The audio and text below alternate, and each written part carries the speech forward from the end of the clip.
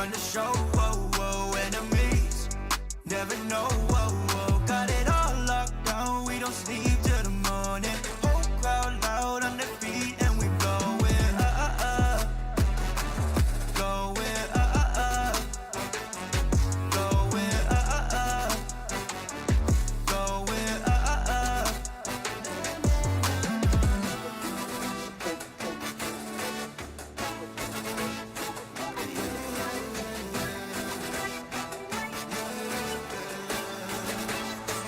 No, we never ever leave. Run the show, whoa, whoa, enemies never know, whoa, whoa. Got it all locked down, we don't sleep till the morning. Whole crowd loud on their feet and we going up, going up, going up, going up, going up.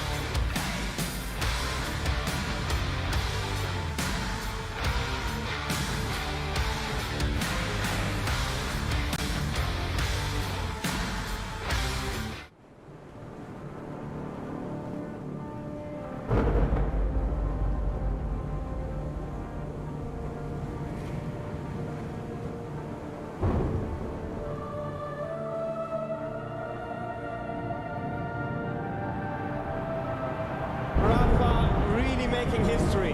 Absolutely phenomenal. And Ace is the champion of the Intel Extreme Masters World Finals. Storm still not quite done. MC is going to take this fight though. 3 seconds left. Last 2 rounds of match, it's got to start it well for ESC. And this is a massive move for Zest, but he's not content with just a Nexus kill. He wants to win. And it's all done. And Charlotte's winning.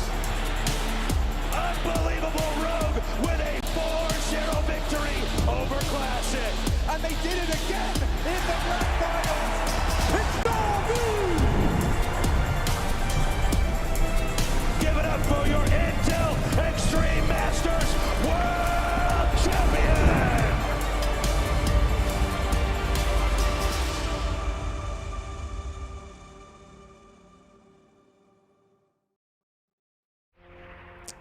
What's up, guys? Welcome to day 1 of the Intel Extreme Masters Katowice 2024. I'm joined here by Lambo. We'll be holding down the C stream, and I'm looking forward to it, Lambo. Are you looking forward to it as well? Of course I am. Looking forward to it so much. Casting together with you. The only thing that will be better is playing in it myself, but that for that one it's a little bit too late. So here I am, and I can still enjoy all the games here from the comfort of my home together with my bud on the C stream, and I hope we will bring you all the action as well as all the education at times, at times also some banter here on the C stream. Yeah, we'll be trying our best, of course. As our first match is going to be Trigger versus Solar. Now, this is a match where many people look at this match, Lambo, and they think to themselves, that's going to be a stomp. But we don't quite believe that, do we? No, absolutely not. I mean, this is a tournament where you have a long time to prepare for it. You know your group beforehand, you know your opponents.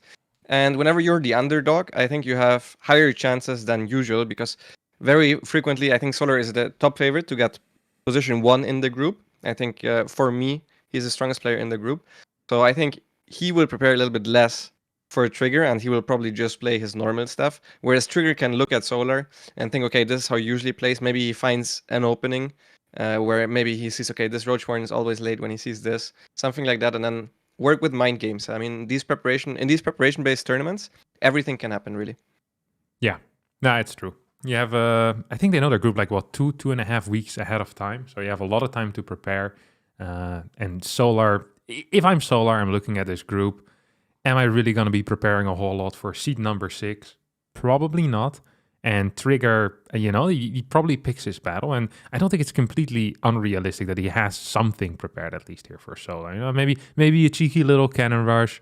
Maybe, something else. Maybe he's been known to be quite aggressive. We've seen some different styles come up in the PvZ matchup as well. And I'm just curious what he can bring to us. He's been grinding on the ladder. I think he went up to 6.5, 6.6k MMR over the past week, which is pretty impressive because he's playing from Canada. So there's a little bit of ping involved as well. So he's definitely in good shape. Let's hope that he can take it to this match as well, Lambo.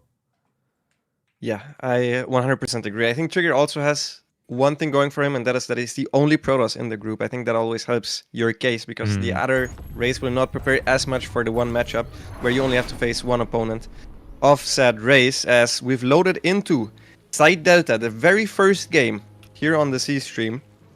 of IEM Katowice 2024. In the bottom right-hand side, we have the red Protoss player representing Basilisk. It is Trigger. There we go. And in the top left, spawning as our blue Zerg player, playing for Team Vitality, it is Solar.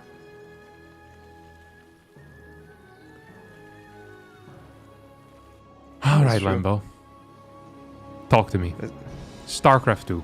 What's it all about? What's it all about? It's about mind games. It's about execution. It's about blocking at 15 hatch because Solar went back way too late. He was there at 330 minutes, and the first huge mistake here from the Zerg player, which will result in him basically making an 18 hatchery. Now, he really doesn't want to make the 18 hatchery because he knows I would make fun of him for it. He knows I'm casting the match. So instead, he made the 17 hatchery with 350 minerals. Now, that is just a mistake. But at the very least, for his mentality, he didn't make an hatchery at 18. But that's a really, really bad side for Solar. Basically, what he wanted to do is he wanted to check, okay, is he on time? Go forward with a drone with his 15 hatch. And he saw, okay, the probe was not on time, but he turned around too late so that he got blocked anyways, which is a huge deal, honestly. It's a huge deal because he already sacrificed basically mining time by skipping that drone and walking down a little bit earlier than usual. So good start for Trigger. Yeah, phenomenal start here for the Canadian Protoss player who's been so far using the Hero Pylon. This is a pylon that recently got popularized again by Hero in the Masters Colosseum, allowing yourself to send your probe a little bit later down while still managing to block the opponent. So it saves like 2 seconds or so. It does make the wall a little more finicky, but on this particular map, I don't think it's that big of an issue. It's actually a pretty decent wall, at least in my mind, as I'm expecting Trigger fully to go for a Stargate here, right? He is a Stargate beast. He's a Stargate beast. It is his favorite opener. And, I mean, he already got the block off, so that is the one thing where you can go for the Twilight, but I think he has something pre-planned, and I really doubt that he will change his plan on the spot here just because he gets a weird block. He was obviously also planning on blocking to begin with, and he might also not quite know that Solar actually cut the extra drone. But yeah, he got the block barely, which is always the best case for Protoss. He now goes across the map with the first Adept. Solar going for... has a Ling ready to run by, just in case, after the second Adept leaves. One thing that's really nice for Zerg is if you make the second Adept turn around as your Zergling goes in, but he didn't go for that, because if you were to try and keep the second Adept at home, you want to enter kind of as the second Adept moves out, so a little bit earlier. So now both Adepts join up and are ready to do some damage, whereas Solar gets the free scout in Trigger's main base, which is not as valuable because you're pretty sure it's Stargate already. Yeah, very true. One drone here is gonna fall pretty much instantly as Metabolic Boost is getting closer and closer to being done. Another drone is actually gonna fall, maybe a third one as well. Good start here for Trigger. The first 3 minutes and 30 seconds have been phenomenal. One Adept actually split off towards the bottom side, ends up dying there for, well, no real reason. That sucks. Solar's gonna try and get another Adept here, might be capable of doing just that, as the Oracle has activated its Pulsar Beam, but arrives to the scene just a bit too late to save those Adepts, and that's very annoying for Trigger, because that means you're not going to be capable of putting on a lot of pressure. That means if you want to go for a 5 Adept attack, is that, well, it's really not possible anymore, unless you want to warp in 7 Adepts before getting units that actually do something. So yeah, not a huge fan of how all of this went. The one thing that I do like for Trigger, though, is that he threw down that Nexus before the second gateway, so that means the Nexus is going to be safe against any type of Ling run-bys, because it's going to have way more HP. The Pylon, of course, still could be taken out, especially now that that second Oracle has moved out.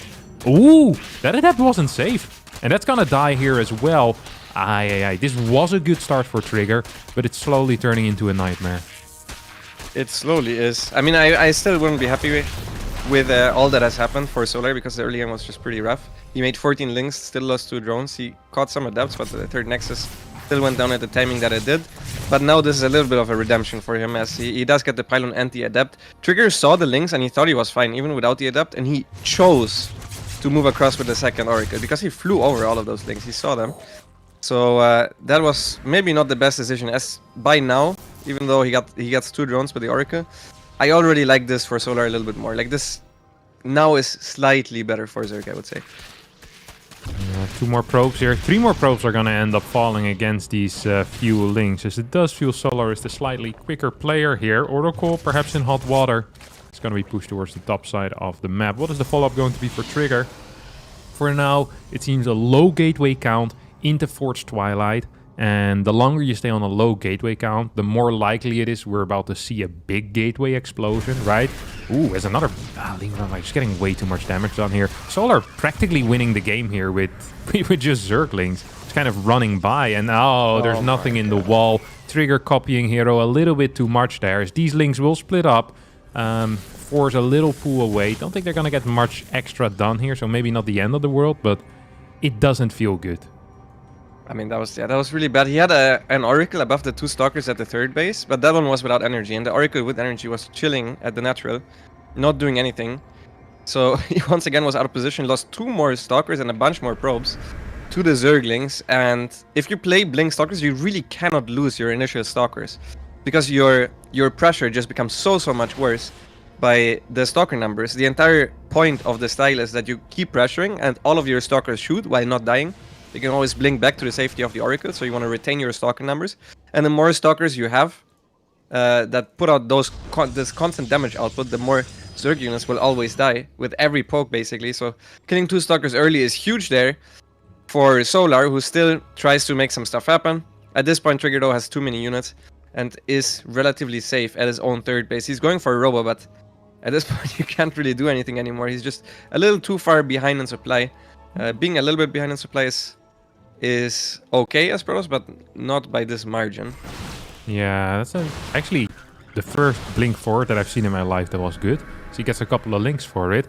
Felt like these Oracles had a chance to pick up some drones, as Solar was already mining at the 4th base with them long distance, and there was only a single queen at that point. Trigger decided not to commit, and that actually saved Solar quite a bit there. Double stasis ward, and as the link count is fairly low, these stasis wards might actually be valuable. Solar definitely will need to pop these before running in with the roaches. He can't just send in 5-6 roaches at a time. 4th base being taken here for Trigger, as he's on 5 gases currently.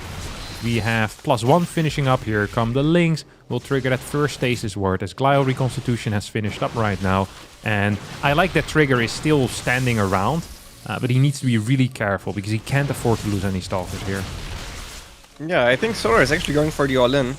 He realizes with the damage that he dealt, if he just makes units, he can hit a timing where he's significantly up in supply, and he's now trying to go for the counter-attack even with a couple of roaches, because Trigger just doesn't have that many Stalkers here, so he can afford to maybe force the recall back home, and then the Stalkers can't trade on the other side of the map, which means the rest of his roaches can just run across for basically free, which Trigger needs to stay on this map with the Stalkers if he wants to hold this all in, but I'm afraid he's forced to recall. Good overcharge, he also saves the Stalker at his own natural, while the fight at the front is also going decently for him. This is, I think, a decent start from that Blink forward at the natural, though not the best. Oh, 2 Oracles will fall, and that is a very big deal, because that means you are only going to have a single Oracle remaining, and that Oracle has no energy left either, so really 0 Oracles remaining. Ravagers now are a reasonable thing to build here for Solar, and Roach Ravager with a couple of links mixed in versus a pure Stalker army, especially with these supply numbers, is going to be fairly difficult here for Trigger. Links make their way in towards the main base as well. At the same time, Solar continues pushing into the 3rd. Overlord speed has finished up, I believe, but Queens haven't joined the fight. There's no real need. They're now going to walk across the map, but this is looking bad for Trigger here. Yeah, it's looking very bad. He went for the right unit there with the Disruptors instead of Colossus, but they just spawned a little bit too late. You can see the difference that the Oracles make, because those Zerglings would have purely been cleared up by 2 Oracles. You don't really need a lot there. You can warp in 1 or 2 Zealots, which is what he did, and then the Oracles take care of the rest. But instead, the Lynx ravaged his entire main base, killed all the probes there, forced the Stalkers to go towards the main base themselves. And I mean, even if it didn't happen, I'm not even sure he could have cleaned up the army, because Solar was just that far ahead from the early Zergling skirmishes at Trigger's 3rd base. Yeah. Yes, this game 1 is going to end in favor of the Korean Zerg player. GG gets called. As Trigger will need to come up with something else, or at least play a little bit better in game number 2. As Side Delta, I don't think it's the worst map to lose as a Protoss player, although I've grown to like it, Lambo. You know, you often have this with new map pools, is that you look at these maps and you think to yourself, this one sucks, they all suck. And then after a couple of months, you know, it's like, okay, maybe Heartland isn't so bad. Perhaps Side Delta is playable after all. Maybe there aren't 9 Zerg maps in PvZ. I usually have the opposite effect, actually. I think, okay, this looks all right. And then usually they become Terran maps over time, is my experience. As the Terrans figure out that there are locations for tanks that aren't in the open. Yeah, I mean... Wait a second. Here only one link can attack my tank. Yeah, it is a beautiful thing indeed. So the second map is going to be Oceanborn. Now, if we're going to see a cannon rush anywhere, Lambo, it's going to be on Oceanborn. It's gonna be on this map. I know there's one Protoss player who tried this in an official match. I can't remember who it was, but he messed it up a bit. Do you remember that game? I feel like he forgot his second pylon. I just remember the defending Zerg being Raynor and trying to pull drones, which is a terrible response against it, by the way. But yeah, no second pylon to secure it. Didn't really matter in the end. But yeah, I have seen it being played after that as well with success, even against Raynor. And I don't know. I feel like it's just a good build to go for, especially if you're down 1-0. I think it's something, you know, it's something cool to do here, Lambo. As we have loaded here into game number 2. And in the bottom right, spawning as our blue Zerg for Team Vitality. He's up 1-0. It is, of course, Solar.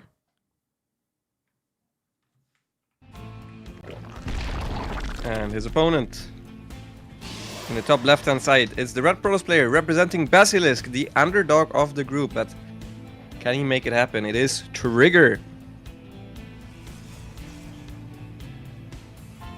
Who's definitely not cannon rushing, by the way, because he is trying to block his opponent's base. Would be very weird to go for that block first and then go for a cannon rush.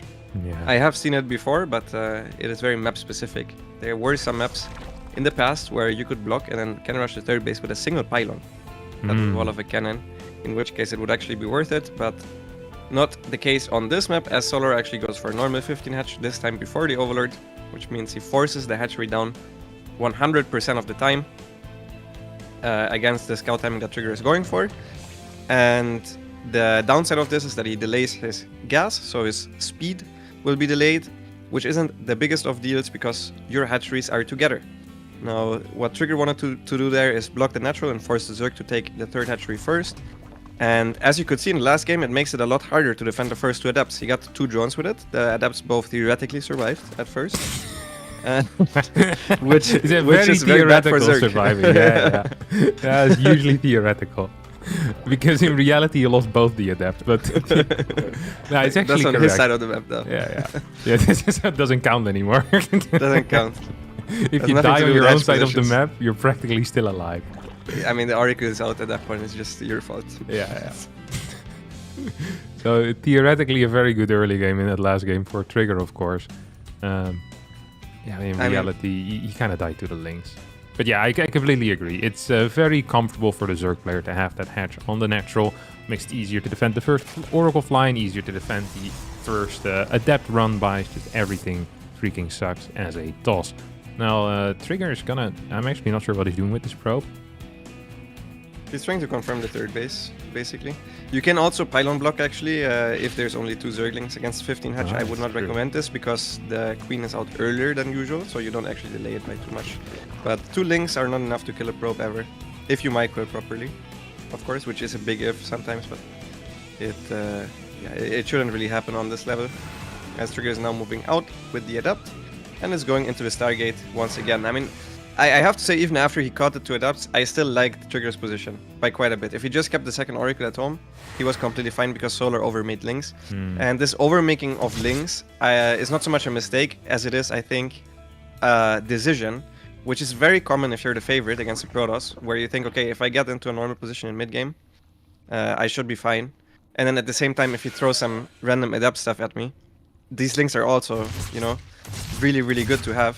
So it's very common, I think, for the favorite, if he's a Zerg in ZVP, to overmake some links. So I hope Trigger adjusts a little bit and plays it a little bit more safely from minute 4 to 5, where you don't have that many units on the map. Could actually finish this Adept Shade after already taking a lot of damage from the first Adept. I kind of like the Creep Tumor kills, but I didn't really... I mean, if this works out...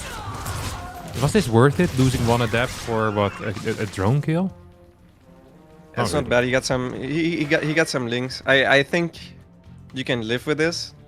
It would have been even a lot better if Solar, panicked and made even more extra Zerglings, which is not the case here.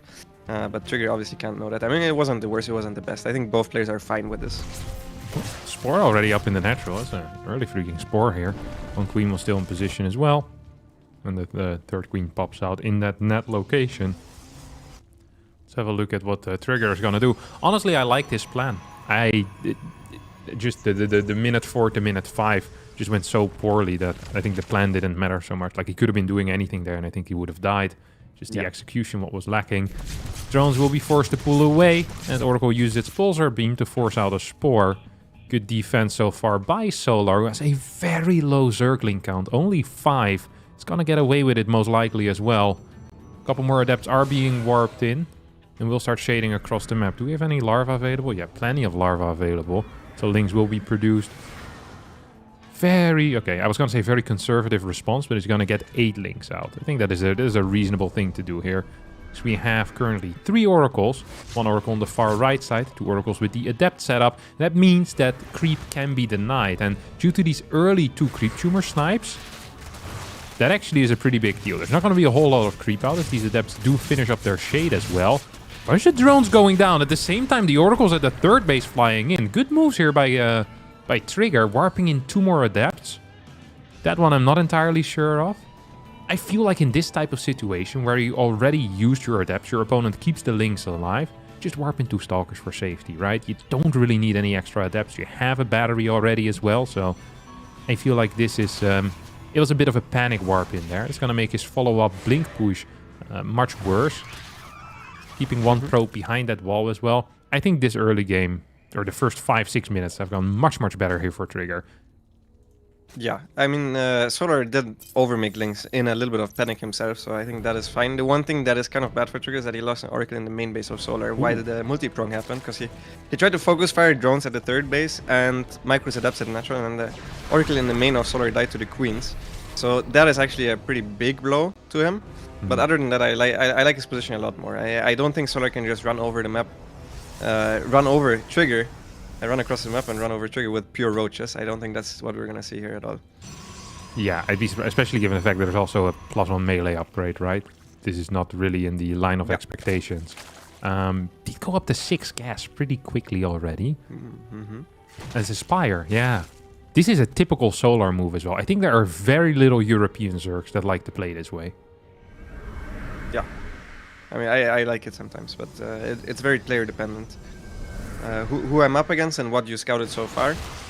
Trigger is actually going for double Robo plus Blink, and Stalker Colossus is actually very good against this.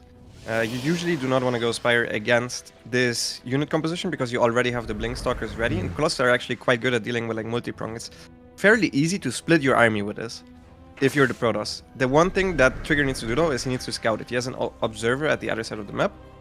The Spire is behind the main base, so he would need to get there somehow with the oracles. He didn't see the gas timings whatsoever, so it's very difficult for him to figure out what exactly is going on. The one thing that would lead him to see that this is in fact Spire is at least scouting the gases at the 4th base. That's basically a dead giveaway, but he needs to scout for it. Yeah, and another thing that of course can kind of give it away, so hold that thought, we have a little bit of an attack, is if there's just pure links. But Solar actually has built 7 roaches as well, so this doesn't look super suspicious from the Protoss perspective, right? You want to be more link heavy anyway as the Zerg if you open up with +1 melee. So I'm looking at this and I'm thinking this looks standard. Then the gas count is going to be the next important thing. Even just seeing the 6 gas as early as Solar went for would have been a huge tell. And then the 8 gases, as you mentioned, are just a dead giveaway. I feel like Trigger is playing this much safer because he has lost that 1 extra Oracle. So he doesn't have the triple Oracle here. 15 Mutas now on the way out.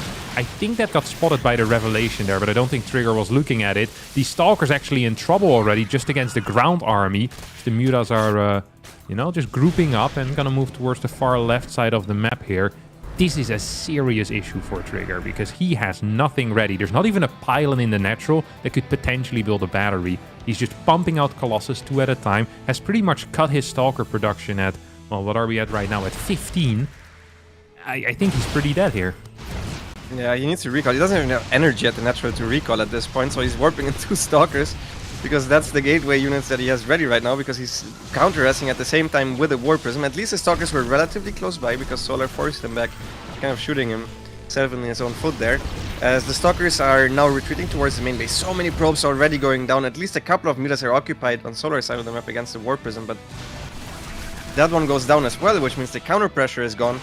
And the mutas just turn around, kill more probes at the natural, and just the lack of scouting here for a Trigger. Being is, it's very hard for them right now. Yeah, it is indeed very difficult. Of course, Solar still needs to do something else. I mean, killing 18 workers is great, but you're also investing a crap ton of gas into this. So this attack on the third base could be important. I mean, Stalkers now start to fight back. We'll take out a lot of mutas. This is a terrible fight here coming out of Solar. Losing a lot of mutas, and with that, a lot of momentum as well. Colossus, meanwhile, slaughtering all of these links here. Solar, with some absolutely god-awful engagements here, is gonna give Trigger a lifeline. That is a lifeline, and that's a big one, because his army right now is better. Solar is still trying to force Trigger back home, but at this point, with the Phoenix that is reinforcing, not micro though, plus Stalker weapons, he should be able to defend that. Now he has tank probes, and he's had those move command on the Colossus for the last 2 minutes, so he's had a lot less mining than he's supposed to. But Solar can't fight the army, so Solar is going full base trade at this point.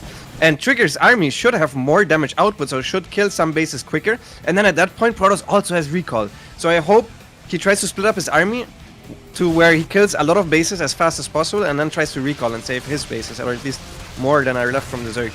Yeah, we also, of course, have these Phoenixes, which I'm not even sure if you really want to try fighting the mutas with 1 or 2 Phoenixes. There's so many, so if they turn around, you lose. Probably better using your attention to indeed kill your opponent's bases quicker, then go for a recall. Muta count still very high as the static defense is going down on the side of Trigger. At the same time, though, these splits coming out of Trigger actually are good. He's taking out 3 bases at the same time. We still have some mining in the main base as well. Second Phoenix is going to hit the field. I really think using that Phoenix here against the mutas is a mistake. It might distract these mutas for a second, but if you lose the Phoenix, that is much worse. And you're giving up attention that could be used at clearing drones of your opponent faster as well. I think Trigger's gonna lose all of his probes before Solar's gonna lose all of his drones, no? I mean, he needs to go for a recall, because he's gonna lose all of his buildings at this rate, as Solar is on top of both of the Nexus. And yeah, he needs to recall to his third Nexus. He doesn't have any probes left, but Solar also doesn't really have that big of an economy, as Trigger actually left some units on the other side, which means the mutas can dive on top of the Stalkers, and he just didn't recall enough of the Stalkers. I don't think he was ready to split all of his units there, as the Colossus are basically left by themselves. They should go after these units, but at this point it will become very, very difficult for Trigger to even just win the straight-up army engagement. And when you say difficult, you mean impossible. It is 23 mutas against 6 Stalkers. He's gonna go for the elimination play right now, but that also isn't gonna work. I actually wonder if even with those extra Stalkers, he would have had enough to deal with the mutas. The muta count was so high. I think it was 26 mutas to like 17 or 18 Stalkers. And there were 2 Phoenixes with it. If you have no sentry there for Guardian Shield, that's still gonna be a pretty rough fight. Yeah. I mean, if we recall everything, also the glaive spawns more on Zealots. As GG is called, Solar takes his first series 2-0. Not the most convincing second game, but overall pretty good series from Solar, I would say. Yeah. I mean, he's not gonna be unhappy with this. In the first game, at the start, wasn't so convincing either, right? So, still getting used to everything. It's always gonna be the case. I feel like the first few games, at least for me, they're always gonna be a little bit worse when you're at a LAN, because you're just getting used to stuff. And Solar at least got the clean W there for himself as the seed 1 in this group. That's very important, not to drop any maps against the seed 6, both for for confidence sake, but also of course for the actual group. Maybe map score is going to be very important later on. Yeah, true. I mean, it has to be said that at Katowice, we've been there multiple times. You have 2 days usually to get ready to your station. Like, everybody has their own PC. There's a massive room where all the players play from. So whenever you're not on the main stage, you're kind of used to the setup, because you have like 2 days beforehand already where you can get used to it. So it's not quite the same as on a normal DreamHack. So they should already feel comfortable. But yeah, Solar took a couple of bad fights. Trigger had some really good moments in those games. In the end, not enough. I think not the worst for either of the players. Obviously for Solar, it's not bad at all, because it's 2-0. It's literally the best outcome. But for Trigger, it is probably the best player of the group, I would say. So if he was to lose against anyone, I think this is the the one he should be fine with. Yeah, you're allowed to lose this one if you're Trigger, because your focus mainly is on your best matchup being the PvT, and then maybe Scarlet as a weaker Zerg in this group than Solar. There's one moment, by the way, in that last game where when Trigger moved out, it felt to me like he also could have just stayed home. And I actually think I would have preferred that. Yes, his worker count wasn't great, but Solar was really all in on the mutas. He had like 25, 30 mutas. He didn't have like 95 drones, but like 77 drones. It's not a crazy amount. You have 8 gas already as the toss with +2 done. Ground forces are never going to be an issue because you have 4 Colossus.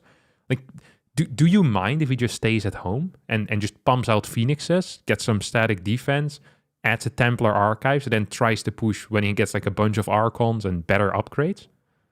You mean if he after he caught all the units? Yeah, I think the random move out is what caused him to even catch the most of Solar's army, and it kind of helped him in that way. But yeah, I'm not sure. I think after I killed this many units, it's very understandable that you want to move out, and I'm not sure how it would have played out otherwise, because you're not gonna rival the Phoenix count very early on ever. I honestly would have preferred it if he just didn't build Phoenix at all, because it was just way too late with the Phoenix production. I think more Stalkers would have been better there, because every Phoenix is the gas of 2 Stalkers, so would have even preferred him just not making the Phoenix at all. But I think usually the best call against Muta is to always stay at home, and try to max out, because once you're maxed out, your army is just better than the Zergs, and then splitting becomes so much easier. The timing at which the Zerg needs to kill the Protoss is basically before they get up to 170, 180 supply, because at that point the Protoss can split their army basically in half and then just readjust a little bit to where you see the army go, and then you're always going to be fine. Even half of the army trades well against the Zerg's entire army if it's next to a battery and a little bit of static defense, or if it's a little bit walled off. So usually staying defensively is indeed a lot better. All right. Well, that's going to be it for our first series here, Lambo. And we'll be back soon. With our second series, is going to be Solar versus Scarlet. Is that correct?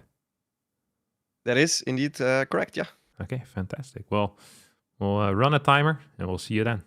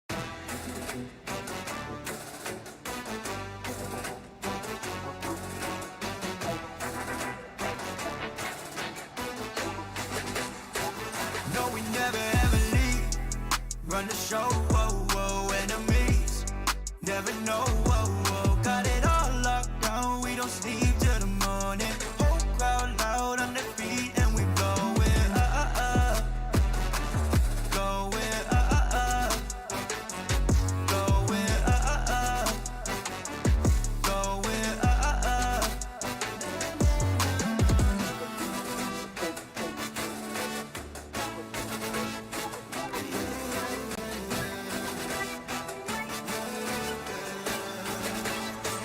No, we never ever leave. Run the show, whoa, whoa, enemies never know, whoa, whoa. Got it all locked down, we don't sleep till the morning. Whole crowd loud on their feet and we going up, going up, going up, going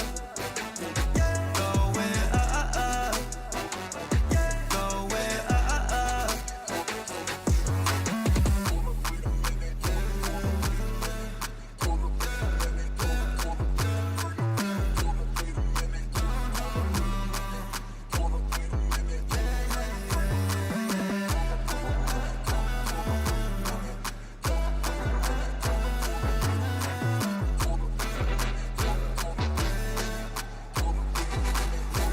No, we never ever leave. Run the show, whoa, whoa, enemies never know, whoa, whoa. Got it all locked down, we don't sleep till the morning. Whole crowd loud on their feet and we going up, going up, going up, going up.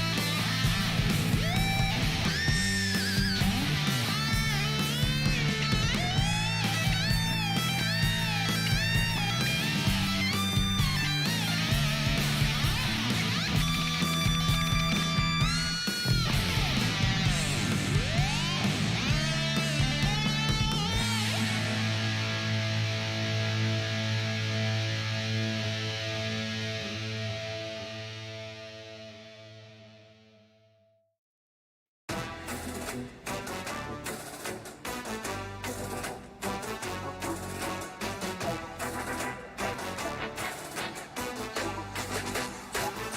we never ever leave. Run the show, whoa, whoa, enemies. Never know, whoa, whoa. Got it all locked down, we don't sleep till the morning. Whole crowd loud on their feet and we going going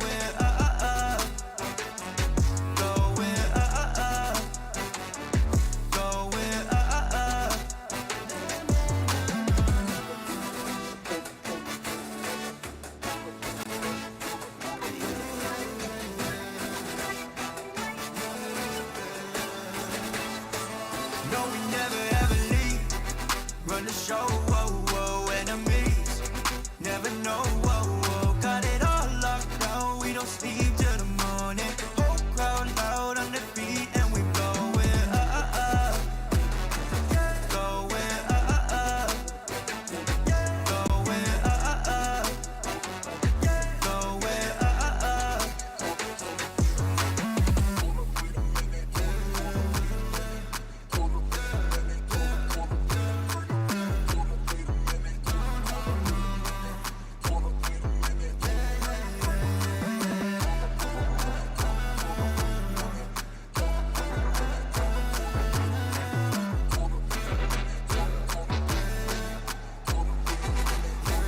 No, we never ever leave. Run the show, whoa, whoa, enemies. Never know, whoa, whoa. Got it all locked down, we don't sleep till the morning. Whole crowd loud on their feet and we going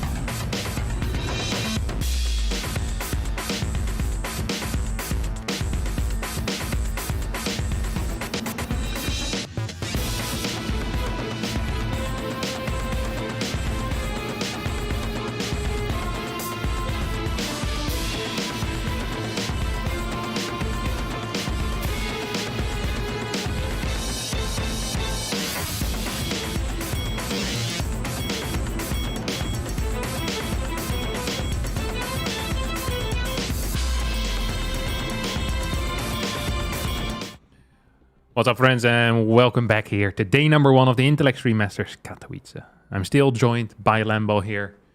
How are you doing, buddy? I'm doing fantastic. This is actually the series I'm looking forward to the most of this entire day. Because it's Really? It's the ZVZ that I'm casting of my teammate. How are you surprised by this? ZVZ I is don't actually know, my favorite matchup to cast. I just thought everyone hated ZVZ. This was a uniform across StarCraft, but you have these freaks. They're everywhere. Apparently, you're one of them. Managed to sneak into the C-Stream broadcast with your love for ZVZ. That's great to hear. I can't believe it. Usually, when we cast together, you tell me all about how much you love the ZVZ, and now that we're official IEM casters, you have to hate it as well. Throwing you under the bus. Yeah, that's now that we're unbelievable. making career, you know, the game gets played more dirty, Lambo. Is how it is. Welcome to the big leagues, buddy. Can't believe it, man. Unbelievable, yeah. Solar vs Scarlet, it's every match obviously is important, but for Scarlet to lose this one wouldn't be bad.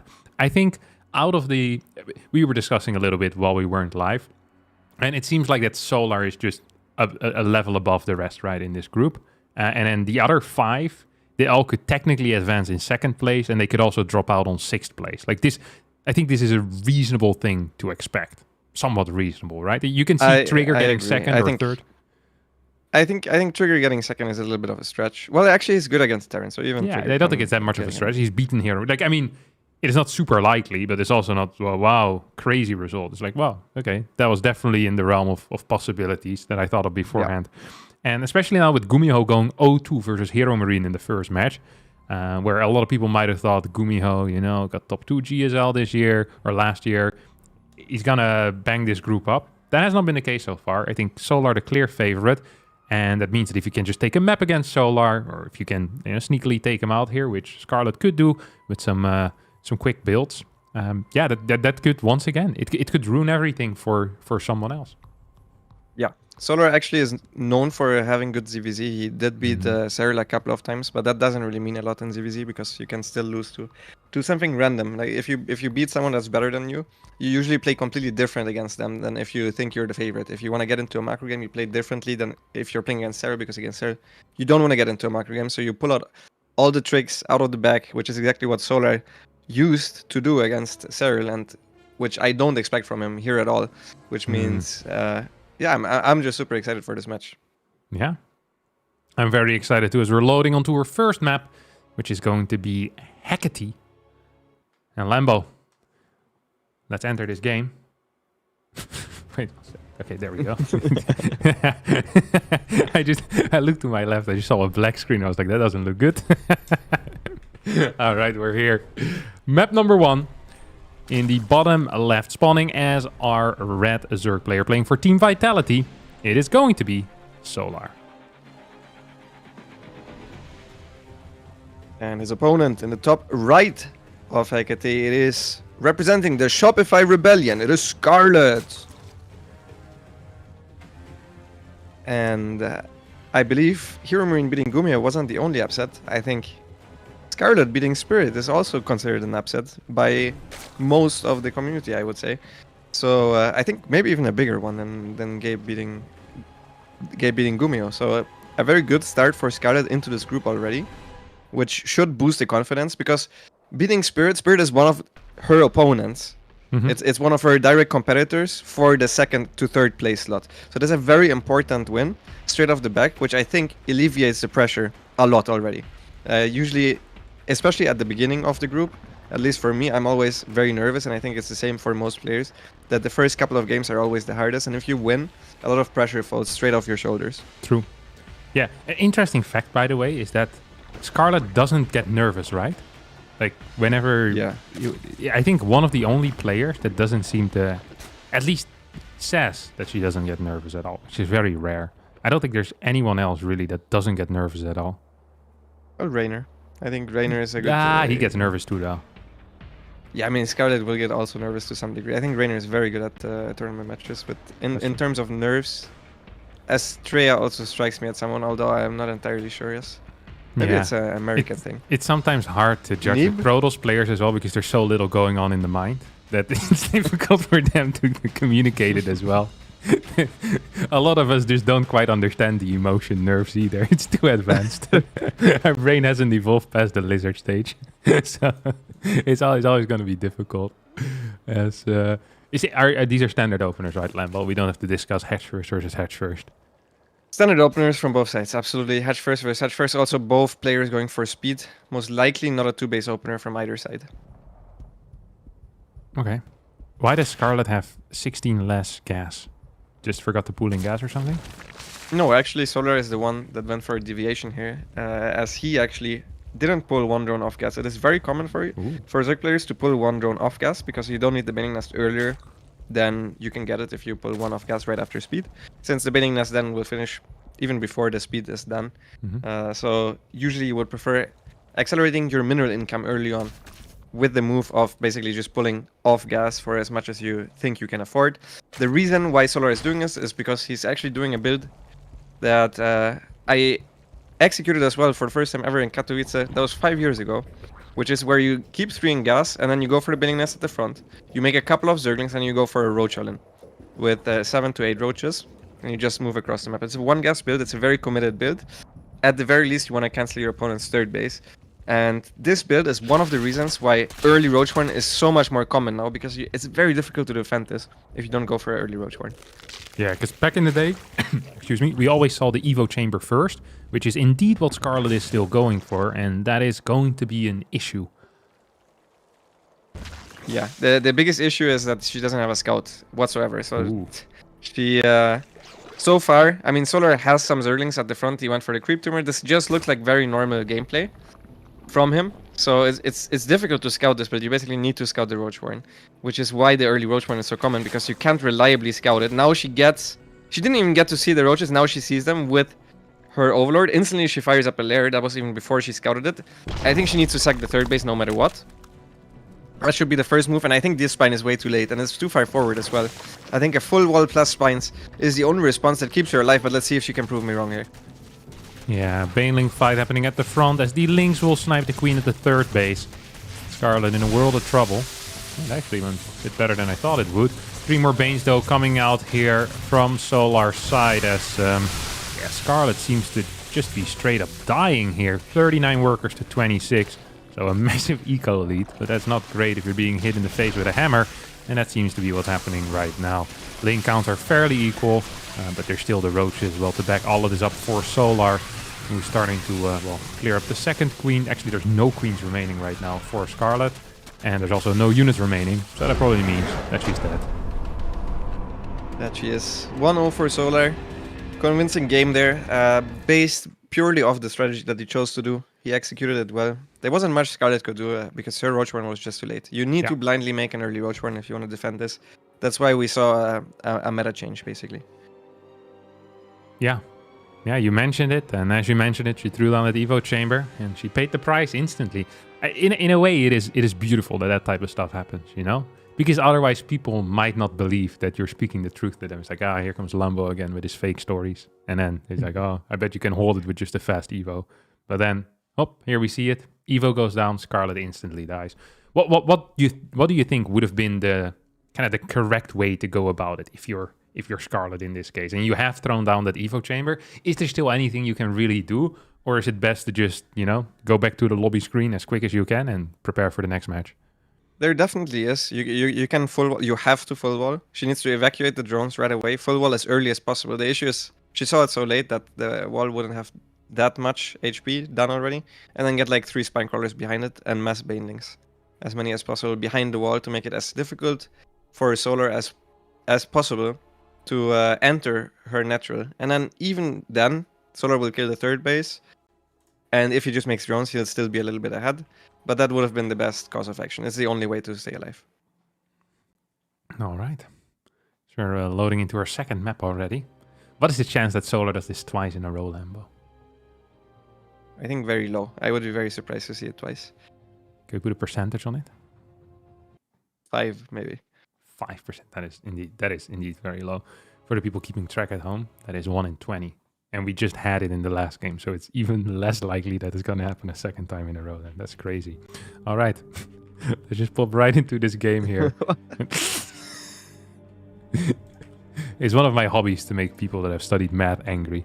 You want to do that as early in the day as possible as well. All right. Game number 2. It's Solar versus Scarlet. I don't feel like we should be doing introduction of these players every single game.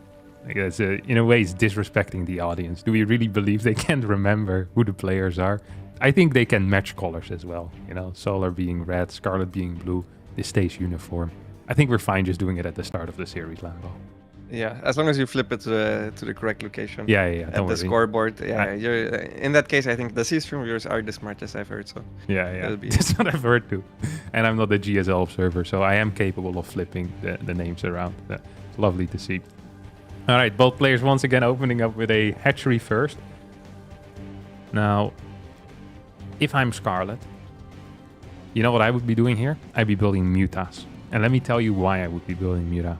The Muta is the unit. It can fly, it can attack air, it can deny Overlord vision. It's quick, it's fast, and it's frustrating to defend. So I would be building the Muta. I'm always surprised when I'm watching two Zergs play and all they do is build roaches.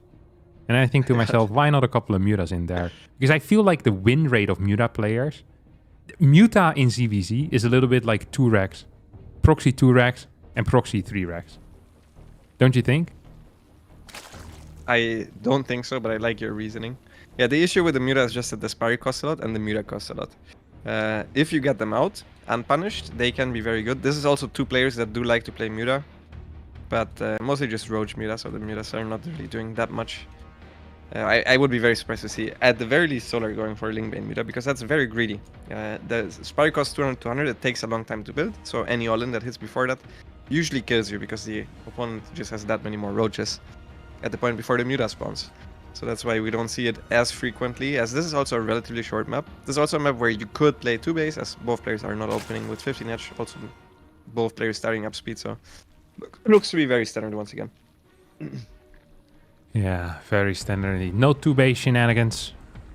Yeah, also not the same build again from Solar, as he pulled 1 drone off gas. This is just completely standard from both sides. I know both of them sometimes like to skip the Baning Nest. So that's the next thing that we can look out for, is do both players start the Baning Nest right about now? They should start it. Or does one of them skip it, go for a straight Evo Chamber, which Scarlet sometimes does, but yeah, both of them just playing normal. This is the bread and butter ZVZ opener, 3 hatch, both players pull 1 run of gas, go for a Baning Nest, go for a scout on the other side of the map. And yeah. Ooh. Micro. Love to see it. 1 link died there on the side of Scarlet. Yeah, I feel like we need a new term for bread and butter. Because I don't think bread and butter is that common anymore as something to eat. It's true. Well, PB&J, is that what the Americans eat? I feel like in Europe here we don't really have something like that. Yeah, I think the Americans, they have their own craft. They eat Cheerios and stuff, you know, like cereal and milk.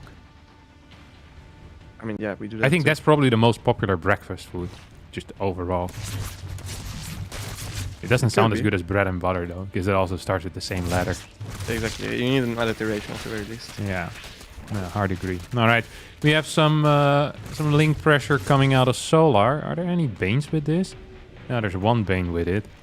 Defensively, Scarlet is looking solid. 16 more links on the way. No aggressive Banes are here. This should be an easy hold here for our blue Zerg players. Gonna kill that Overlord, actually. That's a bit sloppy out of Solar. At least it feels sloppy. I don't think that should be happening. Scarlet also built 5 Banes. He's now gonna get a scout with this Ling. Into the natural, into the main. Didn't see the second gas in the natural. What could that indicate? What does it mean? I think this is just standard. That's a pretty standard second gas timing. But I would be very surprised to see either of them all in at this point. I think that stage is kind of over.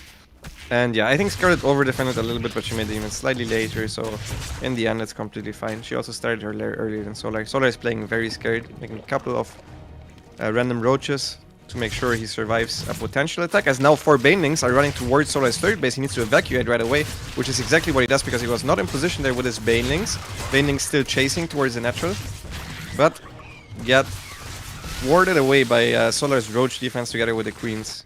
At the very least, she denied some mining time there from Solar, so that's pretty good. She's way over making Roaches though, because if you see Roaches this early, it can be an all-in.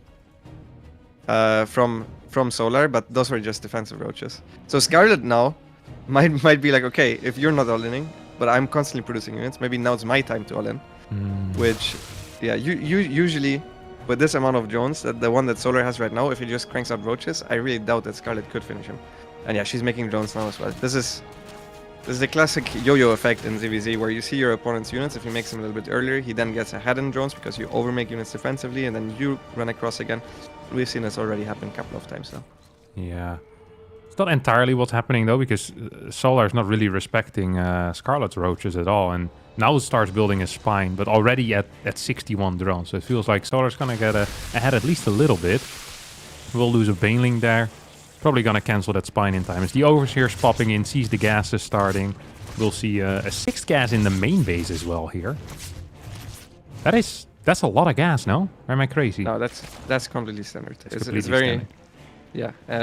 For roaches, you always go 66 drones.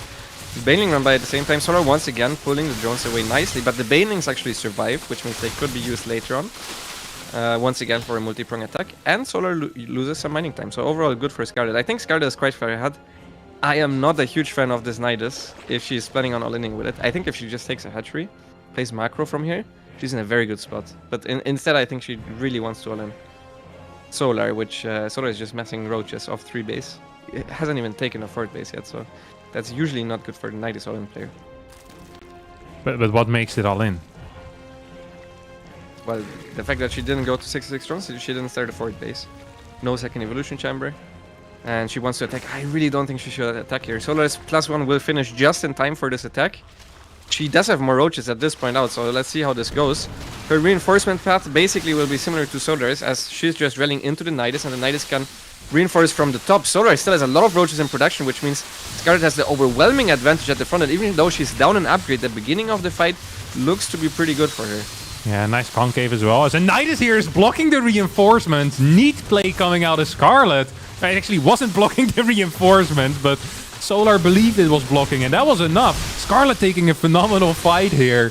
As there was a changeling in that wall as well, by the way. I'm not sure if you caught that, but neat little play. Nidus now going up in the main base. Drones being pulled off the line. 133 supply to 127. Army supply in favor of Scarlet. +1 has finished up for her as well. More drones being pulled off the line, trying to just block the roaches. Now we see an A move. Is Scarlet doing it here?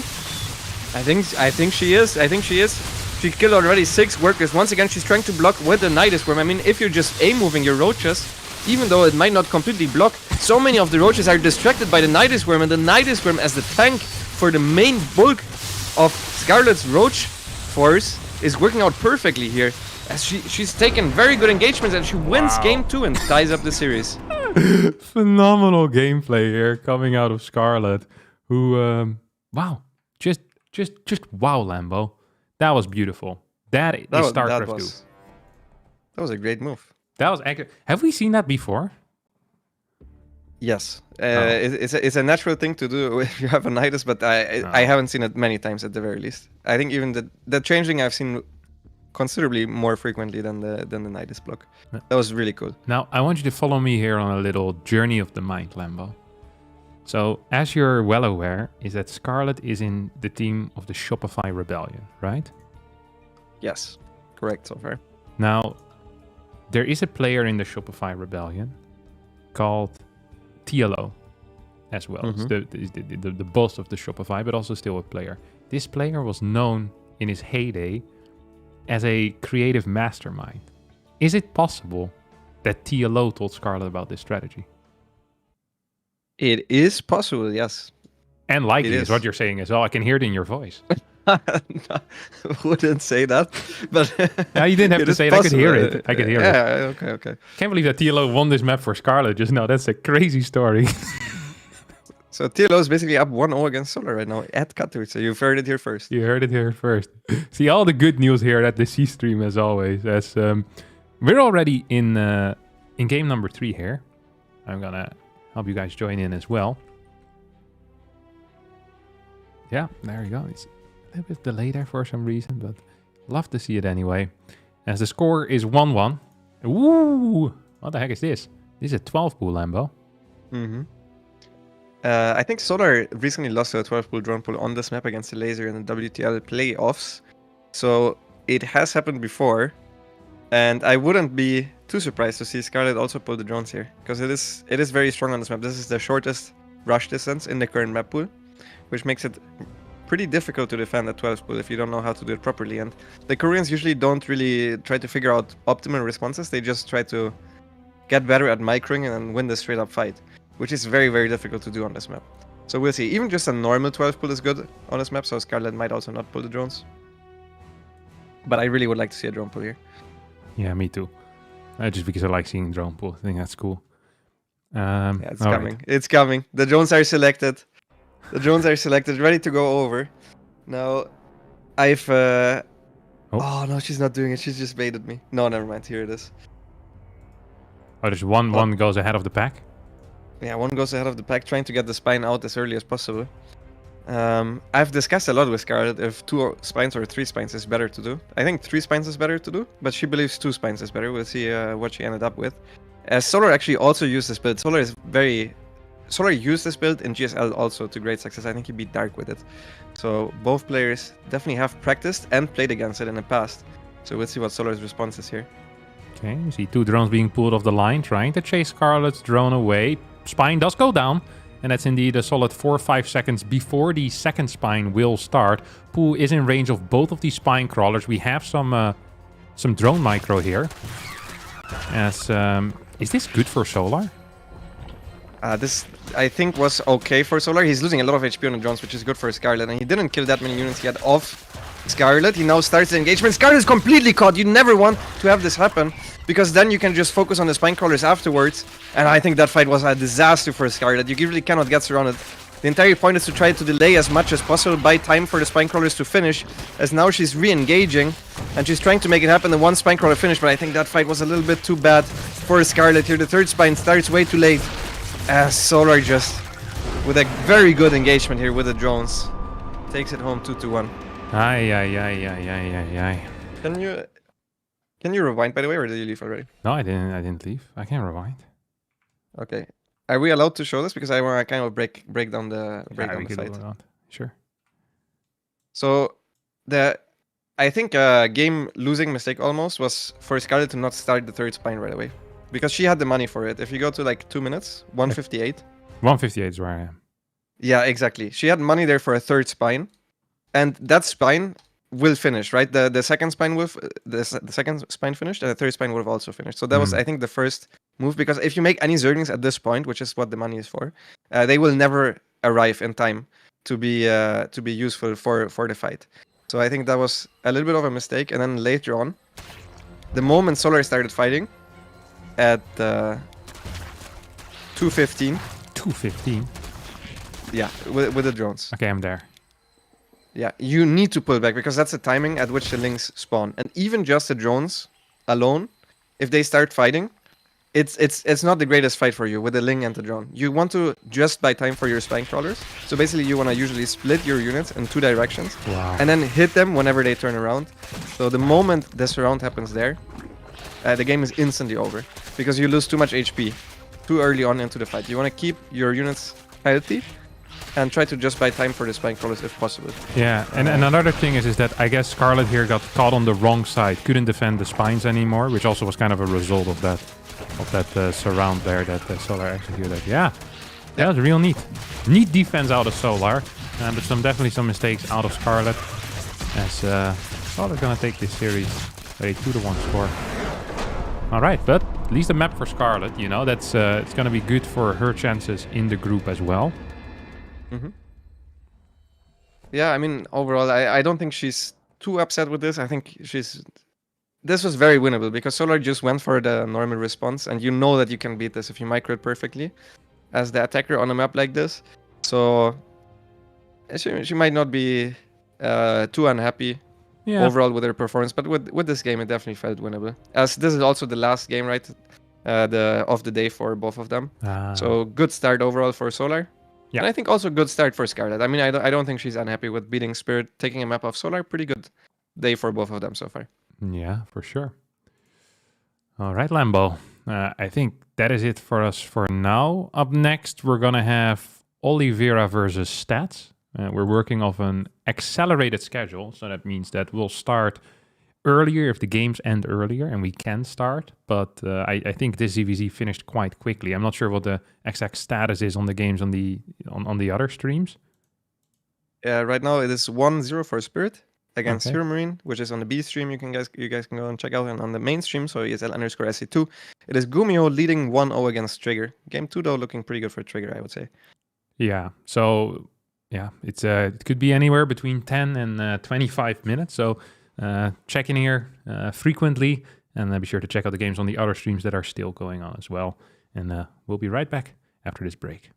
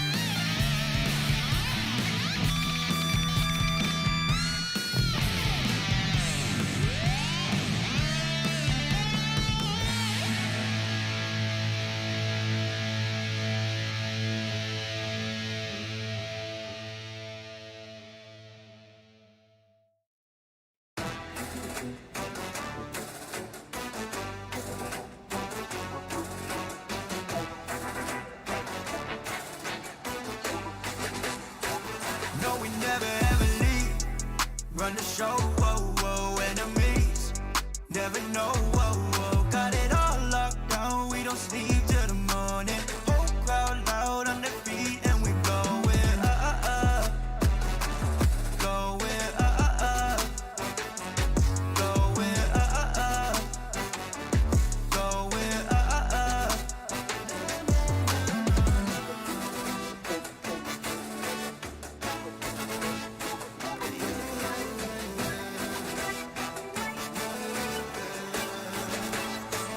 No, we never ever leave. Run the show, whoa, whoa, enemies. Never know, whoa, whoa. Got it all locked down, we don't sleep till the morning. Whole crowd loud on their feet and we going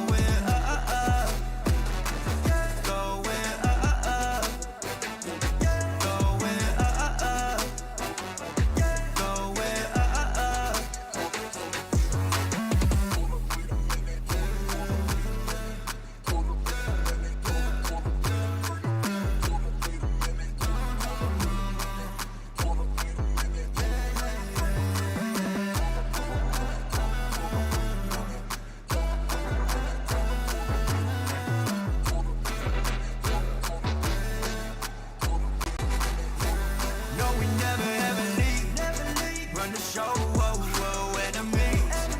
Never know, whoa, whoa. Got it all locked down, we don't sleep till the morning. Whole crowd loud on their feet and we going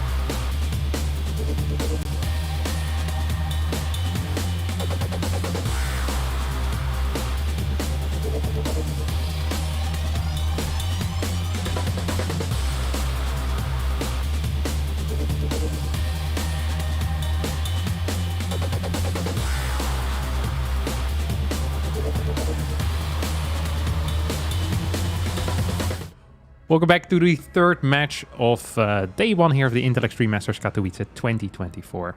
Lambo is still with me, as always will be the case over these next 3 days. And we're having Oliveira versus Stats in a couple of minutes, much quicker than we expected it to go.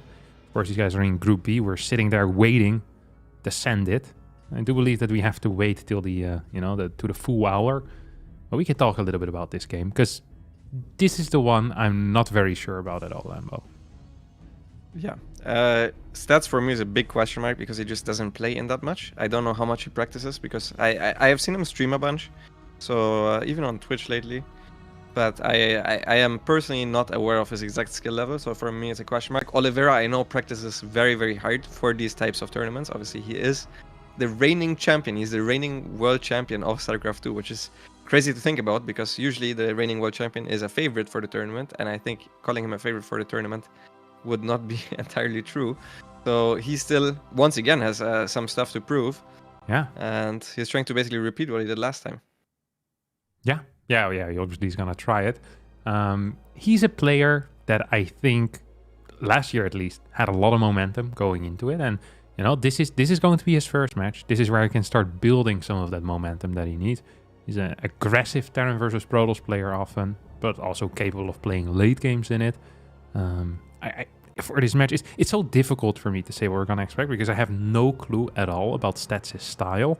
From what I recall out of Stats is that he used to be the type of player that liked to kind of get into those stable mid-game scenarios. And from there on out, with just solid run-bys and just overall good unit control, often would win games. You know, just getting a little edge here and there, and then eventually just walking over the opponent. Good control. I always felt that Stats had this is weird to compliment someone on, but a good hotkey setup as well. It felt like the movements looked very smooth between different control groups, and that always made the control nice to look at. Very little big errors as well, very little big unforced mistakes, and even very little forced errors. Now, this is the type of stuff, though, that if you go away for a couple of years to go to do your military service, that is something that could kind of go away. It is completely possible that you don't have that intuition anymore, and your movement isn't as smooth anymore. These fights aren't as good. But we're gonna have to wait and see. As you said, I don't entirely know how much he's played, how much he's practiced. I don't think he's back to the shape he once was in. But he's of course a player that knows how to play StarCraft II. There's no doubt about that in my mind. Absolutely. I mean, we knew him as the best Protoss player there was before he left to the army. So it's difficult to get back there, but he's on his way. Even qualifying for Katowice, I think, is a pretty big accomplishment for him. I know he beat SOS 3-1 in the qualifying match. So this was based off some PvP success. And we'll see if this also translates towards his PvT. He's known as this macro standard player, but now that he's not going in as the favorite to beat players like Oliveira, that are usually middle of the pack, I would say, maybe he can figure out some more interesting builds, some surprises, let's say, for his opponent. Yeah, we're gonna have to wait and see if that is indeed going to be the case, as we have entered game number 1, and here spawning in the bottom right corner as our blue Protoss player, it is the Shield of Ire, Stats. And his opponent, the reigning world champion, it is from China, Oliveira. Playing for DKZ Gaming. You see their beautiful dragon lighting logo right here above that command center. Ooh! Starting off with a curveball. This could be an eBay block, but it's not.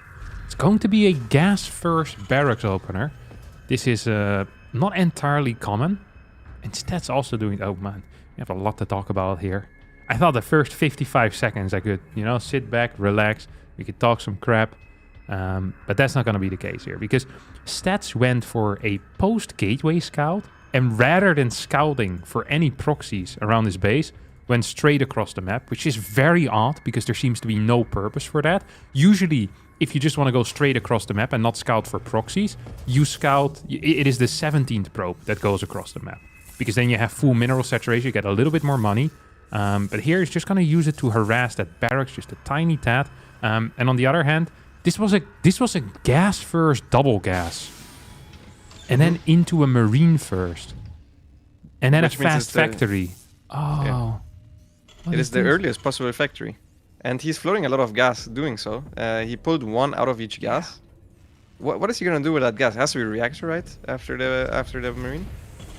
That much is for certain. But what is he gonna do with the excess gas? So is it a cyclone opener? So I think it's a cyclone opener, but you can do a cyclone opener with just like this, the same factory timing by playing Marine first. So this has to be with a fast starport. Right. So I am kind of guessing that it's going to be like maybe like a 4 Cyclone push or like a 2 Cyclone push into like 2 Cyclone drop, or you could even imagine something along the lines of a 2 Cyclone first into like 4 Hellions. Maybe something like, oh, straight mines? So it's gonna be cloaked mines, right? Yeah, it's gonna be It kind of close has to be. Could it be the Thor all in? Because he's still mining 3 off of each gas. Usually with the Thor all in, you get reactor marines with it. Ah, okay. You're building individual mines, so you just get like 1 or 2 mines, and then you build a tech lab on the factory, and because you need some more power out of the marines as well. So Yeah. to me, this seems like just a straight armored mine drop, and this is working out beautifully. This is gonna hit like a truck. It's gonna hit really quickly, and one of the things that kind of sucks here for Stats is that he isn't gonna get a scout on anything, and is building triple Stalker. That means that his robotics facility is going to be extremely delayed as well if he wants to get Blink before Robo. So he's wasting a lot of gas into these other units, and also getting a 3rd gate. I don't want to be putting a negative you Nancy. can be the guy. You can be the guy. But there's a pretty decent chance here. Okay, now this robo is actually important. So I think we're gonna get 2 shots on the mines. If they just stick with 1 base, if they're just gonna be dropped in a single base, this is okay. If they're gonna deny mining in 2 bases, this is a lot less okay. And here they're gonna drop. We have the mine walking in towards the natural. Do we have any serious damage yet? 3 workers, 4 workers. This is as good as a defense as you're gonna get, really. Now, these 2 mines still have something to say about all of this. This mine needs to be taken out. It gets taken out. That is a big deal. This honestly was the best possible defense that Stats could have hoped for. He's pulling these probes away a little bit too quick. We're gonna have another double mine drop coming in as well. Blink is fairly close to finishing. He doesn't have the gas for an observer. He warped in 1 too many stalkers. Yeah, he absolutely needs to mine gas. He realized it right away. Saturating the gas first of all. Now the second medevac flies in. Blink is not quite done yet. The medevac will go down, but 2 more mines will burrow, and this is so much mining time lost. Yeah. 8 probes go down here, and the observer still. The entire chrono boost was spent on the robo without the observer even starting. Now he finally starts it, and this is it's a very committed build by Oliveira, but it did all the damage it needed to do. It's so much mining time lost, and once again he's pulling away all the probes. There's no mining happening throughout all of this, and now that the observer has finally spawned, we're already looking at a Terran base who has saved 1 medevac already. First tank almost out, 3 barracks on the way, second DC is being done. So the follow-up push of this, which will arrive a lot later, is going to be so deadly. Yeah, this is not looking great here for Stats. Kind of surprised to see that 3rd gateway there pre-robo, to be honest. It is something that we don't actually see at all as a defense against 2 gas openers. I believe that Stats was completely anticipating a Cyclone build here. Like that's the only thing that makes any type of sense here. And that was also where my mind went immediately. It still feels slightly better to open up with Adept just to get the confirmation as to kind of what is kicking off there. See if there's going to be a CC at any point being built on the low ground. Like you need to get info. You can't just, march in there. It's going to get... Oh, I really like this call, actually. The Templar Archives is a very nice call. Saying, hey, taking a 3rd base here would be idiotic. Building a Robo Bay would also be idiotic. So there's only really one thing left that isn't idiotic. And that is the Templar Archives. And Stats, he realized that in the moment. And he's going to go for 2-base Storm. I'm not saying that he's going to win the game, because he's still extremely far behind. And he's most likely actually just going to die against this incoming Marine pressure. Which doesn't have Stim, by the way. But yeah, I really like the call of the Templar Archives. I think that's as good as it's going to get. Yeah, I think an Immortal maybe would have been useful here as well. As the battery is very far down to the bottom, so can't really poke with that. As now he's trying to blink forward, as he saw one of the tanks was unsieged. Only loses 2 stalkers for it, so this would usually be fine. Except for the fact that he only has 5 stalkers to work with. As now he's warping in 2 more to get back towards his 7 stalker count. He also lost the 2 gateways at the front, so his entire production is off 1 gateway now, so he kind of is forced to engage, as the Raven still has all the energy to throw down auto turrets, or potentially an anti-armor missile as he surges forward once more. Yeah, there's just no production. GG is called, and Oliveira takes the first game. Yeah. Impressive little win there coming out of Oliveira. Nice build order as well. Almost feel like I don't want to say you're wasting it on stats, you know, but it feels like this is one of those builds that repeating it in a tournament is going to be close to impossible, especially when you're only playing, 2 games a day. It really does mean that people have time to look at those VODs. So this is not a build. I'd be extremely surprised to see this used again. Yeah, but he can use it as a setup. Maybe it wasn't his favorite build to use, but maybe it was specific for stats. Maybe he even knew that because stats was streaming a lot. Maybe he knew that stats like to go Twilight, even if he scouts the double gas. This was even gas first, right? And he scouted the gas first as well. Yeah. He was in the base early enough to see that the barracks was late. Could have clicked on the gas, saw there was that much gas missing, and he still went for a blink, just trying to gamble on the fact that it's gonna be Cyclone. It's also very common, I think, if you're the underdog, that you gamble on one specific thing happening. Yeah. And you try to blind counter that really hard, because in that case, you're like, okay, then I'm really gonna win. Because I'm pretty sure that Stats is going into this as the huge underdog in this group overall. So I don't mind it as much. But in this case, it was just the wrong read. Yeah, it was the wrong read, but it is definitely true. Is that very often defensively, if you know something aggressive is coming, if you are the underdog, just betting, just all your money on one horse, I think is not a bad strategy at all. Especially if there's not that many options, and also if Cyclone is that powerful right now in the current meta, and it's so common to see with these build orders, that I'm not surprised that Stats did do that. Although the third gate is really pushing your luck a little bit in my mind. Like, I even think that Blink before Robo, that is already, it's like, whoa, he's getting risky now, and then the third gate as well, and just no adapt. It's like, wow. Yeah, he went hard. He went hard, and good lord, it didn't work. Not this time, but nothing is over yet. This is still obviously the first match for both of those players. True. And it's just one game, so Stats can still make a comeback in the series, as game 2 will be played on Oceanborn. Do you like that map for Protoss? I'm assuming it's one of the middle maps, since it's being played in best of 3. Great Terran map. I believe. But yeah, actually, the fort bases are so hard to take here. Yeah. Like the defensive rotations are very hard to make. You're always getting concaved everywhere. I think this is... Okay, this is one of the maps where initially when I played it, I thought to myself, this is good for TOS. Like, this feels okay. It's under the sea. It feels closer to Protoss, I always... Like, Protoss is kind of the mermaid race of StarCraft in a way. So even if a water map isn't necessarily TOS favored, you always kind of feel at home, Yeah, I guess you don't understand. You're not a Protoss, but we can feel it. So Oceanborn at the start, everyone's like, that's a nice map. And then we started looking at it and thinking about it. And it's actually not that nice of a map at all for TOS. So I'm not a huge fan of it, to be honest. I really am not. So what you're saying is there's this many Terran maps that even this makes it into a best of 3? Or are you saying that's vetoed the wrong map? Because I seen Trigger play this as well. Yeah, I mean it's not a terrible map. It's just I don't like it as much as we have loaded into it. I'm actually surprised that we saw Golden Aura here in this best of 3. By the way, that is something that is surprising, because that is really considered one of the few TOS maps. Yeah, obviously 3 TOS maps usually being Golden Aura, Equilibrium, and Ratu said, as I mean, we're not doing introductions for a second game, right? No. Yeah, no way. As we're just gonna have a cheeky little depot here. No workers on the map yet. This is important to note, but at least Oliveira doesn't mind sending out a quick worker at some point. Could still go for that, of course. eBay blocks are here to stay.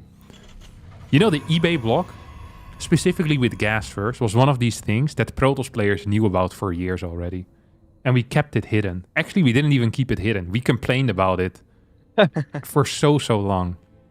Because there was this one Terran player on the European ladder that had been doing it, called Ziggy. Ziggy was doing eBay blocks with gas first, and then following it up with like double Hellion or some other crap, or like it did some tank push or whatever. It was really difficult to beat, and we've been talking about it. It's like, man, this is hard. Like we had like our separate Skype and Discord chat for Protoss players, and you'd think that we'd be discussing high level stuff, but majority of the talk was just how to beat Ziggy. both his 1-1-1-1 base all in and his eBay block. That was legitimately just it. And then, you know, we figure something out and we share it with the rest. Like, this is how we beat Ziggy now. And then at some point, Beyond came back from the military and he started playing gas first into eBay block, and every Terran copied it for like 3 months. It's all we saw for the entirety. Ziggy just sitting there at home. I was like, it's the Beyond build now. I guess that's okay. That's rough. Yeah. He was good at it as well, man. He knew exactly what to do. He also played 3x Reaper every single game in ZVZ, and then Beyond won a world championship with it. So, yeah. And then he brought it back again, while Ziggy never gave up on the build, whereas all the other Terrans didn't play it for like 3 years. So now it's back again. Once again, Ziggy gets no credit. Yeah. It's an unfair world we live in. Yeah, being censored. Poor Ziggy. Ooh, what is this build by Stats? This is such an uncommon opener. Stalker into Stalker. We just don't see this at all in the current meta game. Like, we really just don't. I'm very surprised to see all of this. I guess that's just the standard response that Stats has against the double gas openers that we're seeing here out of Oliveira. Once again, we're going to see a Twilight Council, this time on the low ground. I actually like this. This is something that I stole from Classic, where for a very long time people were doing these Reaper walls and then building the tech at the Reaper wall, but then the Reaper could just pop up the Reaper wall and always see it because the pylon is there, right? And then we started building it on the low ground, or well, Classic started doing that, and I was like, yeah, that actually does make a lot of sense. I like that. I think that's a good call. Okay, this is the same build order, which means that had he played against the same thing, he would have died. He's not playing against the same thing at all. I guess this is just his standard response to a 2-gas opener. Yeah. So he didn't change it at all because this game was not gas first, right? So yeah. So yeah, I think he just didn't realize it was gas first, or he just didn't read too much into it, as this seems to be a standard response. One blind battery at the natural once again, getting a lot of stalkers early on, completely skipping the adapt, which is usually the most common response. As Oliveira is going for the double cyclone drop, it will hit the main base. There is no vision on the map, so that's just kind of needs to blindly predict what is happening. He is warping in one stalker in the main base, which does die to 2 cyclones. Yeah, it's very far outside as well. Yeah, in a way it's nice that it's so far outside, but at the same time that second warp in is not great. I think there's going to be -2 stalkers over here. Third stalker is going to get warped in, tries to target down that medevac. More stalkers showing up. The Reaper on the low ground is going to pop in over here. No workers lost though, and as long as you're not losing workers, I think you're actually okay with this initial trade. The scary part might be the follow-up here, which is going to be to me, seems like a Marine tank push. And in order to deal with that Marine tank push, you need to be on the map. Stats is building a prism here. I mean, the one good thing about this is that he thinks he needs to go aggressive, which means he might also move out. And at the same time, he's also still warping in stalkers consistently, while Oliveira is just trying to play defensive, while being down considerably in worker, mind you. So his only form of attack at this point is the Liberators that are on the map, because he returned to his base with the Cyclones and the medevac. He's posturing very defensively, Oliveira, that is. Yeah, I mean, I guess he did see the triple gate blink. Liberators just setting up in the dead space so that an F2 won't summon it back home. As we're gonna get the push out right now, 4 stalkers moving in towards the main base. So Oliveira still decides to push. This is hitting insanely late. And we already have some Zealots being warped in. SCV's going down as well. Stats actually in a really nice spot. If he doesn't die at home, I actually think Stats is extremely favored in this game. Taking out 8 workers. Sees everything with the Observer as well. Needs to start moving forward with his Stalkers to meet those Marines on the map. Charge is being chrono boosted. We don't have a backup pylon for that Twilight Council, I think. That would be nice to have as well. 2 gates are very vulnerable. The total gate count is 5. As this Liberator still gets F2'd straight through the Stalkers, will end up falling. 15 workers have gone down on the other side. Prism still alive as well. Stats absolutely destroying Oliveira here so far in this game. And all that needs to be done right now is holding. Super Battery is still available. We get a big blink forward. 1 tank goes down. Super Battery, can we activate it? Yes, we can. Needs to pull some of these bottom Stalkers back as Marines start going down. Oh, that's a bit too far forward with them Stalkers, I think. We'll take out that tank. Super battery about to run dry. Still 3 gateways here to help out. I think this is a hold, and I think this is a W. I think it is because Oliveira is not mining at all on his side of the map. The SCVs in the natural were not mining because they were A-moved towards the War Prism, and Stats microed his War Prism the entire time. All Soccer is still alive. 34 SCVs went down, and even though Stats doesn't have much of an army right now, he can still pull all of these probes. And with Overcharge also being on cooldown still, this is Oliveira's last chance basically, as Stats is pulling the probes forward, blinking forward, taking out the tank. Still a lot of Marines left alive. These Stalkers do not have blink right now, so that's a very good fight for the Marines. Killing a lot of Stalkers, but he needs to completely kill Stats on his side, as Stats is constantly microing the Stalkers on the other side of the map. All 4 Stalkers still alive and kicking well. As Stim finally has finished, he's stimming forward to try and kill the last couple of Stalkers. Battery still not being powered, but it doesn't matter. 3 more Stalkers warp in, and at this point it's 5 Stalkers with 5 Marines. Pretty sure I know who wins that one, as Stats is tying up the series 1-1. Yeah, very nice. That was actually sick play.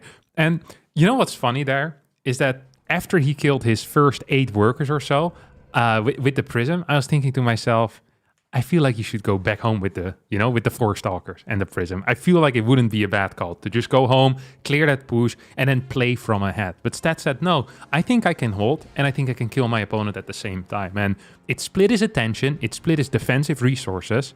But it did the same thing there for Oliveira. Reinforcements were not really capable of joining up with the main army. SCVs all died. And yeah, they ended up being good enough. And I think one of the main factors here, one of the main things that Stats did very well was not getting a 3rd base, which once again wasn't in the plans. His plan seems to actually be very simple. That's to play 3-gate blink with a Prism harass into fast Templar archives and then trying to rush out Storm. And as a result of delaying that 3rd base for a long time, he actually had extra gateways already. So after losing these 2 gates on the low ground, a lot of Protoss players might have been in trouble, but not Stats, because Stats actually had gateway 4 and 5 already up in the main, which then became gate 2 and 3, so had continuous warp-ins, was capable of outproducing his opponent, and with the help of some aggressive blink forwards and some big warp-ins, managed to clear that. Yeah, well played by Stats. And even though we didn't know exactly what to expect from Stats, we do know that Oliveira likes those tank pushes. He likes those timing pushes. So going for the late 3rd Nexus makes a lot of sense. So good preparation in a way as well from Stats. And we saw how a build can look very stupid in one game, and then in the next game it can look really strong. So it's not just what is right in front of you. What is the determining factor if a build order is good or not. You can't just judge it off of one result, because in this game it looked much better. Yeah, the build looked better, but of course you could also say I don't think there's such a thing as a one-size-fits-all, which is kind of what Stats is trying to go for with this setup. But we have loaded in game number 3 already here on site Delta. I am very surprised by these maps. So I just don't understand what Oliveira ended up vetoing then. Because Golden Aura and Site Delta are 2 maps that... Site Delta is one of these maps where some Terrans think it's really good for Terran, and other Terrans think it's actually a little bit Protoss favored. Because it can be hard to hold like the 5th base, for example. It's not so straightforward. So once there's a high disruptor count, that can be tricky. So I'm a little bit surprised here. I'm pretty sure it's Equilibrium and Dratu set, right? That much standard is for certain, and then it's probably Alcyone, I would say. Yeah. And Alcyone, I think, is like a personal veto for Oliveira, because he doesn't like how straightforward it is to get vision for the Protoss, with just the Watchtower. Yeah. Yeah. After seeing this match, I'm pretty sure it's that one. Yeah. Because I think the TOS vetoes are Solaris, Hardlet, and whatever else we didn't see yet. Yeah, I'm thinking. Okay, that's why I'm going to take it over for the cast. Stats is doing the Gateway Scout once again. Oliveira, for the first time in this series, opening up with a 1-gas expand. Going for the Reaper. Going for the Reaper expand. This is a build that... Hecate, yeah. Yeah. Whew, I had to dig deep for that. Sorry, continue. Did you actually dig deep in your mind, or did you look it up? What? No, I can't look it up. Then the game starts lagging. So okay. Yeah, just had to look it up in my mind, man. That's how I do it. Okay, yeah. Usually I go over my vetoes, and then it becomes very obvious what all the maps are. Yeah. Yeah, true. Except I don't veto Hecate usually, so that doesn't work either, because it's not one of the... No, I mean, you go, let's say you go over the usual ZVP vetoes, because they're the same every time, right? You veto Equilibrium, Yeah. and then the Zerg, I mean, the Zerg usually vetoes Golden Aura, Ratuset, and Hecate. So you have it there, and then you know what you usually veto, and then you know what usually are the 3 maps that are left over. That's usually how I do. Yeah, very true. All right. I think Stats just has a single build. It looks like it right now. Yeah. It looks like it's a double Stalker opener into the Twilight Council.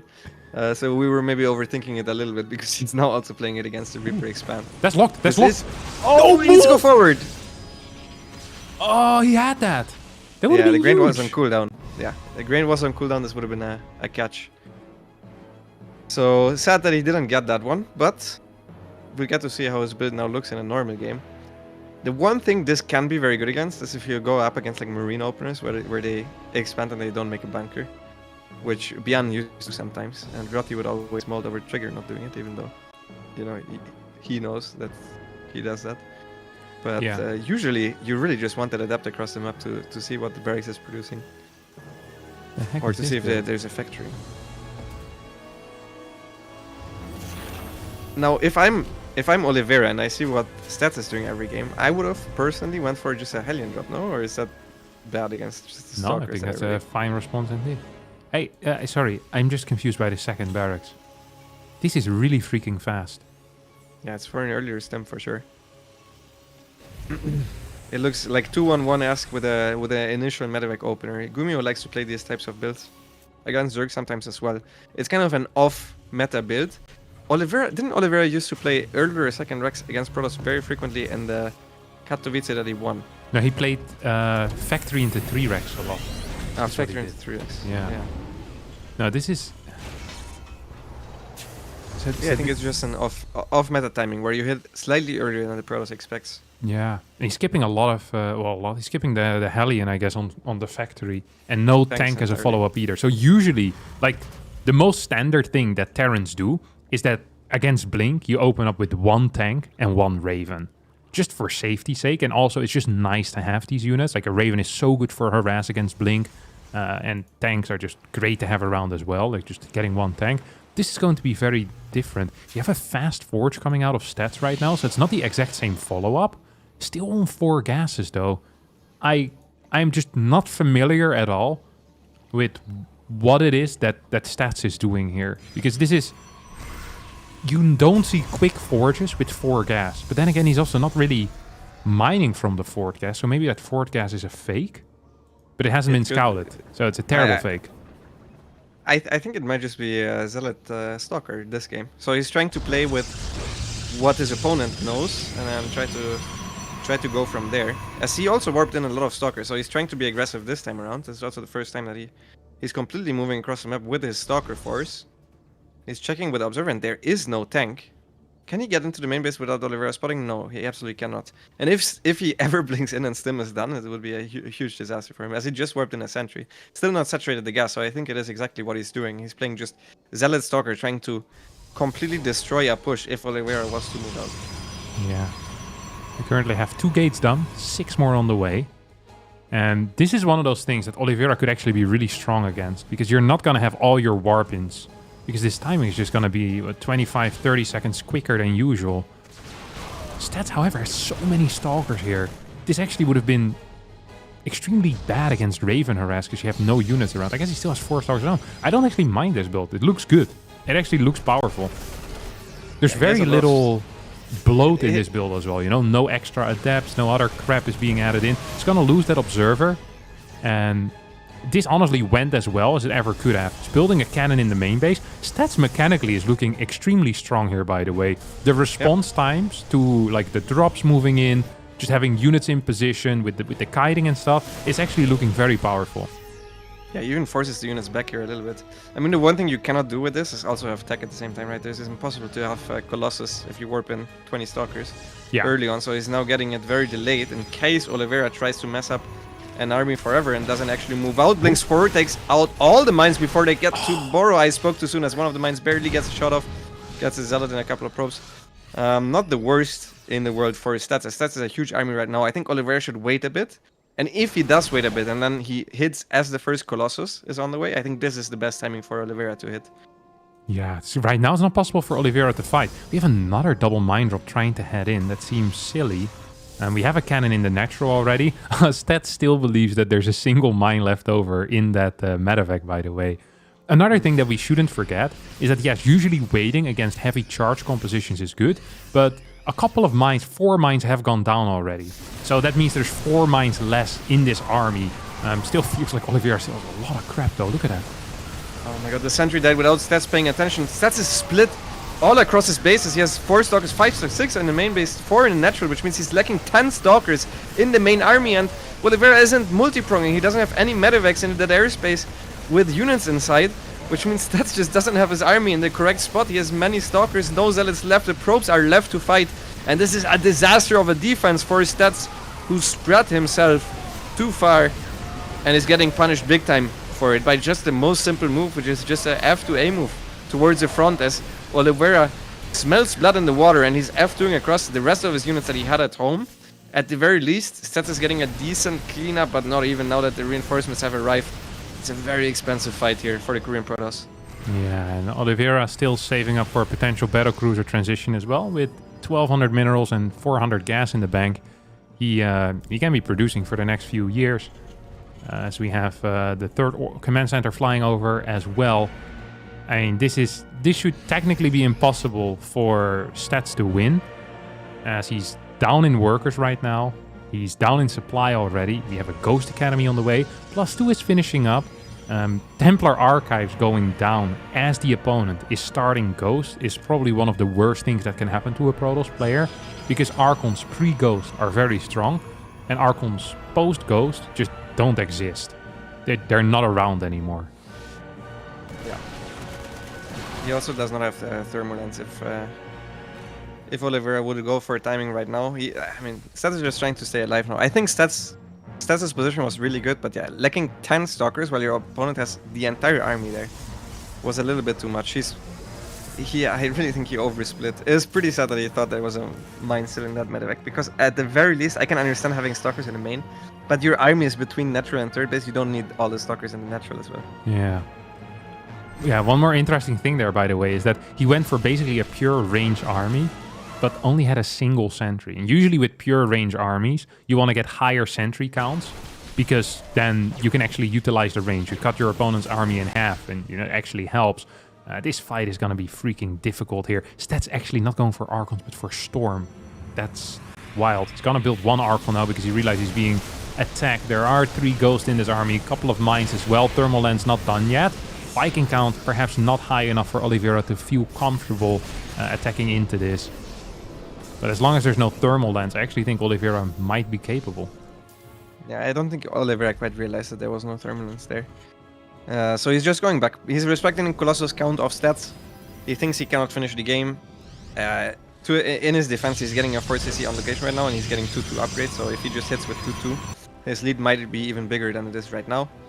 The one thing that can still happen is that there could be Ghost Storms. If Stats splits his High Templar as well, maybe flanks with some of the High Templars, and Oliveira doesn't see them beforehand, doesn't get the EMPs on top of them, it's one way where Stats can come back with a good fight. True. At the same time, it feels like the medevac count is so high, and there's still a decent marine count as well, so Storm's still somewhat useful. Sometimes it feels like if you have Storm against medevac, Marauder, Ghost, is that it's nice if you hit them, but they can often just heal up, and it's not really the end of the world. So we're gonna have to wait and see how that's all gonna pan out over here. We have, well, I think we have 4 Storms available here.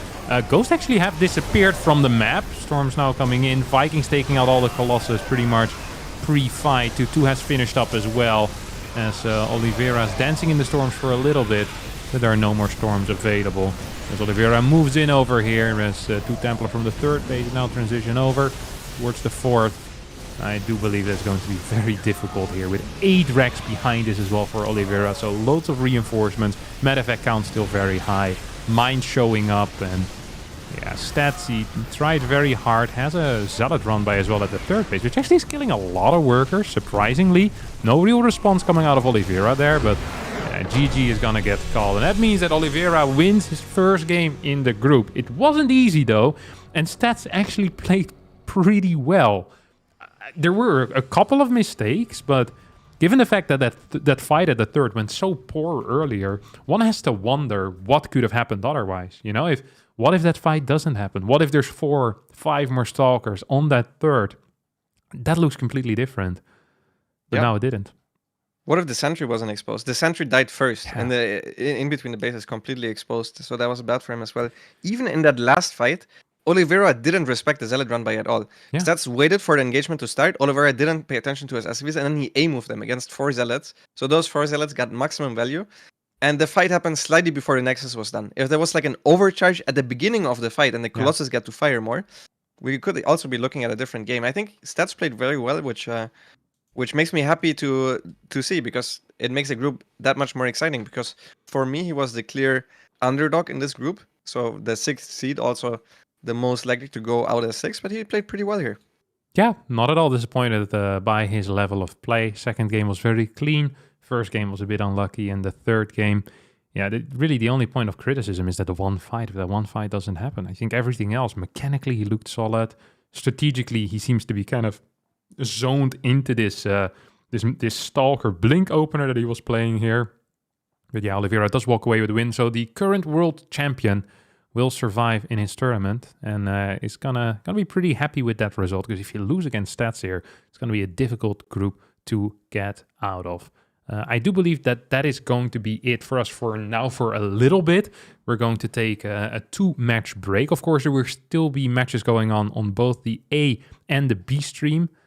We have some Clam versus Stats actually coming up on the main stream soon, which is going to be cool after seeing Stats perform relatively well. And we'll be back in an hour or 2.5 with Skillis versus Firefly. So keep the stream open, and we'll see you all then.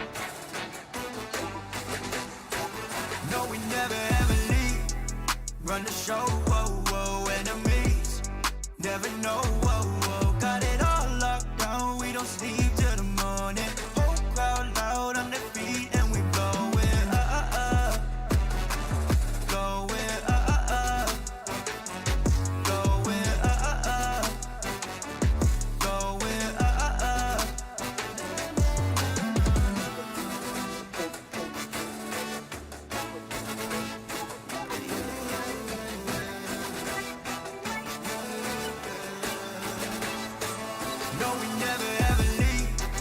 Run the show, whoa, whoa, enemies.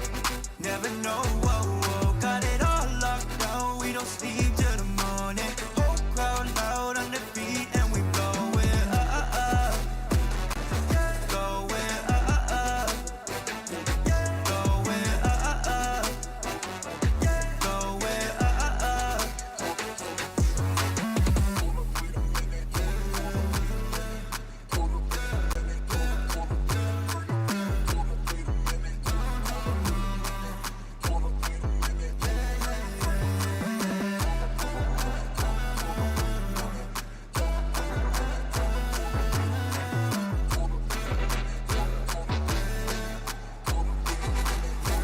No, we never ever leave. Run the show, whoa, whoa, enemies.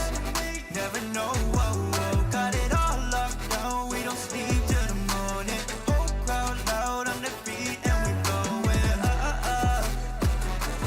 Going up. Going up. Going up.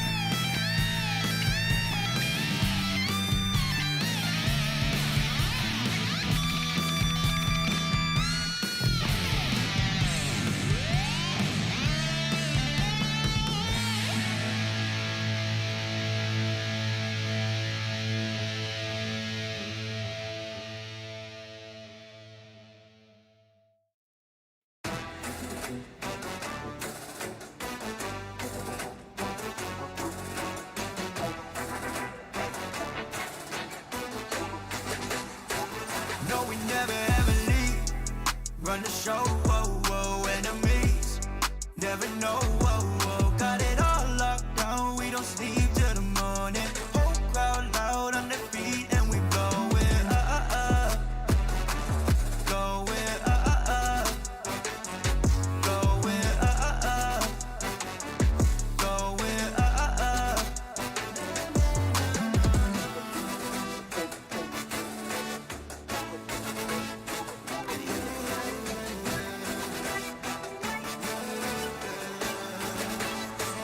No, we never ever leave.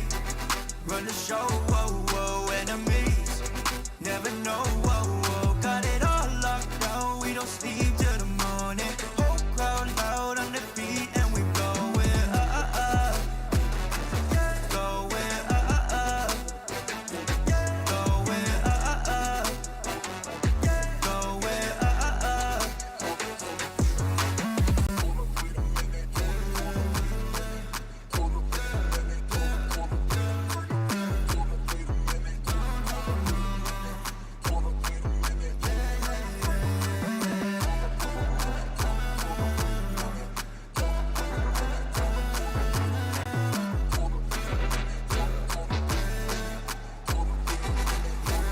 No, we never ever leave.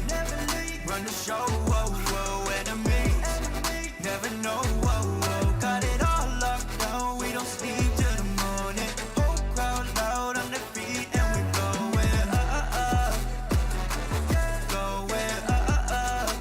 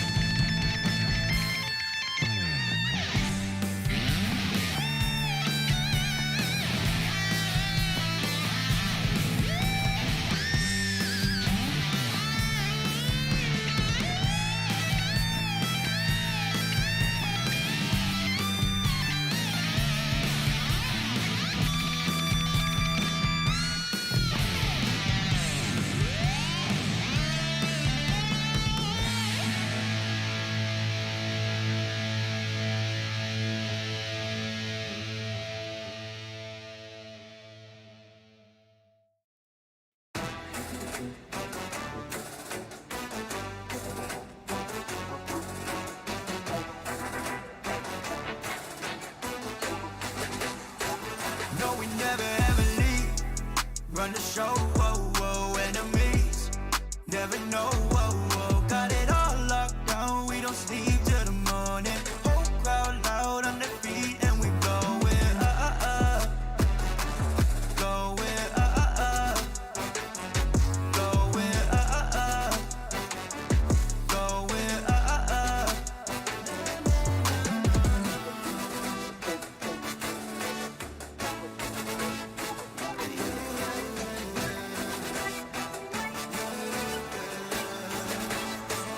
No, we never ever leave. Run the show, whoa, whoa, enemies. Never know, whoa, whoa. Got it all locked down, we don't sleep till the morning. Whole crowd loud on their feet and we going up. Going up. Going up. Going up.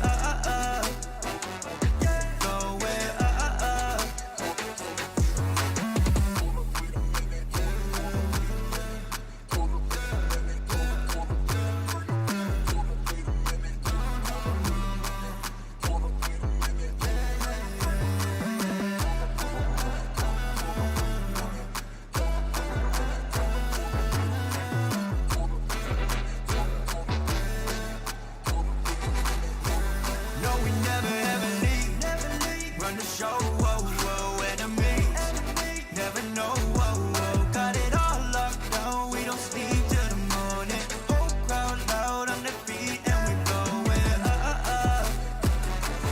Going up. Going up. Going up.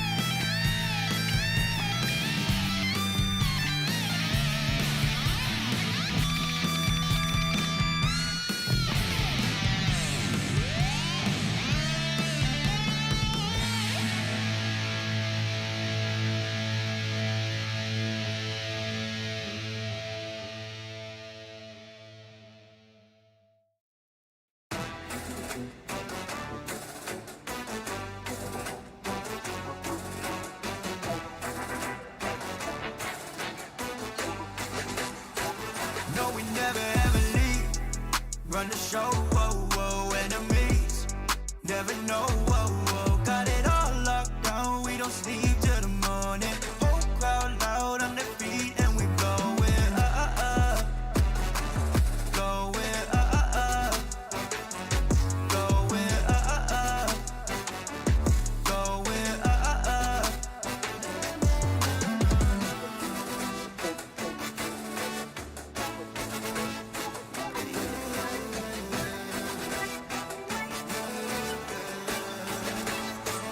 No, we never ever leave. Run the show, whoa, whoa, enemies. Never know, whoa, whoa. Got it all locked down, we don't sleep till the morning. Whole crowd loud on their feet and we going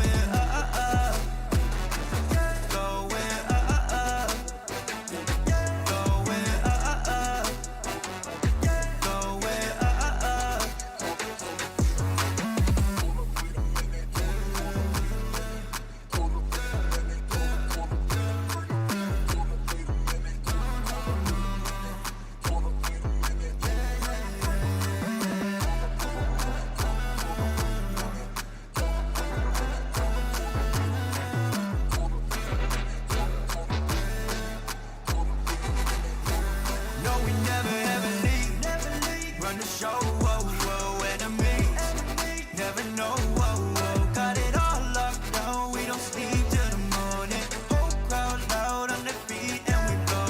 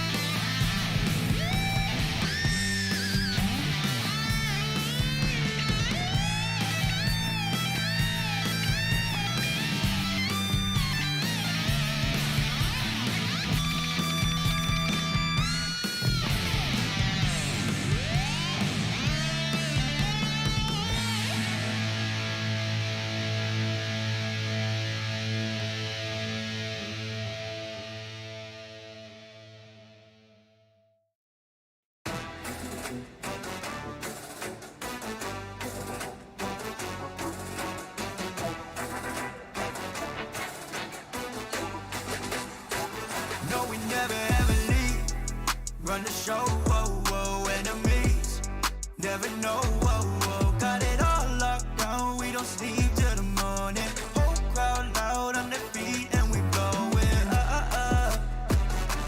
going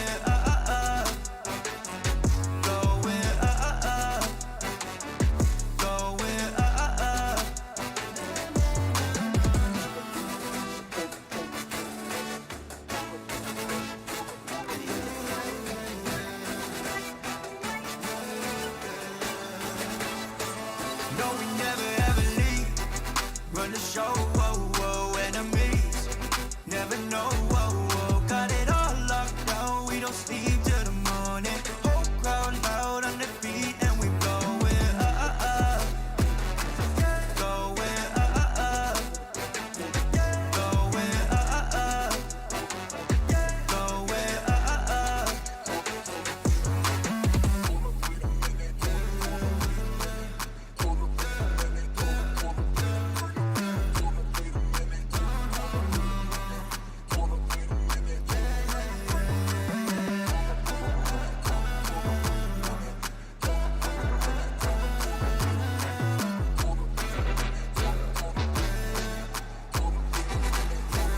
no, we never ever leave. Run the show, whoa, whoa, enemies never know, whoa, whoa. Got it all locked down, we don't sleep till the morning. Whole crowd loud on their feet and we going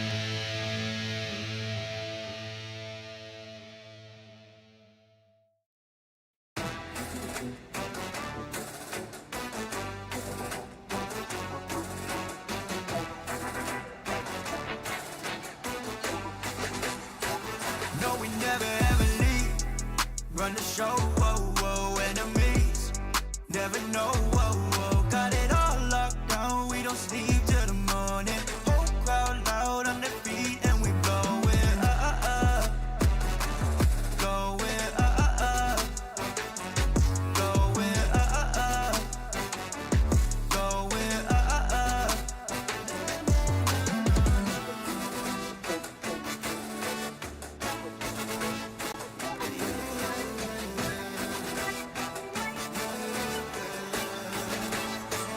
no, we never ever leave. Run the show, whoa, whoa, enemies never know, whoa, whoa. Got it all locked down, we don't sleep till the morning. Whole crowd loud on their feet and we going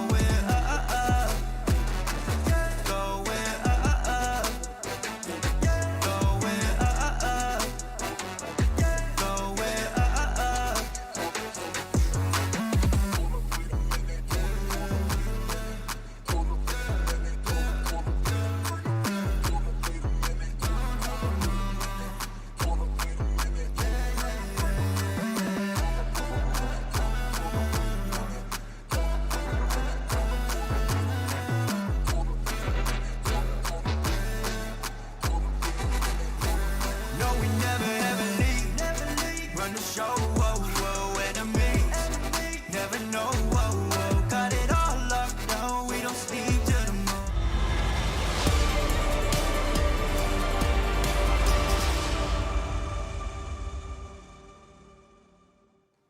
Hello, my friends. Welcome back to day one of Intel Extreme Masters Katowice. I'm still here, as always, joined by my good friend Lambo. How are you doing? I'm doing good. We've had a nice break to, Watch the other games.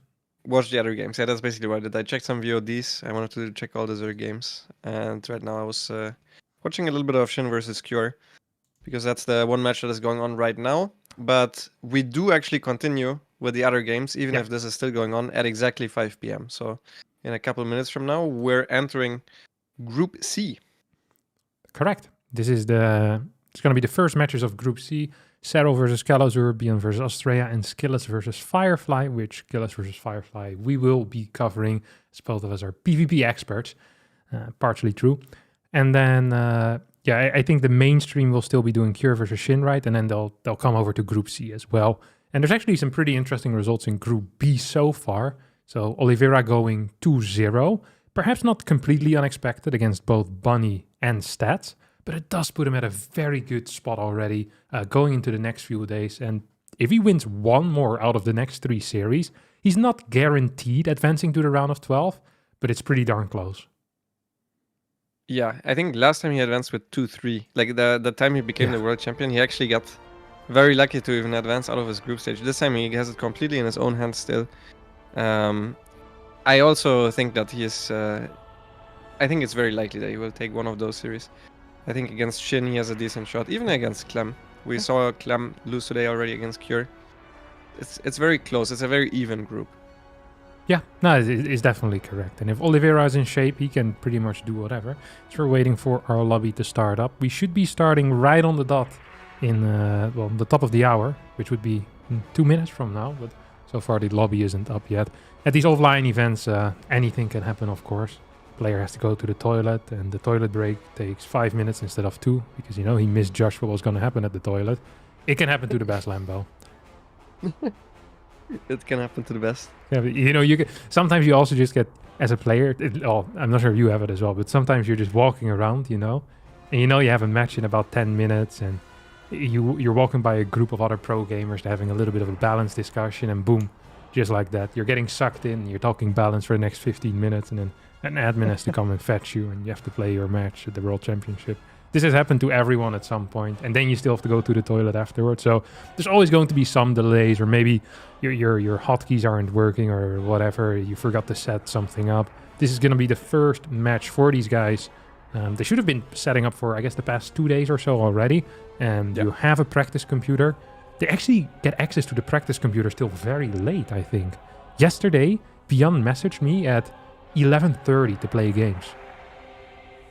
That is AM, I suppose. No, at night. At night? We used to not even be allowed to play at night. It might just Do be you have a that. curfew? Come on, kids, back to bed. Oh, I mean the venue closes. Yeah. Oh. Usually we get kicked out at 10 p.m. So I'm very surprised by that. Maybe he has a laptop with him. Yeah, maybe. But yeah, usually the latest we get it is at the media day, which was yesterday, right? Yeah. So usually you have it the entire day at media day. Like you do your media day thing. So you go take photos. First you do the pictures with the normal gamer poses. Then you do an interview, and then you do like these funny sequences. I think this time I saw puzzles already. Last time it was like Connect 4, stuff like that. So that takes maybe an hour, and then for the rest of the day, usually you have your PC.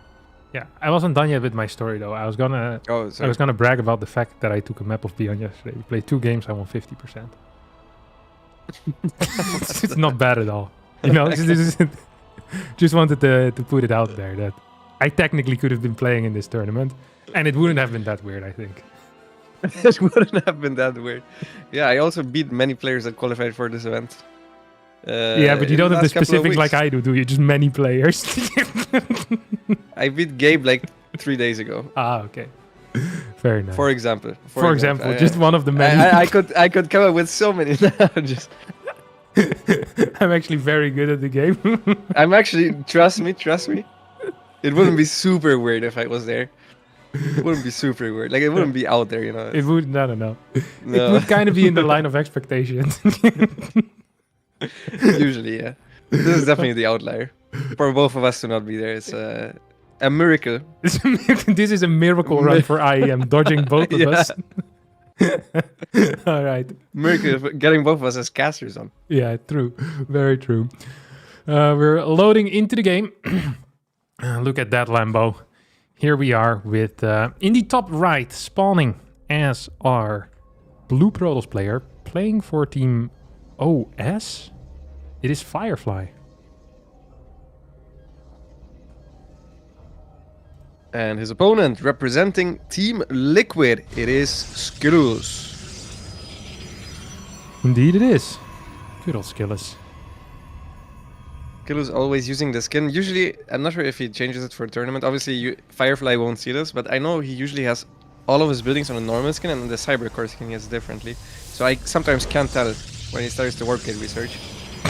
Which is just... Well, you can definitely see the difference. If I look at it, and I see he didn't start it, and then I see that it starts, I can tell the difference, but I don't exactly know how it looks when it starts. So if he starts it right away, I sometimes can't tell. So yeah, pay to win. Confirmed. Yeah, so another good excuse to buy these war chests when they eventually become available again. You know, when I first started playing StarCraft II, I didn't understand how Terran worked at all, like whatsoever. So I remember thinking that tech labs could research all the upgrades as long as you had the tech structure for it. So a tech lab at a barracks, in my mind, could also research STIM. So I remember I would see like a starport. I also didn't know, by the way, this is important for the story, that Banshees required a tech lab. So I would see a starport, and then I'd see a tech lab with a barracks, and then I wouldn't know if it's a medevac, a Viking, or a cloak Banshee. So the game was very difficult for me. It took me surprisingly long for how decent I was at the game, even in the early 2010s.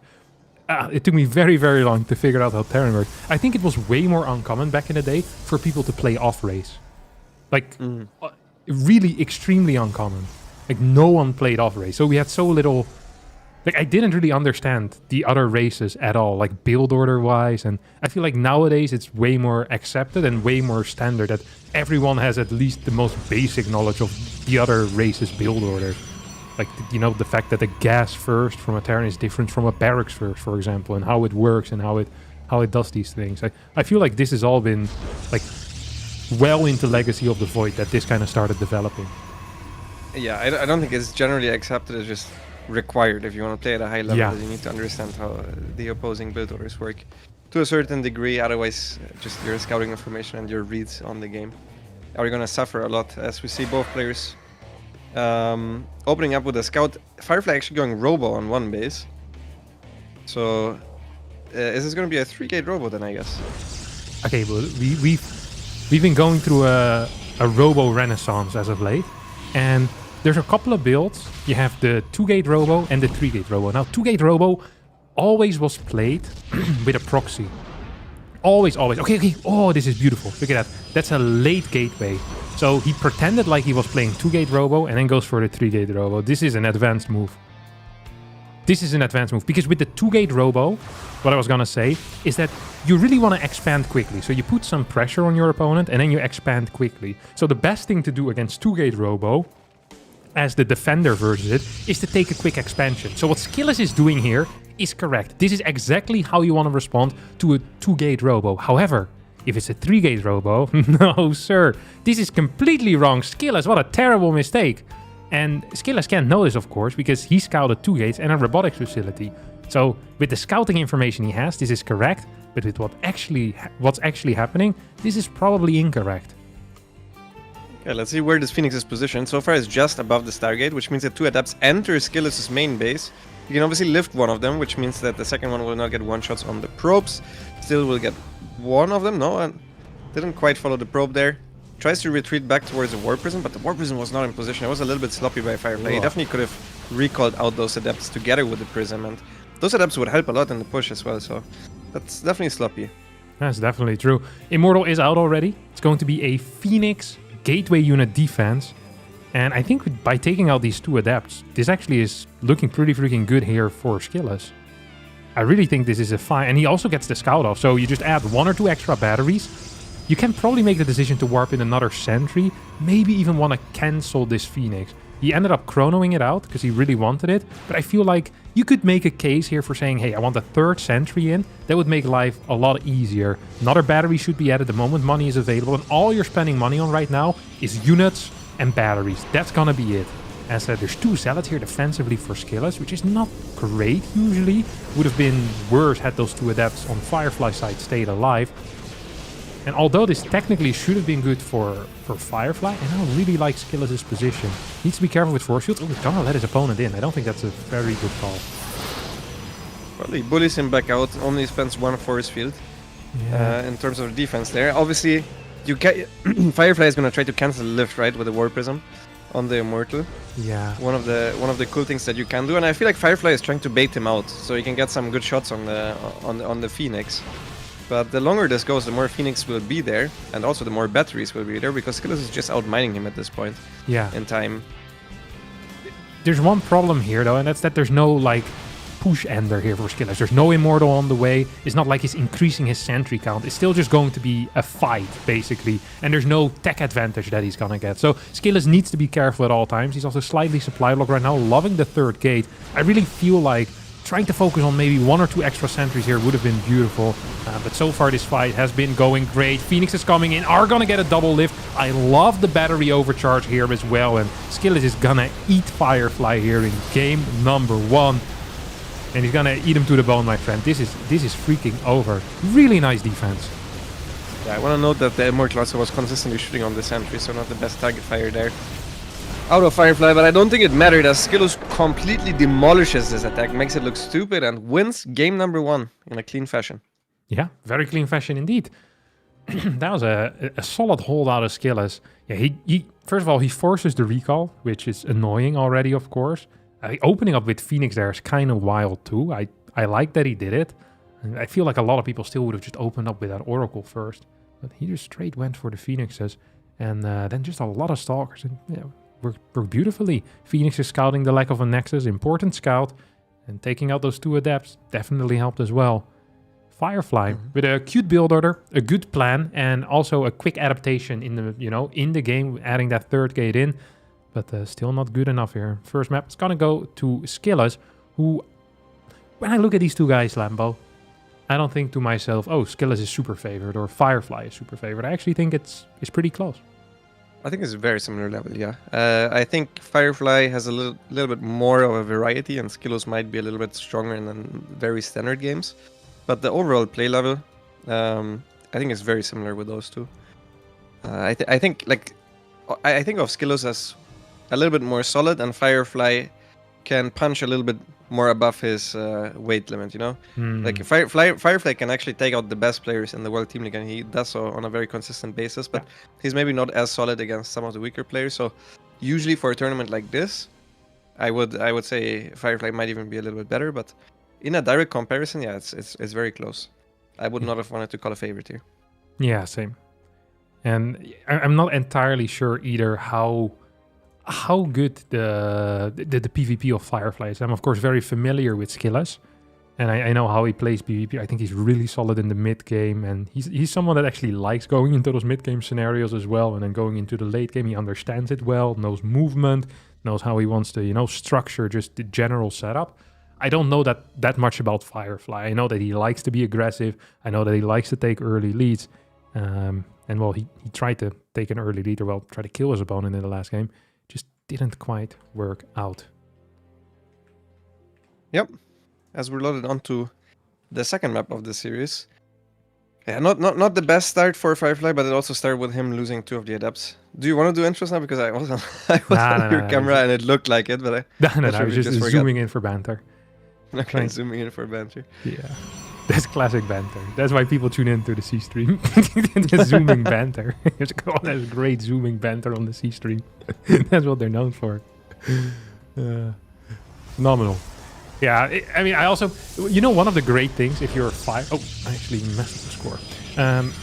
If you're Firefly here, you know what's great about this all is that this isn't really a loss that you care about, because it's an all-in. And you know what can happen. Sometimes you win, sometimes you lose. And I feel like it doesn't feel great, but it also, you haven't been outclassed in like a large macro game, and now all your plans in the future are useless. Like, this shouldn't change your plan at all. If you had a plan, you can just stick to the plan. Because sometimes in the middle of a series, what will happen is you have like a nice macro plan set up, and then you just get obliterated in game number 1. Like, you just get demolished. And then you can never really use that plan again, unless you made some big errors. But if you just get outplayed, the feeling is really different. Here it's just, well, had a good response to what was essentially an all-in. And now I'm going to do another all-in, or I'm going to do another trick. And maybe that works, maybe it doesn't. It doesn't feel so bad. And I'm very familiar with this myself, because I freaking love all-inning in PvP. Proxying everything, I think is freaking cool. And it really doesn't feel so bad if you lose in the first 4 or 5 minutes. And you just kind of get used to it, Mm-hmm. Yeah, I agree. Although it has to be said that this is extremely important for both of them. Firefly going for this round.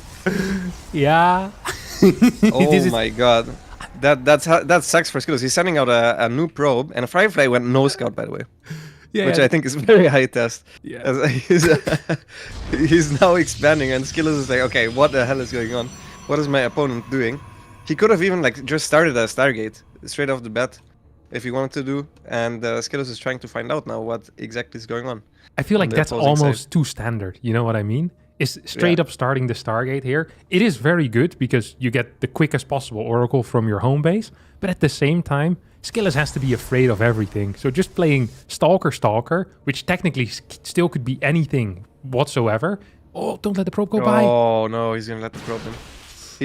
Even just seeing the probe in the pylon there is pretty big, Yeah, but I don't know. That Nexus going down like 2 minutes and 50 seconds in, that is very late for a Stalker Sentry opener.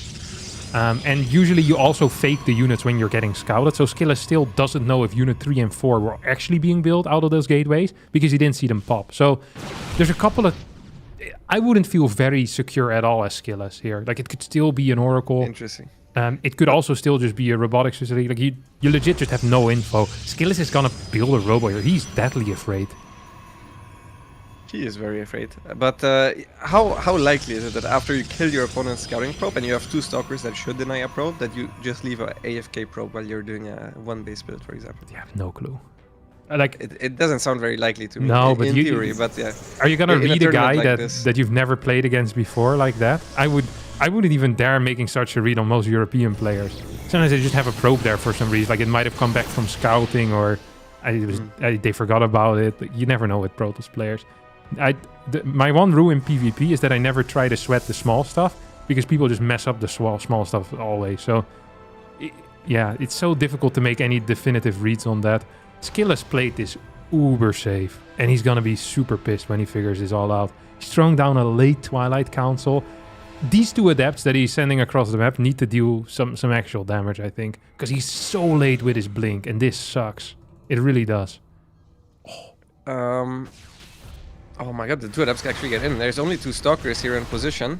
The pro pool was also very late, so the adepts can just follow through and always get the shots off, so it would have been better to just leave the probes as they are. Just 3 probes though, going down. And he gets the scout off with the Phoenix, starts his own Dark Shrine, gets an Immortal. I mean, at the very least, how bad is this really? At the very least, he should be able to get up his 3rd base just instantly, if he wasn't going for a DT Shrine with the Immortal.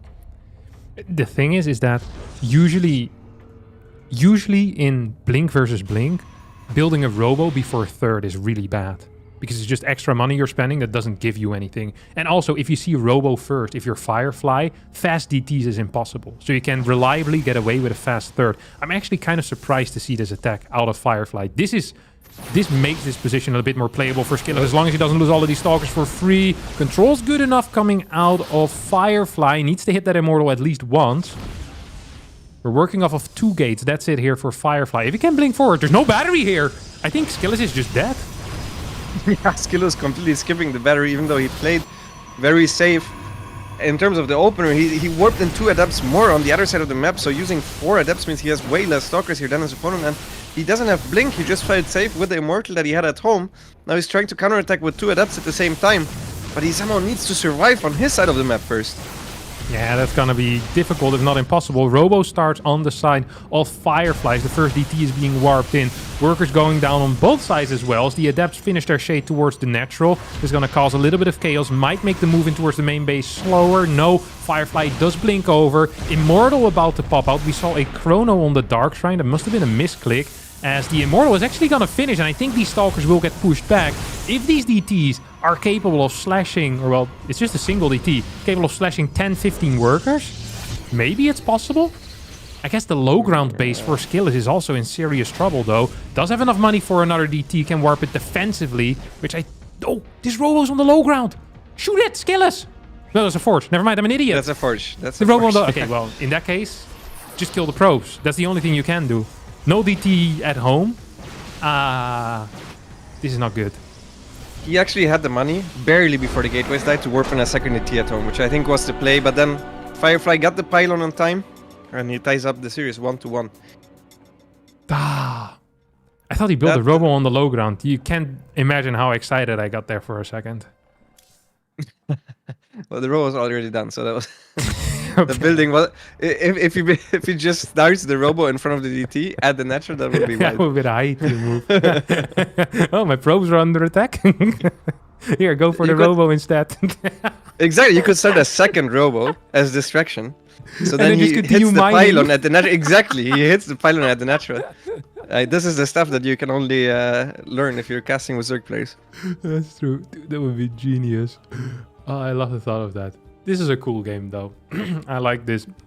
Yeah. It was kind of funny, because in my mind, this probably was the best case scenario for Skillet, being attacked into when you built Immortal before 3rd base, and then he still died, because the Immortal was there like 4 seconds too late or so, already lost 3 Stalkers before the fight started. That sucked. And then not having a battery there, that is freaking deadly. If that doesn't happen, the DTs might just end up winning the game. I agree. Yeah, I think if there's a battery, Firefly doesn't go there. He will probably not expect an early Dark Shrine, because as you said, if you know the other guy's going Robo first, which is what he scouted with this hallucination, yeah, you don't expect a Dark Shrine, and his Robo was late as well. For the DTs, there also would be 2 DTs instead of 1. Mm. Yeah, but then again, the game also would be much calmer, and Firefly would... Yeah. I mean, it is... The thing that you usually get away with if you play like this is that you just get a Nexus before the Robo, and that's already really big in this matchup. It actually is kind of a big deal. And then the fact that Skill has built an Immortal before a 3rd, like if Firefly had just expanded to a 3rd and then thrown down a Robo, he would have been in a great spot. Like Firefly is just... But yeah, this was obviously better because he straight up and managed to win the game. He has the preference for aggression. I think that much is clear. He likes being on the map. He likes having a lot of units and doing stuff. And it worked out this time around. I wonder if is it a thing if you go Robo first to just go a super fast 3rd base even before the Twilight, and then you just make some Immortals at first and play with that? Well, what do you mean with, is it a thing? Do people play it, or do I think it's viable? No, I mean in this situation, in my mind, because I understand that if you go for the Immortal and you go for Blink yourself, your third base is just going to be later, you're just going to be behind, right? Because the other guy gets a third base before the Immortal and before the Robo. Yeah. So then if instead of getting the Twilight, you just pump out an Immortal, like Skillos did, Yeah, I think that would and have then been get an better. earlier third Nexus. Yeah, earlier third Nexus, Adept run by an Immortal. So Yeah, the moment something the like that. Blink player moves out, you send the Adepts in. And then if you have a battery at your third and at your natural, usually you're fine with the Immortal. That is definitely playable. The problem, well, things become very tricky once the Blink player realizes that. And they can play something along the lines of like a 2 Adept shade in and then 4 Stalkers in the main. Because splitting is extremely difficult and your unit count isn't that high. So you also can't chase after Stalker. So basically what the Blink player can do is they can sacrifice 3 to 4 gateway units and they can probably get up 9, 10, 11 probes or so. And counter-attacking with that type of setup from as the Robo player while you're trying to get a fast third as well is practically impossible. So it probably would have been better economically and in a way also safer because you have a battery at the third base, but there's definitely risks. And there's a reason why Blink is the standard. And it's not just because Stargate is also common.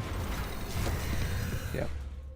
I'm just wondering for myself because sometimes if you're uncertain, you do go for the Robo first, and then you still, I mean, you very frequently you're just getting tricked, and it is just a normal Blink. So there is still a decision to be made there. As Firefly actually always walls with the Cybercore as well, so it takes the probe a little bit longer to get around there to the Nexus. Is there a? It's the first time I've seen someone do this. Is this normal? I think he doesn't want to lose his core from the low ground. And this is just the furthest away, I guess. Yeah, that's the only thing I can really imagine. You could also say, why don't you just build the pylon on the inside? Because it still provides a battery location there, but maybe he wants the battery a bit further forward. It's going to lock up his opponent's probe. He also proxied a fake pylon, by the way. Which is Skillos nice. saw where that probe came from, so he's going to check there. He should know by the timing that it has to be either close or it's a fake proxy, right? Because he still would have needed to wait for the Cybercore to finish, then start Stargate or Robo. So Skillos is trying to look for it at this point. Yeah, but another thing is that trying to read into probe directions is also a tricky thing, right? Because what if they change the direction? And it's actually on the left side, but the building is a bit closer. So yeah, the probe, I think they met outside of Skillos' natural at 218, which means that basically the probe had 18 seconds to travel towards that location. And it can be 18 seconds in any direction, really. Yeah. I mean, Skillos just checked very far away for a fake pylon. Yeah. Now he sees the Nexus, he goes in, sees the sentry. He Great knows scout. exactly what he's up against. Firefly though going Robo, actually, not going Twilight himself this time. Yeah. We kind of got to see where his chronos are going to go and what his plans are. He's building double battery. That is actually somewhat surprising to me. Actually, no, that's very surprising to me. He now also got the full scout, so he saw the Nexus at the natural. He sees the late Twilight that is there, so maybe he can cancel the one in the main base. Because with 4 Stalkers plus a Twilight, I don't think there's gas. 4 Skillos who also have a Stargate already on the origin. Yeah, absolutely no way. This is a good... Oh my god! It's gonna lose another Stalker here, that's for sure. Recall and -2 Stalkers. Battery in the main didn't get cancelled. And we straight up go out with a Prism. We also just don't have a very high work count. I'm not entirely sure what this is. I know that a lot of the Korean server players, which I guess Firefly falls under because he plays probably mainly on the Korean server, they like going for like semi all-in, like 32, 33 worker Immortal pushes and then having Blink behind it and then starting to probe up again. This is not common in Europe at all, and it's also not what Firefly is doing now. Firefly is... He's building a Prism, and I guess his plan just kind of... deal some damage with this, I guess? Like get two Adepts in here and then hope that you deal a lot of damage. This seems like a serious investment that wasn't forced, that shouldn't really do that much. It shouldn't, because it hits right after Blink. Firefly is basically doing what Skillos did last game, going for Robo and then a very late Dark Shrine, which is surprising to me because this is... It's not like Skillos even knew exactly what was going on. As now the War Prism enters Skillos' main base. Skillos completely out of position. And he has recall still on cooldown, we need to remember. 4 of his stalkers trying to intercept the War Prism. So these adapts are very annoying for him. Yeah. But let's hope that Firefly pays attention to his War Prism, because those stalkers, I really don't think he's expecting them where they are, to be where they are. Yeah, and if this Prism goes down, that Dark Shrine also becomes significantly worse. Oh, Skillus barely missing it. That's so unlucky there for our Liquid Protoss player. Still gonna, you know, clean this up. Does he have a Robo? No, it's gonna straight go into Forge. Has he scouted recently? No, he hasn't. Needs to get a hallucination across the map. I think this game is just gonna end once these... Where's the Prism going? Doesn't want to risk it. It's gonna warp them very far away. That's gonna give Skillus a little more time as the robotics facility starts right now. When is our next hallucination coming? It's coming now. Okay, the DTs are being warped in now. He probably will send one. Maybe he even just sends both because he's afraid of the Blink Stalkers to catch the War Prism, since Skillus knows where it is. Okay, no, he is sending one and dropping the other one into the main, which is best case for Firefly because no Stalkers are already in the main base. Skillus will now see the natural. He still doesn't see the Dark Shrine as now the DTs hit his base right when he's occupied on the other side of the map. As the one DT just runs straight into the natural, the other one gets dropped into the main base. The Robo is not even close to being done yet, and this is going to be so much damage done here by the DTs. He might even try to go for the pylon in the main base, as it's better than shooting Stalkers, but there's so much mining time lost and so many probes already going down. Yeah, not the greatest control here out of Firefly, that's for sure. Skillus gonna end up actually losing these at least one Stalker over in the main. 8-9 workers going down, another worker transfer here.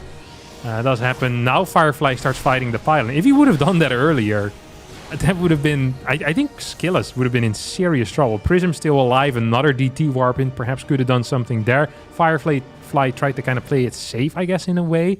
But that DT in the main base really did not achieve as much as it could have. But overall, I think this was enough damage. This was more than enough damage, I believe. I think he's massively ahead. And I think he agrees because he's just adding extra gateways. He's not adding a Forge. I think he just wants to go for a killing blow with the Immortals that he has amassed. He has an army of 4 Immortals, and then he's just going to go for mass Stalkers behind this and try to attack. And Immortals, even though they're not that great against very Zealot-heavy players, Skillus is just reprobing right now, so he can't even afford extra gateways. And he can't even afford to produce all the Zealots. Hence why Firefly is up almost twice the army supply of his opponent at this point. Yeah. Oh, he's going Robo Bay as well. Oh no. Yeah. I understand the Robo Bay because I think the only viable solution for Skillus is to sit on 3 bases, maybe 4 to 6 gateways, batteries, cannons, and all of that good jazz, and then just pumping out disruptors one at a time, eventually taking a 4th base, but I don't think Firefly is going to give him the time for that. No, Firefly even still has the DT as a second prong, and Skillus has his entire army at the front, which means the DT will deal a lot of damage, but I don't even think that matters all too much as this 4 Immortals against like 8 Stalkers, and Firefly also has more Stalkers himself, so it's not really a very fair fight. Even with battery overcharge active throughout the entirety of the fight, Firefly just steps forward and kills Skillus, the Team Liquid player, as he takes the series 2-1. Yeah, that's pretty telling, right? If you can fight into a super battery the entire way through, like I think that is 1400 HP, or 1400 shields, I think it is. So that's a lot of freaking Stalkers that survive for much longer. And the fact that he could just fight in there, it tells the entire tale. DT's dealing too much damage, so 2 games being won by DTs. Or well, no, actually 1 game being won by DTs. Yeah. Yeah. Poor Skillus. Man, that was a rough series here to start with. I would not be happy with that. Yeah, that kind of... It does suck for Skillus, because I'm pretty sure he's very mad about the second game. Getting caught off guard there with just no battery. Also getting caught off guard with the Stalkers at first, at his own 3rd base. And then you realize, okay, the other guy didn't actually have a Robo. That's where you're really pissed at yourself, I think. And he also kind of got tricked in that game by Firefly. Even though in the second game he guessed that it was actually a fake proxy and got into a little bit of a better position, he still died. So it's not the greatest start. And it's also a very competitive group, right? This group, I think, has 2 big favorites. Favorite for 1st place, which is Cyril, and then a favorite for 2nd place, I would say, in Bian. And then Astria, Kalazur, Skillus, and Firefly, I think all are at a very similar level. So all of those matches are super important for them. Yeah, it's completely true. I mean, and I even think that if your skill is going into this, you probably look at Firefly as the guy is like, I really have to beat him. You're probably more afraid of Australia, if anything, right? You're kind of eyeing Australia as like a potential third place, or yourself as a potential third place. Firefly is kind of a wild card. So if you lose to the wild card in your eyes, that freaking sucks. And especially in the manner in which it happens. And you know what's even more rough for Skillis as well is that he has to fight Beyond after this. So if you lose to Firefly and then you go down against Beyond, you know you still have Serral to come, which is going to happen tomorrow. It's like you could potentially start this group 0-3, which is not a good feeling. And it's hard to imagine him advancing with a 2-3 score. It is hard. I mean, I think if it happens in any group, it will be in this one. I think this is the group where it's going to be most likely, because I think Serral is going to be probably 6-0 or 5-1, and Björn is also going to be 6-0 or 5-1. 5-0 or 4-1. Rather, Yeah, it is. sorry. Yeah. So the losses will be distributed throughout the rest of the group. So I think if you can advance with a 2-3 scoreline, it's going to be in this group. But yeah, not the start you want to see here if you're a Skillis fan. Yeah, most definitely. All right. We'll be throwing it to a quick break, and after that, we'll be back with Firefly versus Serral. So stay tuned.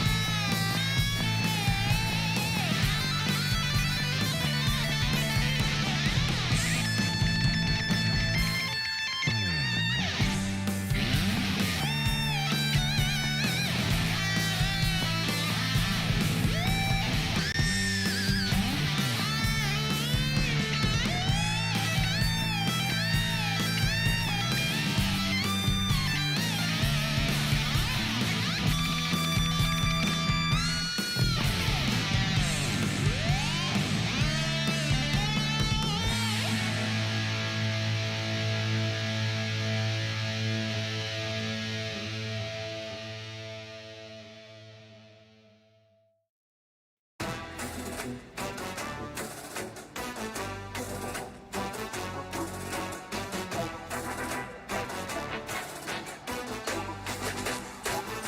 we never ever leave. Run the show, whoa, whoa, enemies. Never know, whoa, whoa. Got it all locked down, we don't sleep till the morning. Whole crowd loud on their feet and we going, going, going, going,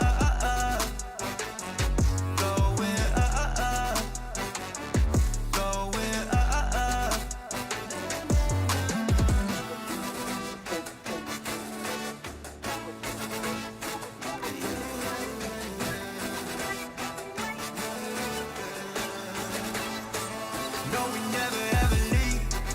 Run the show, whoa, whoa, enemies. Never know, whoa, whoa. Got it all locked down, we don't sleep till the morning. Whole crowd loud on their feet and we going, going,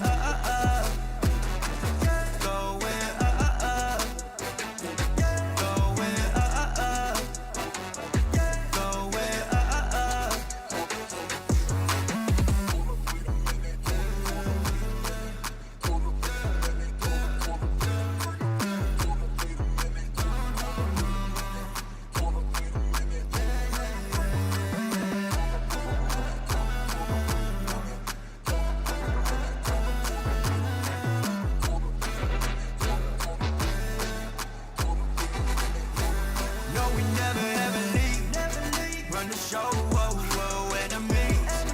Never know, whoa, whoa. Got it all locked down, we don't sleep till the morning. Whole crowd loud on their feet and we going, going,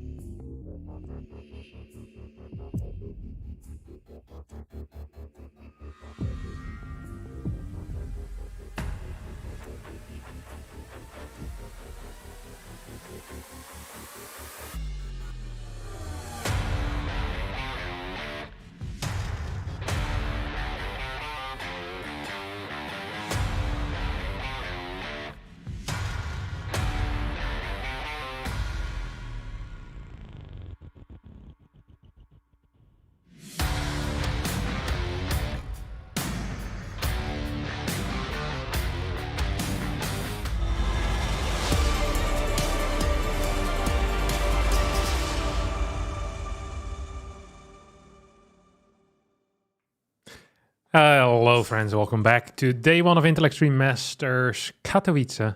As we're continuing with Group C, we're going to have Serral versus Firefly. The lobby is open already. We're going to be starting shortly. What are we expecting of this match, Lambo? Some prepared builds from Firefly and some reactive play from Serral, most likely. I know Firefly actually took a map of Serral, I think, at WTL on this map, I think, as well. Firefly actually always counterpicks this map, which is crazy because there's a lot of good Protoss maps, and I don't think this is one of them. I think this is, if anything, it's a more even map. I don't even mind this one for Zerg so much. So he really likes this map, so this is probably his map pick, and he was probably really happy to get this. And I hope he has some good stuff prepared for us. Yeah, I hope so too. He played a pretty decent series against Raynor. I can't recall where that was. Was this in WTL as well? Probably. I mean, Firefly is the WTL GOAT. Comparatively, I mean, that's basically his breakout performances his entire WTL career, because he has scored so many upsets. Basically, most high-level players that you can think of, he has taken a map of whenever he plays against them. So, yeah, he's a WTL sniper. And WTL is a very similar skill set to what he requires here. You know in advance who you play against, and then you prepare something for a specific map. And even though you only veto at the event, most players have the same vetoes for the same matchup pretty much always, so you already kind of know which maps you're playing as well. So this should play into Firefly's cards a bit. Yeah, it's definitely going to be good for our Chinese Protoss player when it comes to that. And as you mentioned, Oceanborn, probably one of his favorite maps. I don't actually know what Serral thinks about this map, but he's fine with most maps. He doesn't seem to care as much as other people about these things. Maps, you know, balance and all that type of stuff. Anyway, we've loaded into our first map here on Oceanborn. Firefly in the bottom right, spawning as our blue Protoss, just coming hot of a win versus Skillas. And his opponent in the top left, representing Basilisk, it is Serral. The man who just took out Kalazur in his first series with a 2-0 with a very relatively convincing Serral-like manner. Just normal macro play, playing it solid.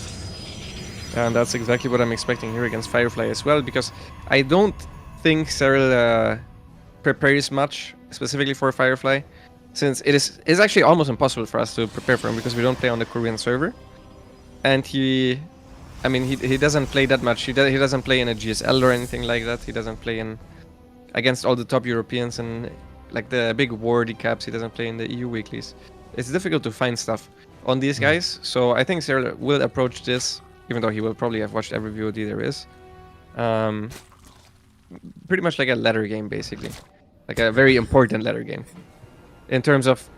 And 3 in a row. Opponent, you don't know. This is a ladder game that could potentially cost them 85 MMR. Well, like a barcode, let's say. Yeah. Like a barcode. You know, it's you're expecting that anything can happen. This guy will just try to take as much MMR as possible away from me with some silly strats. You see what Firefly played here?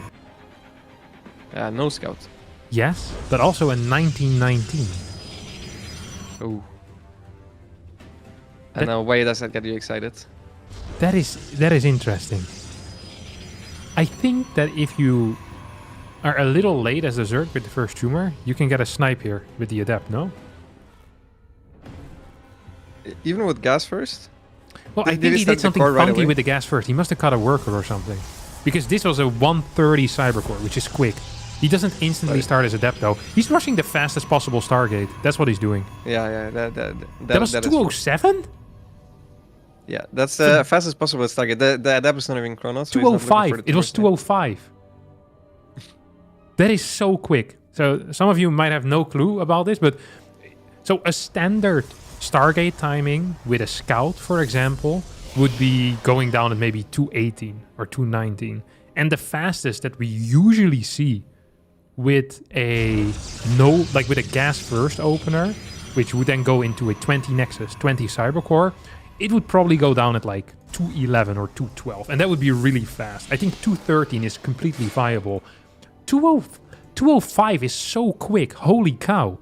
This Oracle is gonna hit ridiculously fast. That is true. However, the only way where this could hit and have a difference is if it has to be in the main, because the second queen would not be in time. But in order to get to the main, you need to fly through a lot of overlords. Because he would need to go directly as well, which is exactly what he's doing. So it is already spotted now. Cyril sees the timing of it, and he should go a little bit in position. Firefly actually changes the way he's going. So he's going to the base that always has 2 queens at this timing. And in the end, I know you get very excited, but the Oracle arrives as both queens are already out in the main base, so it didn't change anything. What about the second Oracle, though? That one also comes quicker, Lambo. That is true. You can maybe try to take a fight. I mean, the thing is, he lost shields on the first Oracle. Yeah. Otherwise, you can try to find 2 queens at the third base. Yeah, that actually would have worked, too.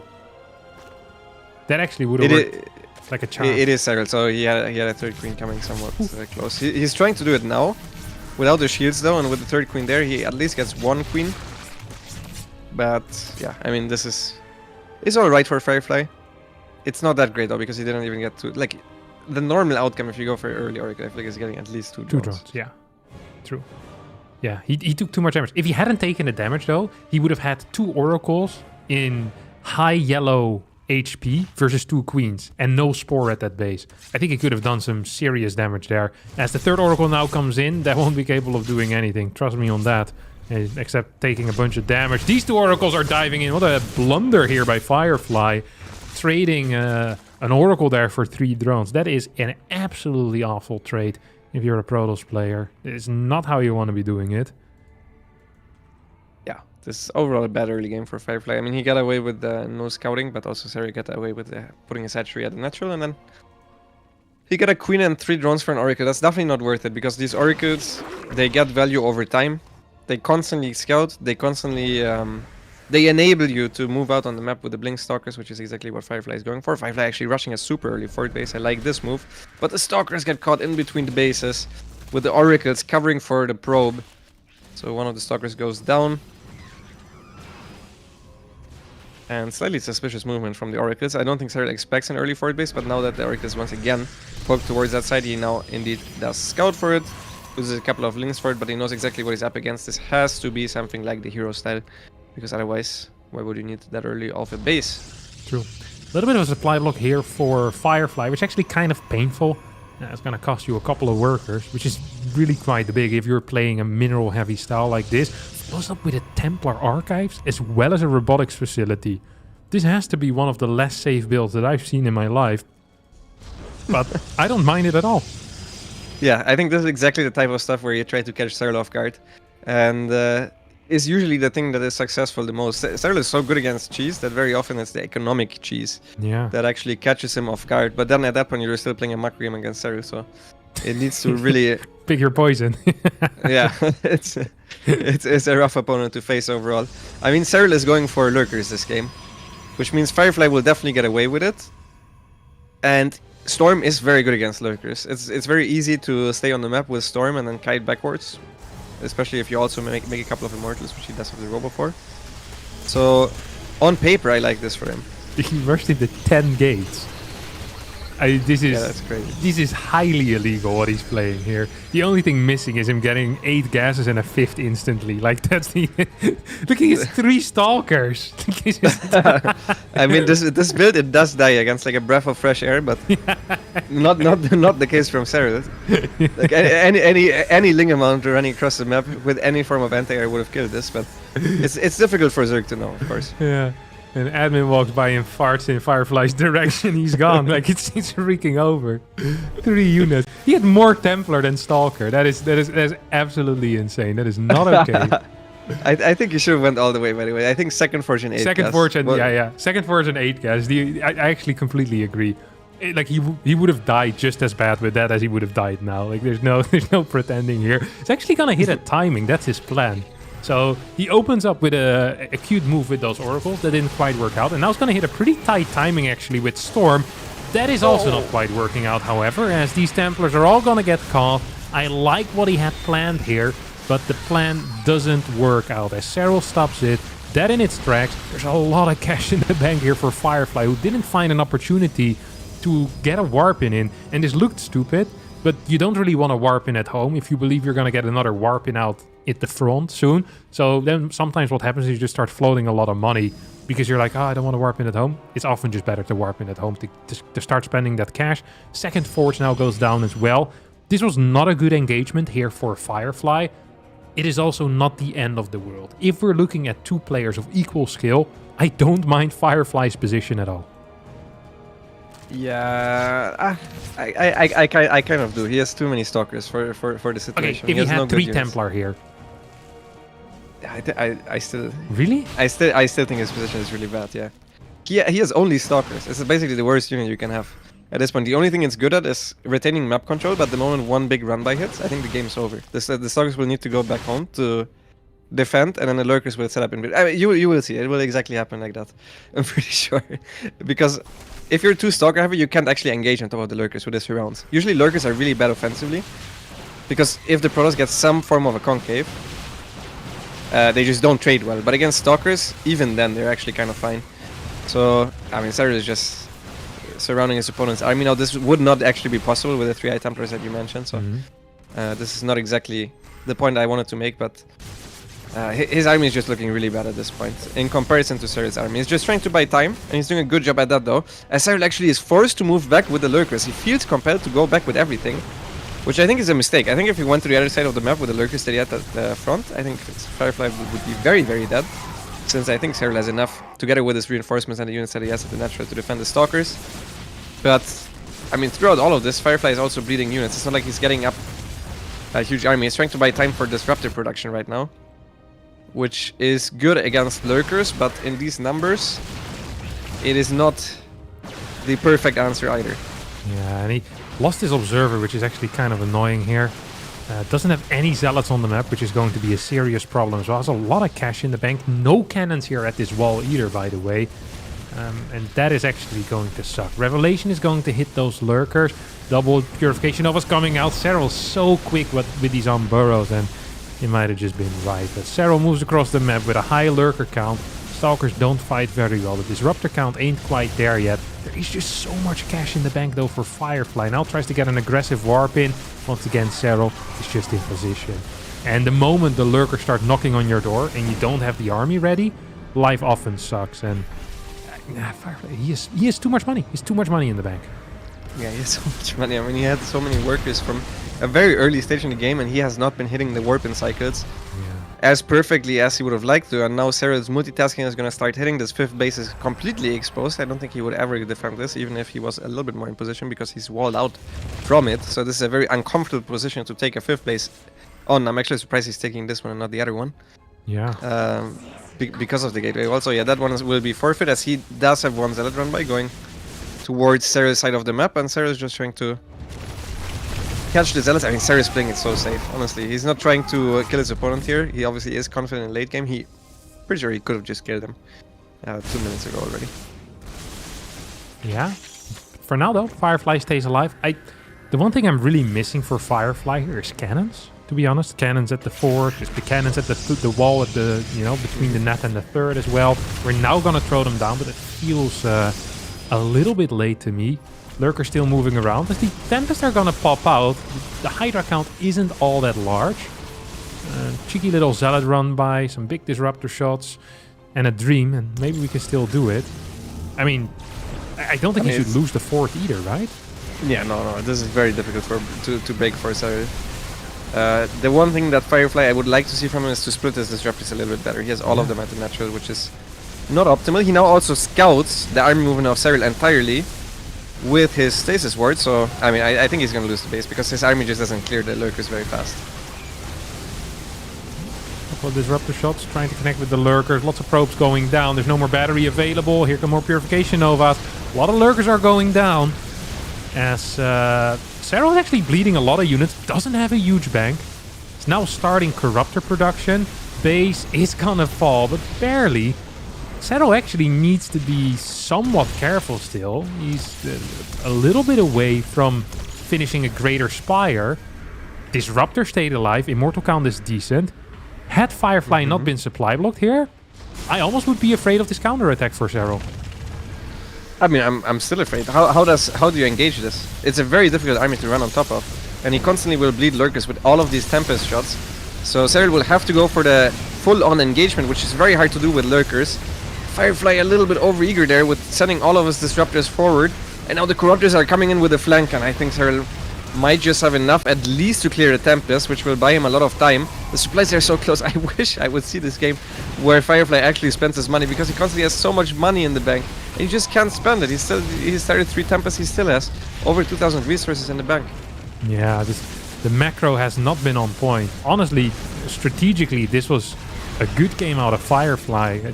I also like this move out. Once again, I said, if he wasn't supply block there, and if you just have, even if it's just 10 more Stalkers, I think that's a big deal there. Or if you have 10 more Zealots going for a run by towards the top right, or having like 3 Archons in that army. Like, there's a lot of units that you could imagine kind of, you know, swinging that fight ever so slightly in Firefly's favor. Now Cyril is back in control of this game with a very large link count. He's going to be capable of running in, running out.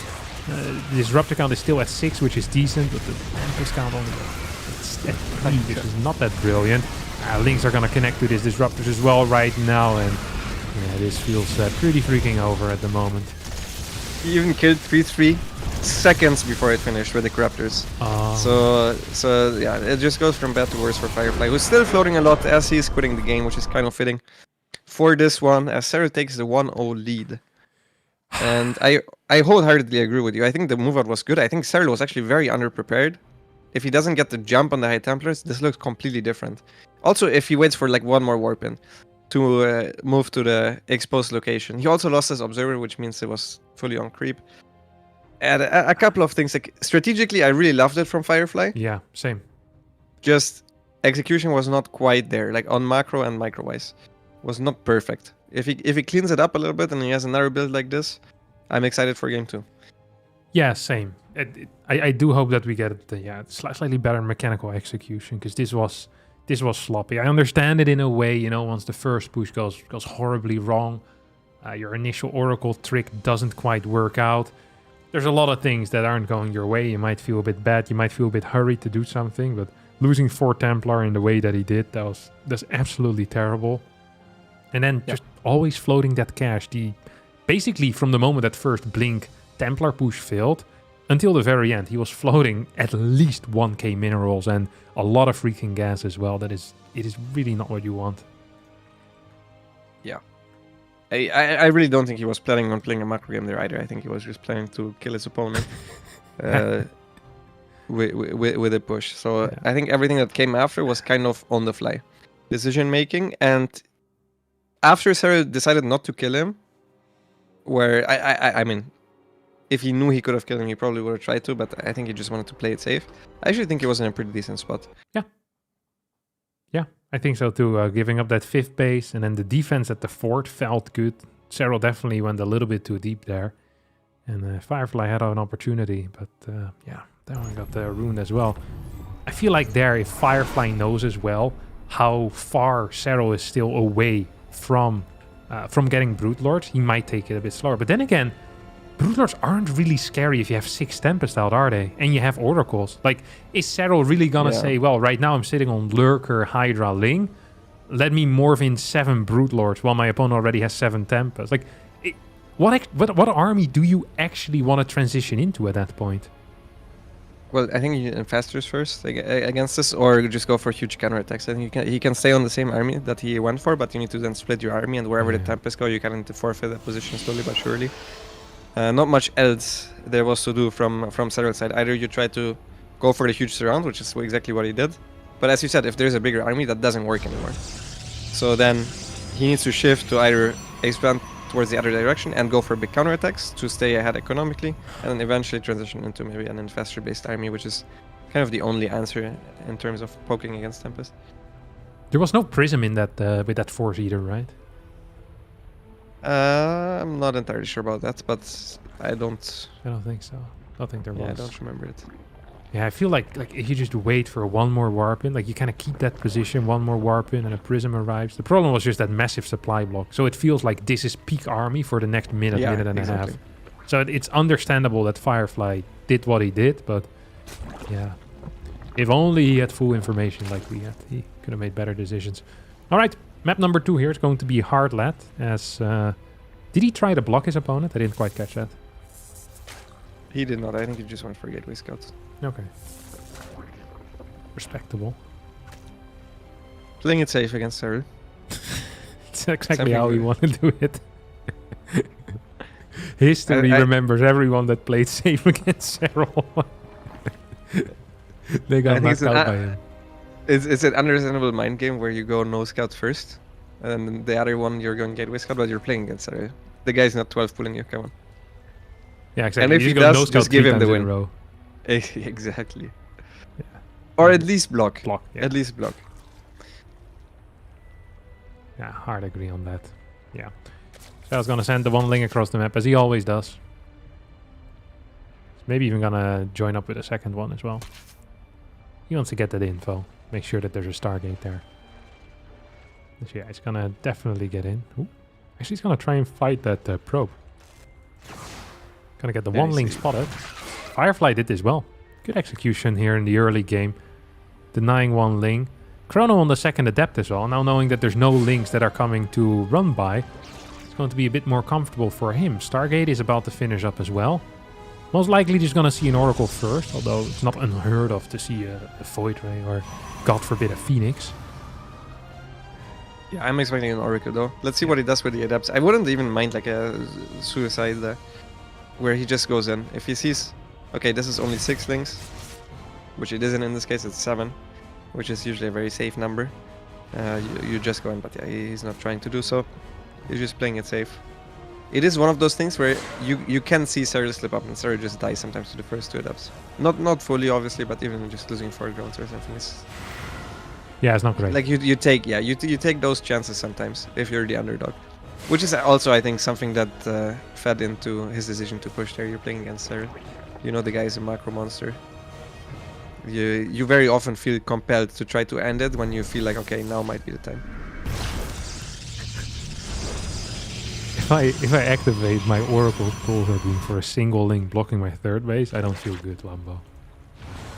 Yeah, I do feel good as a Zerg whenever I see this happen. Yeah, that doesn't spark joy. It does not. Triple Oracle coming out of Firefly. What is the chance he does the same follow-up, just with worse eco? Honestly, I would like to see the exact same, but he goes a little bit higher on the grid.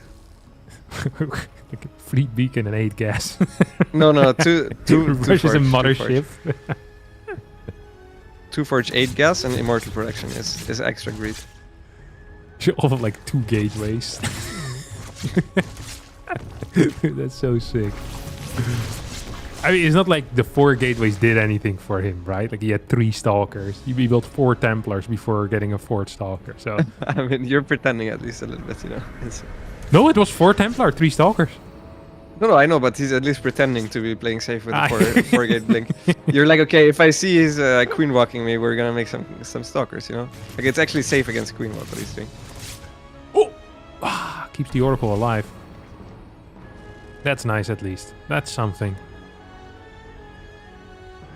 Yep, gets a stalker as well. I mean, this is not an awful early game by any means, and he's trying to do the exact same thing. I love it. Good 3 for a Oracles different spotting. follow-up, though. Yeah, for sure. I mean, as I said, I like the follow-up though. I don't really think that's the issue. Yeah, I don't think so either. But I mean, as Cyril, it's not like you're looking at this and you're thinking, oh, this is gonna be fast storm again, because that is the opposite of where your mind goes instantly, right? You still have to respect the possibility of this being like a 6-gate blink stalker, or just a bunch of stalkers start hitting you. Like the Templar Archives plus robotics facility is not what I call the standard here. Yeah, it's gonna start moving on the map soonish, I can imagine. Or well, not super soon, but at some point. Cyril's just continuing to build drones and spreading creep. Once again, if Cyril decides to move on the map with roaches and goes for some type of attack, Firefly is absolutely dead over here, because he is cutting everything that can be cut. This is wild. And Cyril once more is just getting these lurkers out. He wants to play it safe.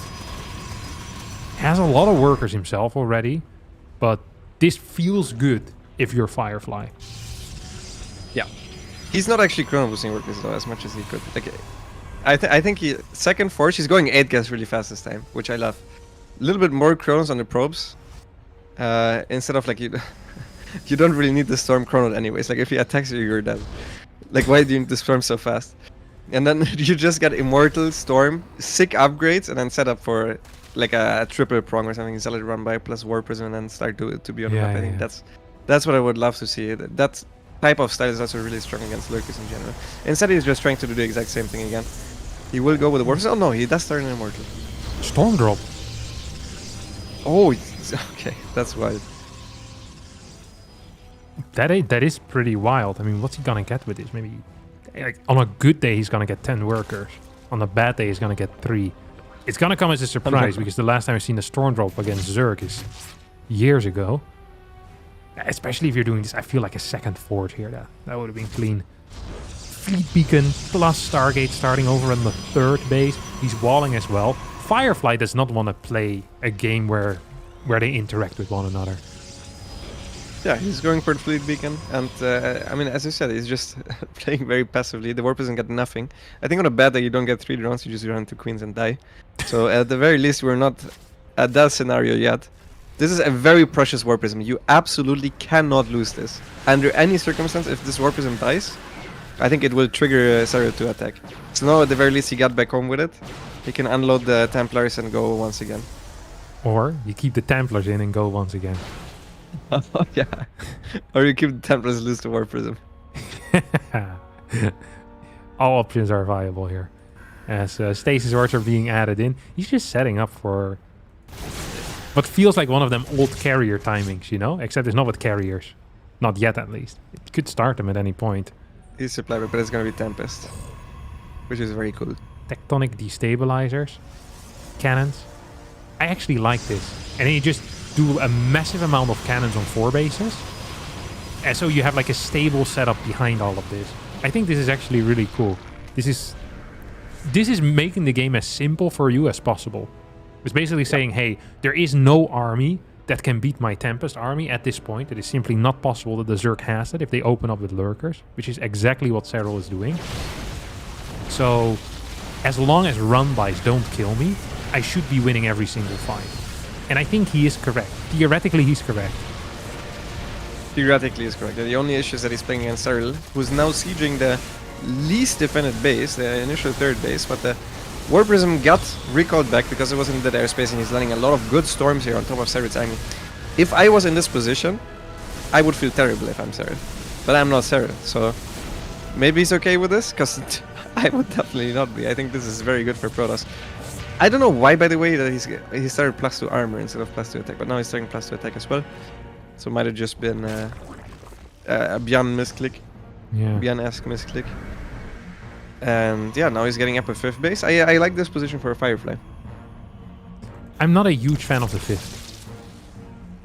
You want to keep it even more simple. Yeah, just keep it as simple as possible. You have your 8 gas. You're going to be mining from 8 gases for the next, well, couple of minutes still at least. That's the only thing that really matters. Your mineral income is going to be just fine. I'm not worried about that. Just get more cannons, get a Templar per base, get cannons in the natural as well. So there's no risk of dumb stuff like this happening, where a bunch of links enter your natural and you get pulled out of position at the same time. Lurkers at the 3rd base. This is not theoretically possible, what Serral is doing here.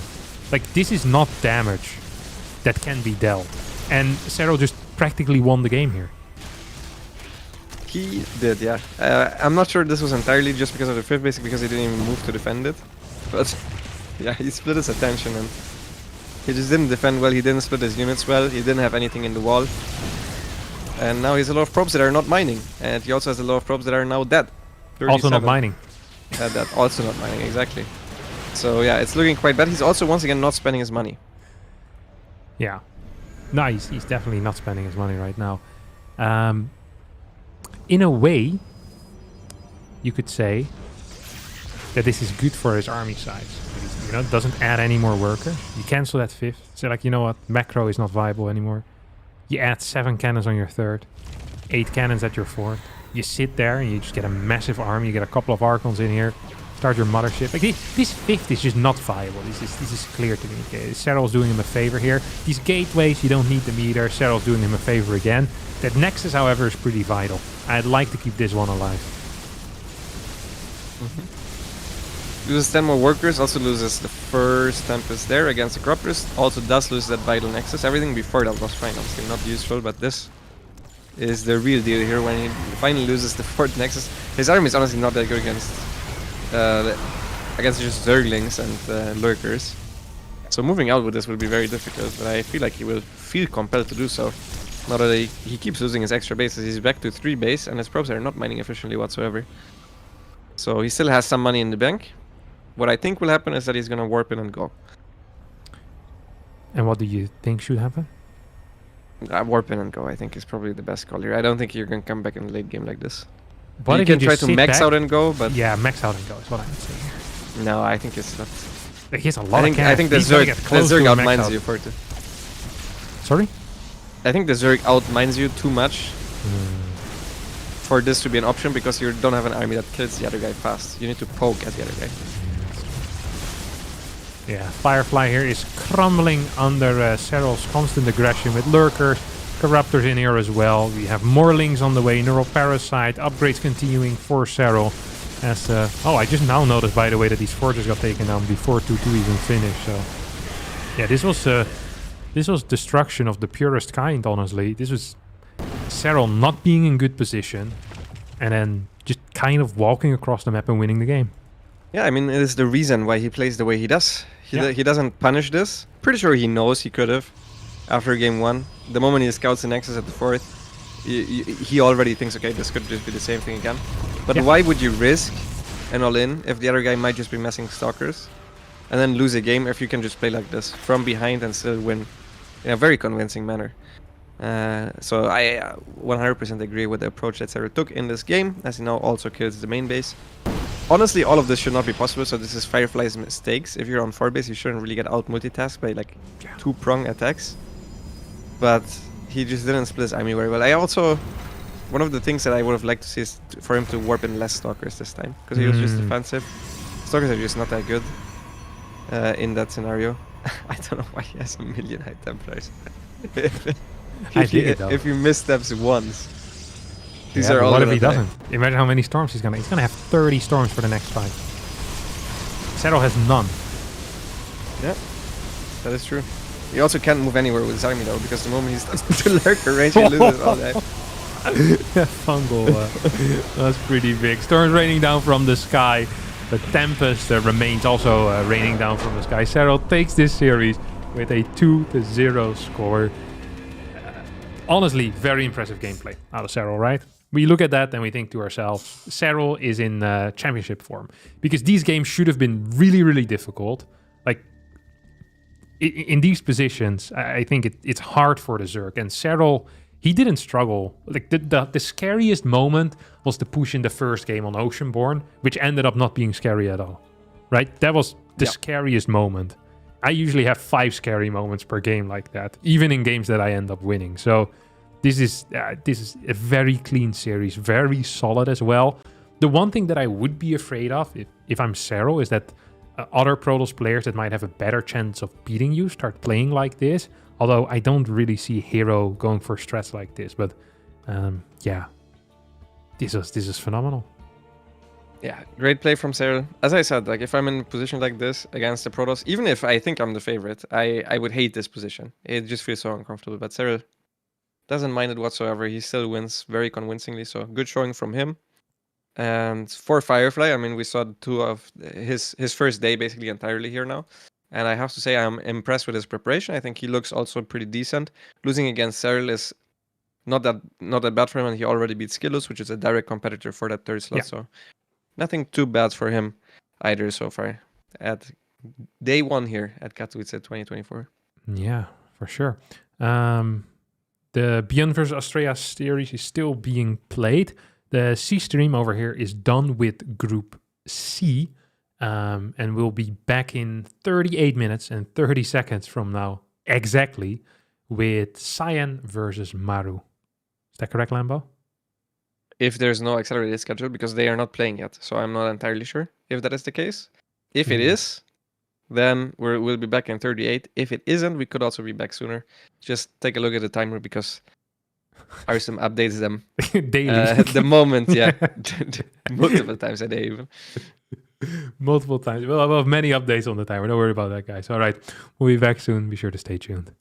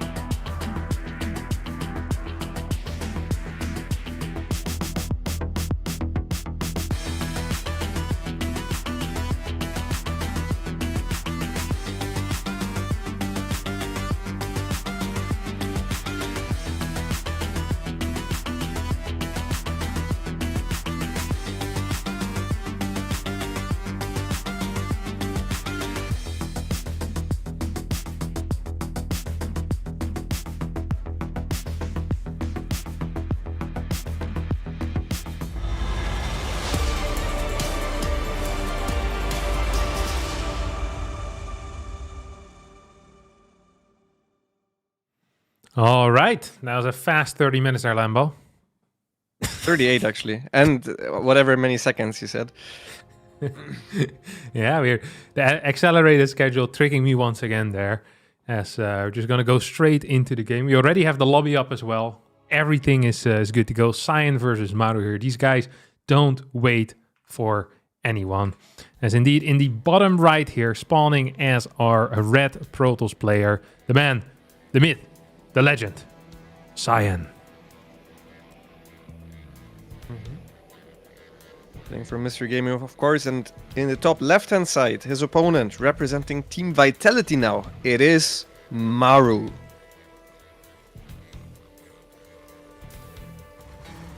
Is that a B?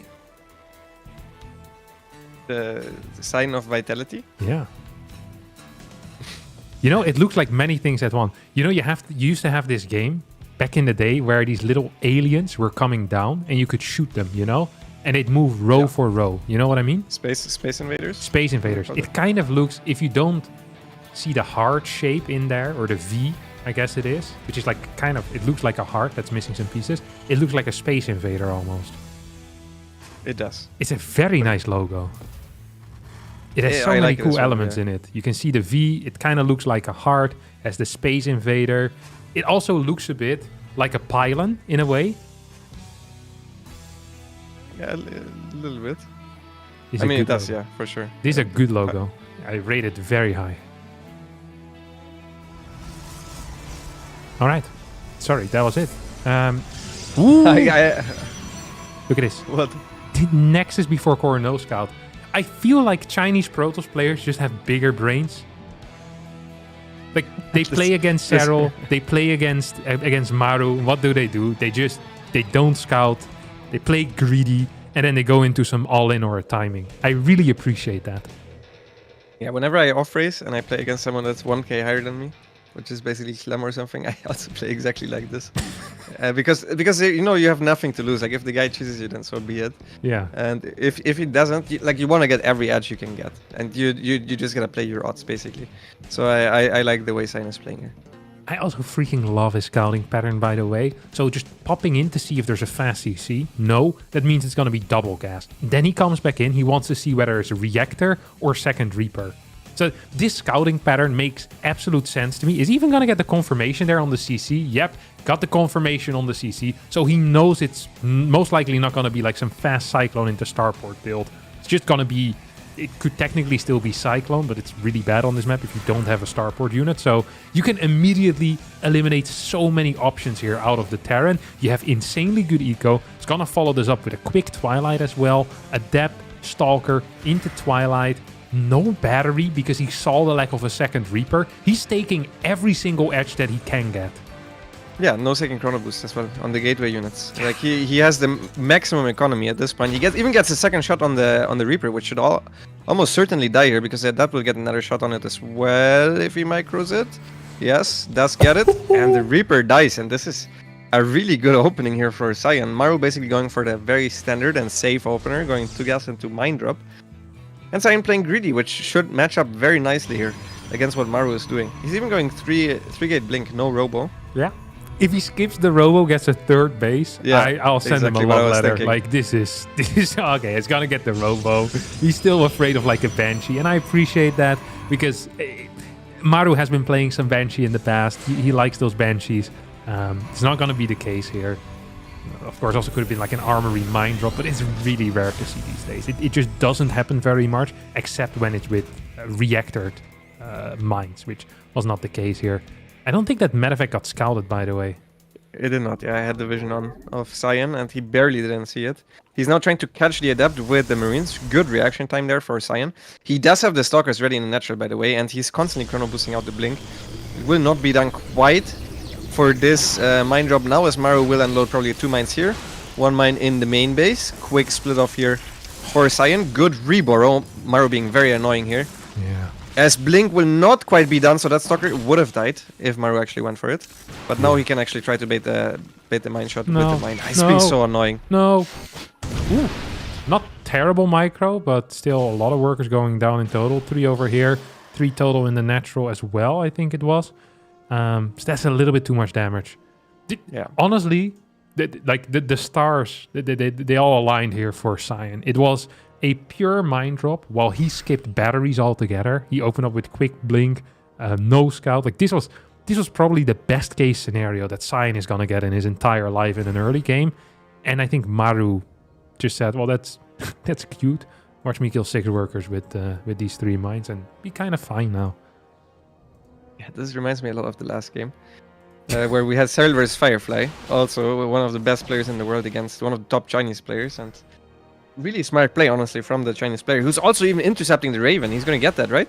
Blinks forward, barely, will maybe not get that. 1 more blink, oh my god! That's very annoying because you gotta keep a unit there, but at the very least, a single shot. It's already 1 HP. Like, you leave 1 unit there and you're done with it for the rest of the game, basically, until he tries to get back there. And it's really difficult to also rejoin the army because Maru doesn't know if there's a Stalker waiting for him to blink forward. So it will stay there for the foreseeable future.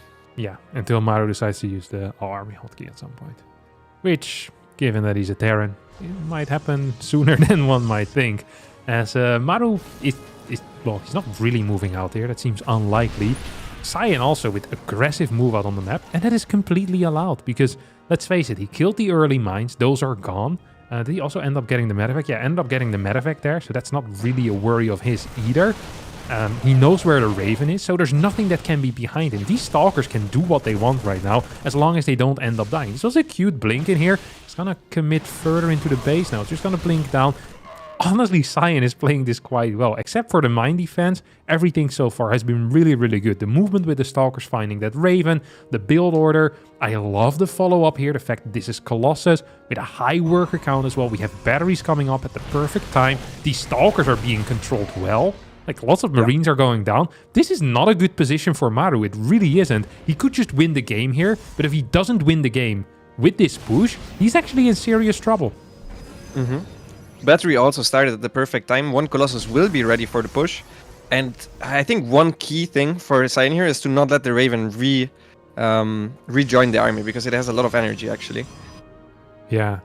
And something like just auto turrets in a base, or even just a anti-armor missile here would be kind of big. Good movement so far out of Cyan. Maru forced to siege up pretty far away. Cyan's gonna try and jump on this tank. Is gonna succeed at killing one. Runs away, loses a couple of zealots. That is okay-ish, I guess. That Observer's gonna get taken out. Good bait there, as Maru does manage to rejoin with that Raven. 3 auto turrets in the fight here. Don't really think Cyan should be fighting into this. He's gonna do it, but that's fighting energy, losing a couple of zealots. Not great, and it feels like that Maru probably dealt enough damage here, at least for now. Cyan's still mining from a third base, while Maru isn't. Cyan also has that second Colossus out with thermal lens, which is pretty significant given the fact that Maru's army consists of 21 Marines and 7 Marauders, a single tank. Had that second tank fallen, I actually would say that Cyan might have the ability to move across the map, or at least try to fight a bit more for map control, and then maybe try to push towards the third base. But if there's still a tank, that does make everything a bit more scary. Yeah, without the last overextension, I think he really wanted to catch the Raven as well, by the way. Yeah. Like, buy some time, blink for 1 Stalker, get the Raven, which was basically for the energy, and then he lost 7 Zealots for absolutely nothing there, besides Raven energy, so that was not a good trade. Without it, I think he's actually quite far ahead. It was some really high-level army movement going on. As hold that thought, as Maru just stims towards the natural, takes out one of the Colossus, also kills the Robo immediately, so no extra Colossus going down. And it's really good trade once again for Maru, who's just kind of making it work with the army, straight up army engagements here. As what I wanted to say is, one really cool thing was Maru realized, okay, there has to be a Stalker there, because he knows I have a 1 HP Raven there. So he tries to go there. Cyan knows that Maru will try to cover for the Raven, to bring back the Raven, so he went forward, sniped the tank. I thought that the interaction was very, very cute, as he now tries to rebuild the robotics facilities. But the overall army engagement so far have been going Maru's favor, which is why he's now left with a 20 army supply advantage, also still up in upgrades. He might hit a timing where he has 1-1 against his opponent's 0-0 upgrades. Yeah, once again, by the way, Cyan just barely missing this army move out. He saw the Raven, but not sure if that's enough information for him to truly commit to that side. Got another scan forward here. There is a battery in the natural. It's going to be turned into a super battery. Lots of mines in the back. We get a blink forward. 2 auto turrets are going to get thrown down as this Raven that got stopped so early ends this with 7 kills. As Marauders now pushing in forward. Colossus going down as Maru just a little bit too good here. That Raven playing an absolute key role in this game still, which is insane to think about. It was stuck in the corner with 8 HP. Maru saved it. You know, got those auto turrets, these 3 auto turrets, taking out a bunch of zealots. Now once again, auto turrets helping out quite a bit. Cyan in a terrible spot right here. No battery available, no tech units. As Maru is just going to F2 across the map. A move and even landing the Vikings here. The moment Terrans land Vikings and they're not down in workers, that's usually a very bad sign for the pros. Yeah, absolutely. Cyan is very dead here. Well, man, what could have been if you just got the last Stalker shot off on the Raven? As Cyan calls GG, and it's 1-0 for Maru. I liked Cyan's early game so much. The mine defense, I know it wasn't perfect, but I think he was still in a fine position, and then barely not getting the Raven actually really sucked. Yeah. And even afterwards, it was still okay. It's just a couple of trades not going too well. This reminds me so much of the Circle vs. Firefly series. There's so many similarities there and parallels. It's pretty sick. Yeah. And one of the things that I do kind of have to give Maru credit for, where Cyril is someone that is often leans into his very defensive side a lot more. Maru is someone that, no matter the level of the opponent, can pull out some shenanigans. You know, it wouldn't entirely surprise me if he proxies a Rex in the next game, for example. Yeah. So getting away with this type of early game is... It feels more unique versus Maru than it does versus Cyril, right? Because most people can get away with it versus Cyril, like the first 7 or 8 minutes. But versus Maru, surviving the first 6-7 minutes in the way that Cyan did here, that is not extremely common. Not at all. I wonder if Cyan will pull something similar. I wouldn't be surprised if Cyan now scouts for all the proxy locations at the very least first. Because he obviously also knows what his opponent likes to play. Against Maru, it's something that's very common to do. Yeah, And it's really annoying. Here I would actually feel pretty annoyed as Cyan, because it felt like everything was going your way. Yeah, I agree. It also, that first medevac drop also was legit like 2 seconds before the next Stalker warp in. If you have one more Stalker there, you also, like, you can't fly into the main. Like, there's so many small things that if they just slightly lean further in favor of Cyan, that I really think he has a good chance. And his Stalker movement was good. I don't know. Did fall apart a little bit once the mid game started, though. Yeah, I mean, he still has to win the game later on, even if he gets in a phenomenal spot. It's not that easy to just aim across the map. As we've loaded into map number 2, which is Oceanborn. What can you tell us about Oceanborn in this matchup? Yeah, it's hard. This is a rough map. It has a fort base that is difficult to defend. It has an alternative fort base, or a fifth, I guess you could say, which is also hard to defend. A fifth base is hard to defend. Sixth base is impossible. There's good liberator spots as well. It's not fun. You need map control. You really need map control. You need loads of it. The early game doesn't feel so hard. It's fairly doable. First 3 bases are kind of easily defended, but yeah. And then also Cyan got the unlucky spawn location. Because he has the freaking ocean monster. Oh, okay. I was wondering. Look at it. Every 20 seconds in your peripheral vision, this idiot comes by. If you have your graphic settings on low, you will not have an issue with this. As we actually do see Cyan go for his scout. Yeah, you were right. He's at least he's gonna scout a little bit close, and then yeah, exactly. 90. Man, the Chinese tosses, they believe in the 19 Nexus. I too believe in the 19 Nexus, by the way. I love the 19 Nexus. 19 Nexus when no scouting, it's underrated at the high level, I think, currently.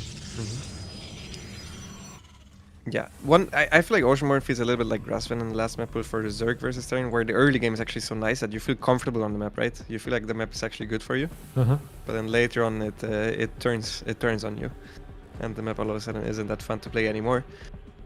I think it's very important though to get that clean early game, especially in tournament, where you get your first 3 bases out a little bit faster than usual. Or just being safe in general. Like getting into a good stage of the game will get you also into a good mindset towards the mid game, which I think can also be very important. But what I wanted to ask you is, do you actually veto it then in a best of 3? Because you have 3 map vetoes, right? No. I know, because Heartlet is really bad. I think Solaris is really bad. Yeah. What's the final one that's really bad? Side Delta maybe? Yeah, it's just usually I kind of alternate between Side Delta, Hecate, and Oceanborn. Yeah. Okay, so there's just many Terran maps against Protoss as well. So it's very similar to Zerg. No, I'm just a little bit of a whiny baby. But Okay. it's not that bad. So my belief currently is that Side Delta is actually okay for TOS. I don't think it's that bad. I think I underestimated the power on that map. It's really quite okay. And then some tosses find Oceanborn okay. I mean, if you're happy staying on 3 bases for a long time and playing heavy 6-gas styles, then this map is not so bad for you. There are very different styles going into the mid game for TOS players. So we're gonna just have an exact repeat here of that last game, by the way, which is kind of cute.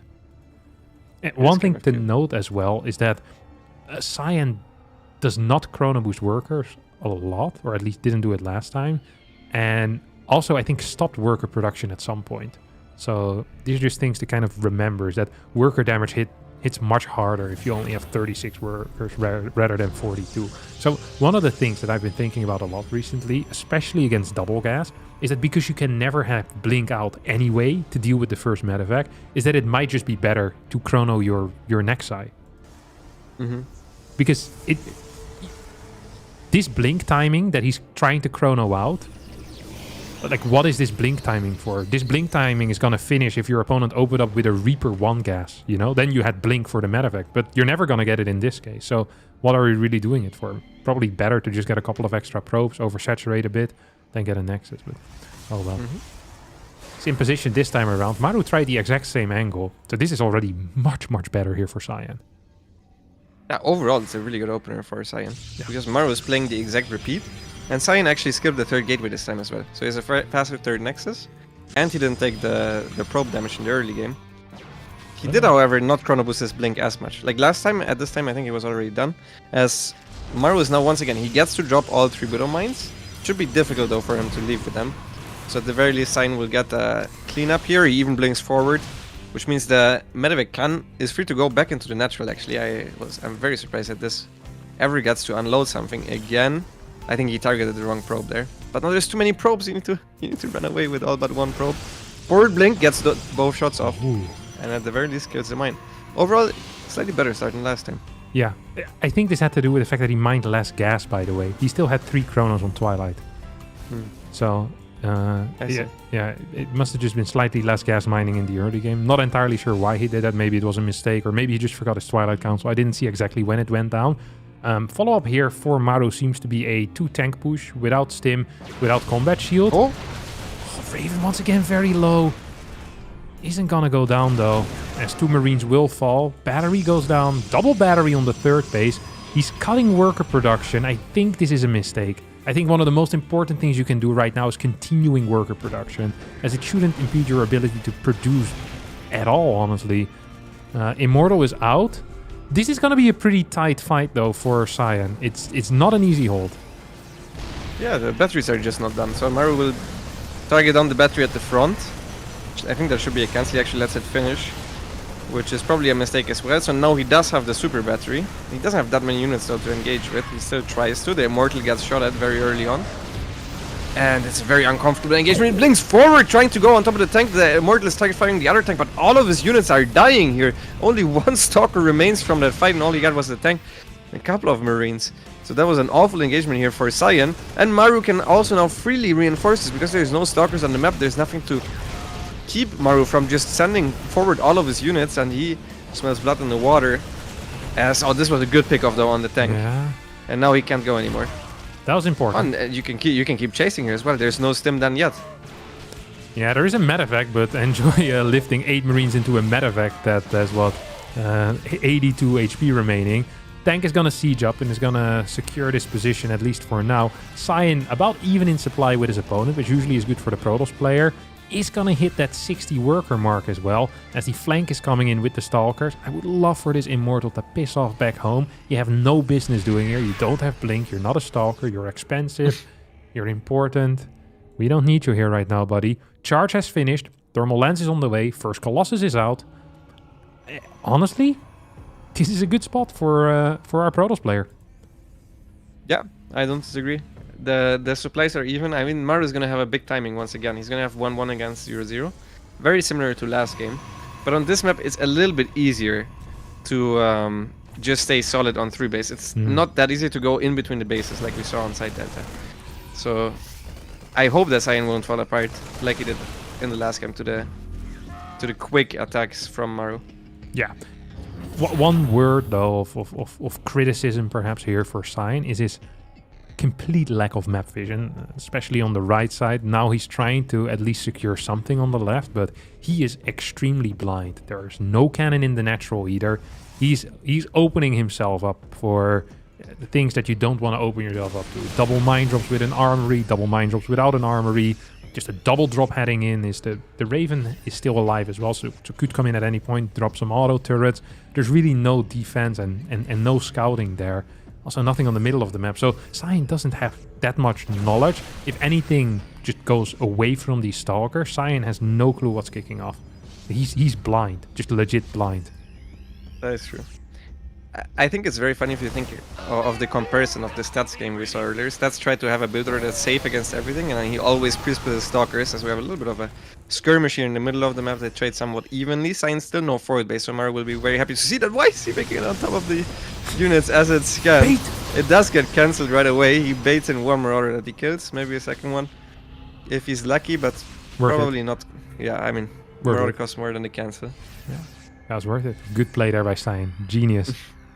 I can't believe Maru fell for that trick. Terrans hate him. It always works. As a good pre-split here, actually, out of Cyan. He's now going to send some Zealots on the map as well, just for vision. These are not Zealots for run-bys. See, he sees the second army moving out. He's going to... He has 4 Colossus already? Okay, I He does don't have 4 mind it. Colossus, but I think he missplit. I think he has way too many units at the front now. If Maru jumps on it, I guess it's very difficult to jump with 2 batteries there and a lot of Zealots. So Maru thinks this is the army to jump, but I disagree, since this is the one with the 3 Colossus on it. Yeah, and also batteries there are about to finish up. I think Cyan is just safe. And this is gravitic drive, yeah. Okay, that's the War Prism speed. I actually really like Cyan's position here. The only thing he's lacking is a second forge. If he had a second forge pumping armor upgrades right now, I'd say Cyan is in a significant lead. This Prism is huge. That Zealot run-by setup is huge. There's no bunker at the third base. There is a tank and a couple of units. There are no turrets in the main, and Vikings aren't in position to deal with this. We have a double mine drop heading into the natural, but look at what just finished. That is a cannon, and cannons are real nice against these mines. There's no armory yet either, so... yeah, even if that cannon wasn't there, this would have failed miserably, most likely. Armory's finishing up just now. Prism is going to fly in. And I think this is an opportunity for Cyan to move across the map as well, to get a little bit of map control, to maybe establish a 5th base even.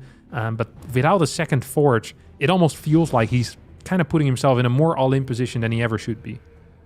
Yeah, I don't disagree with what you just said, but I don't think his position is that great because he's basically on a very low worker count, and if he wants to saturate more, he either needs to take more gases or keep expanding, right?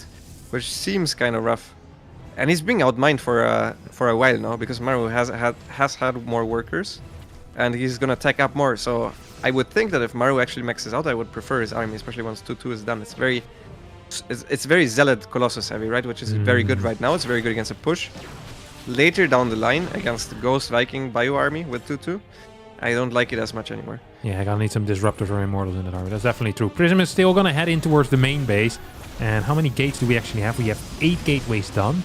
I think 2 more just finished. Yeah, not turned into warp gates quite yet. Zealots do enter the main base. We get a scan out of Maru as well. This honestly, without any Disruptors or Immortals here, I don't think this is quite gonna work out. Zealots trying to run in towards the third seems silly almost at this point. He's gonna attempt it though, as an anti-armor missile hits a chunk of this army. 14 workers have gone down on the side of Maru. I don't entirely understand Cyan's game plan here. I think sending in prisms and dealing worker damage is a fantastic game plan if you have 84 probes yourself. But right now you're trading, 15 Zealots for 20 SCVs, and you don't have that big of a bank. Your production isn't that large. You can't just continue taking trades like this. So I feel like if you want to play low worker count, you need to focus on getting very good fights and a strong late game or a strong mid game army, and then you're just forcing a very good fight. But here, I'm not entirely sure what this is. Anti-armor still active on these Colossus. That means that Cyan cannot fight into these Vikings, because these Colossi are just going to absolutely melt. EMP not quite gonna hit. Disruptor coming in from the side. He's gonna get a good first hit here. Big Purification Nova there. Vikings actually taking a bit of damage as well, as the first Colossus will end up dying. Ship weapons level 1 finishing up, as well as 2-2. Do you think Maru wants to still fight here? I think Maru is distracted right now from the DTs, which are split, and there were no turrets ready here whatsoever. So Maru took his time to clean up those DTs first, and then he's thinking about the fight later on, which I think is good. I don't think Cyan can walk up this ramp. I mean, that's a little bit crazy. Yeah, I don't think Cyan thinks he can walk up that ramp either. Yeah. Yeah, well, that's a little bit brave there, Cyan. Let's not do anything crazy right now. As he's indeed gonna walk back. Worms in 10 more Zealots or so, or 8 more Zealots, whatever that was. Yeah, it is really scary, because his armies, the army quality right now is not very good. This Zealot run, this is genius. This is so good. Yeah, he needs to trade away these Zealots. He forces Maru's entire army. I wish for Cyan's army to do something though at the same time, because okay, he needs to return now with his entire army. Can try to poke, find some units somewhere. But I mean, at this point, at the very least, he's getting... Oh, he left the depot open. Blunder. So this will be so annoying for Maru. He needs to deal with Zealots at 3 different bases at this point and loses 11 SCVs already. Cyan clearly outmining him at this point. See, I wish this army movement with the Stalkers would have come a little bit sooner. Yeah. because he could have done something else at the same time. What a blunder there by Maru, leaving these depots open for such a long time. That could have been way, way worse had Cyan been a bit more aggressive with his main army. I understand being hesitant initially because you're not sure what the opponent's army is going to do and you don't want to fight, you know, down 50, 60 army supply because all your zealots are on the other side. Then again, with disruptors and sentries, you should be capable of zoning the Terran army away at least for a little bit. So, yeah, I do agree with you. Once again, I think the lack of observers here, far on the map, deep on Maru's side, is not really helping Cyan out here. He really needs to get a bit more vision. That's a good blink. He's going to get the Ravens, going to get a Viking as well. Weird control on those Vikings, honestly, out of Maru. As Cyan in a good spot. He really is in a very good spot here. Liberators are out. That is scary. But Disruptors are also out, and those are scary too. Those are scary too, yeah. I mean, Cyan finally overtook Maru in terms of worker count, and both now being on 5 bases, I still don't hate this for Maru whatsoever, because his army is just so strong. Once 3-3 finishes, especially with 5 bases mining very happily, the only thing he's missing is sensor towers, as this is a rough fight for Cyan. Most of the disruptors go down before they fire. The last one is just being split towards, and with all the disruptors on cooldown, this 5th base has to be sacked for Cyan here. Or he just tries to run on the towards the Cyan's army. Maru actually going for the full-on engagement. That disruptor hit is big. The next one also pretty big, and Maru is just trying to fight into this overcharge, which I think might be a mistake here. Yeah, who would have thought that fighting in the super battery is not good. At the same time, Zealot run by is hitting Maru here on the other side as well. 58 workers right now for Maru, fighting seconds before his 3-3 finished. He got greedy there, attacking into the 3rd base rather than taking out that 5th base, which I'm pretty sure Cyan was gonna give up. Cyan has triple robos behind this, and he's pumping disruptors out. He has better eco, he has a big bank behind this, is getting a 6th base, has killed 11 workers just now. The overall worker lost is 3 probes on the side of Cyan versus 43 SCVs lost on the side of Maru. I think Cyan here is overstepping just a tiny bit though. Yeah, I think he's just trying to buy time for his zealots to hit the 3rd base. So he's trying to distract Maru, who at his own 3rd base only has Vikings. This is not enough to hold the zealots. And it's once again very annoying for Maru because he knows, okay, he needs to keep his army together. Otherwise he will lose his 5th base location to the main army of Cyan. The one Immortal is still helping out a lot here with dishing out the damage towards the planetary. And all of those SCVs will most likely go down as well. Cyan making it happen here on Oceanborn. What a beast as he snipes the Liberator and pisses off. 5th base goes down. SCV's falling on the 3rd base as well. Cyan, man, he's playing a freaking game over here.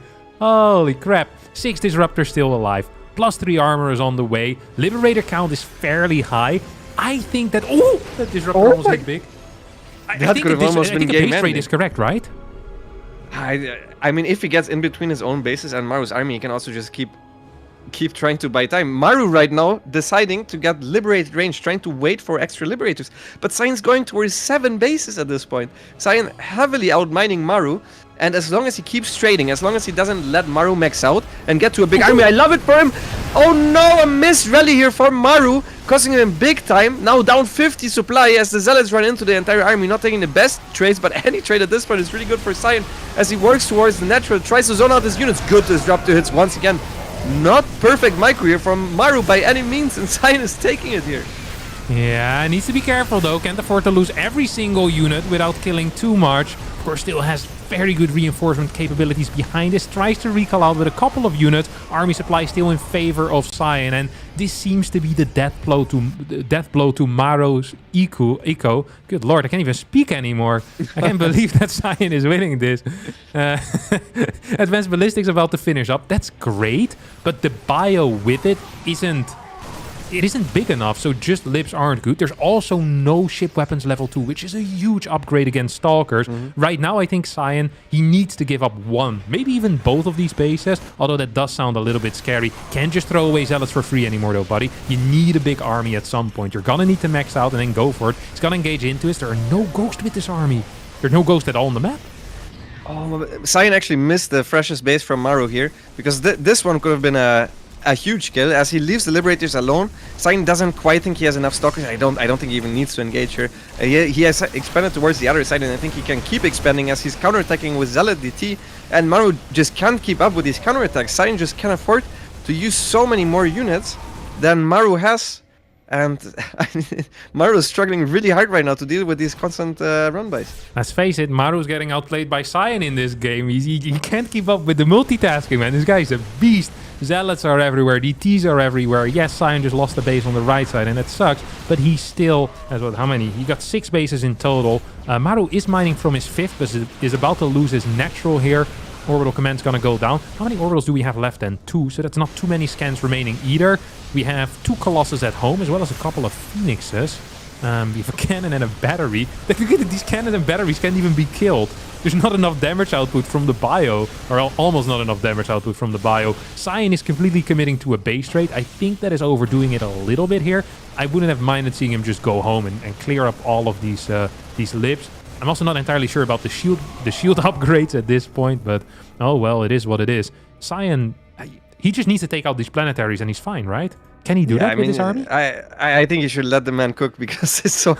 I'm not even sure this is entirely fair to call this a base trade. He keeps expanding towards the left, and there's like legit 5 bio units in his natural. Yeah. So I don't think he's in any danger of dying on his side of the map.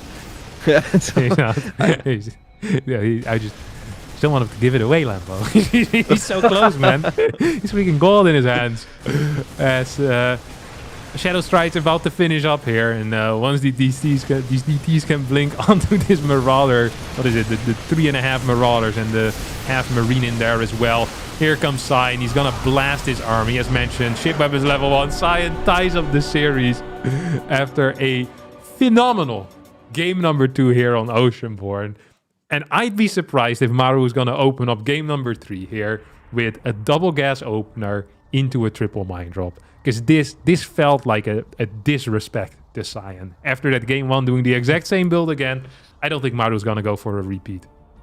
No, I would be very surprised as well. I think the Proxy Reaper is coming out. Proxy 1 Rex Reaper, Yeah. you don't even need to be that committed. Just have something that Cyan can't just follow his plan from the get-go. I think that will be Maru's plan. But I don't even think Cyan was that insanely far ahead. Like, sure, his position was good, but after the mid-game, when he was down 10 workers the entire time being outmined, he wasn't even up in upgrades. Yeah. He had Zealot Colossus against a max-out Maru. It's not like he started the late game from an insanely good position. I'm very impressed by his play. I'm very impressed. One of the things that Maru was lacking, that a lot of the other top Terrans usually do, including Maru, is the mind spread around the map. Not just to shoot at like the single Zealot, but also just for vision, right? Because Maru got caught off guard time after time again with these Zealots, just like, and it wasn't 5 Zealots, because Maru could have dealt with 5 Zealots. It was 25 Zealots or 30 Zealots walking into a base, and that's what really hurt him. And he was lacking that mind spread. It felt at times the movement was sloppy. I think what really set off this sequence of bad events was at some point he just floated a bunch of Vikings and like 2 Liberators into a Stalker army, and then Cyan pushed that back. It was like, ooh. The Purification Novas hit way more often than you'd expect in a game of Cyan versus Maru as well. So he is not playing an optimal Terran versus Protoss, but don't want to take anything away from Cyan, because he did play an optimal Protoss versus Terran. He played so well. I'm very impressed by him. Also, even in the early game, he wasn't afraid of anything. He made that cute stalker move towards the main base of Maru. He's not afraid to be on the map, which, you know, if you're playing against someone that is considered a huge favorite, it feels so easy.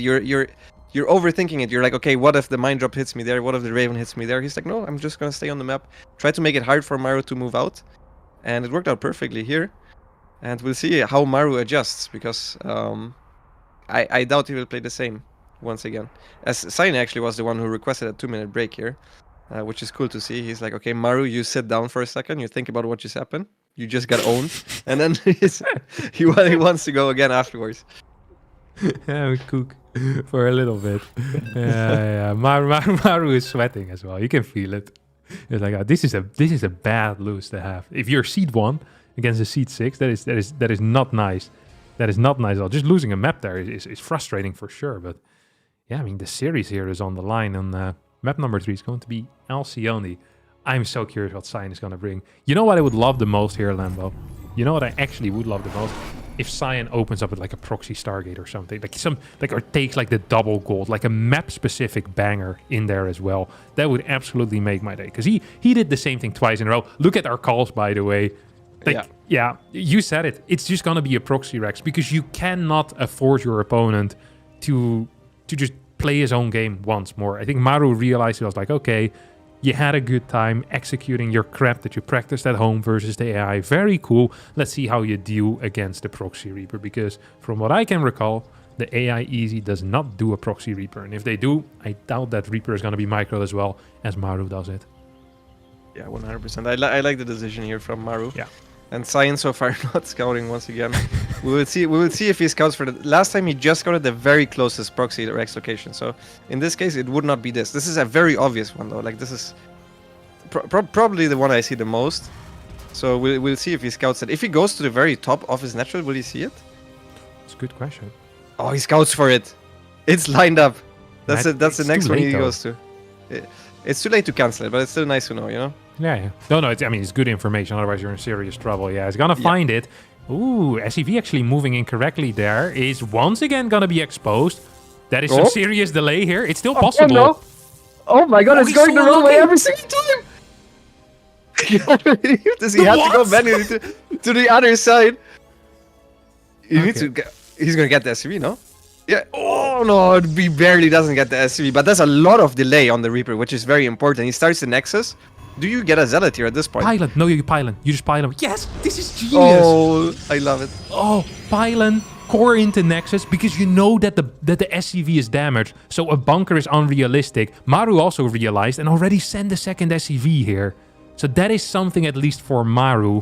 And he can still perhaps get that bunker. Well, actually, it's gonna start too late. It's simply just...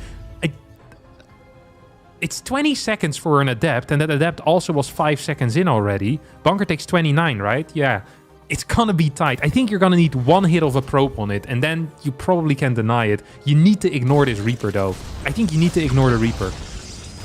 Yeah, he's trying to do so. He's chasing the Reaper actually with it up, which means the bunker will always go up. And in that case, the Pylon position actually is very annoying, because he cannot get the battery up there, like whatsoever. Oh, no. That's not good. Marine's gonna get in there as well, and right now what you need to do is you need to stand in between the bunker and the barracks, as to not allow more Marines to go in there. So this is good control here, at least out of Cyan. He's gonna need to build another pylon, which he hasn't yet.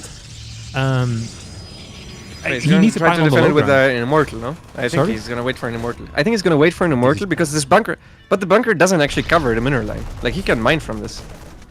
Yeah, no? But this is... I mean, robo openers against double gas are not good. Oh, I mean, I can't see it. I'm just telling you what he's doing. I know, I don't like it. He needed a second pylon near the low ground. If he wanted...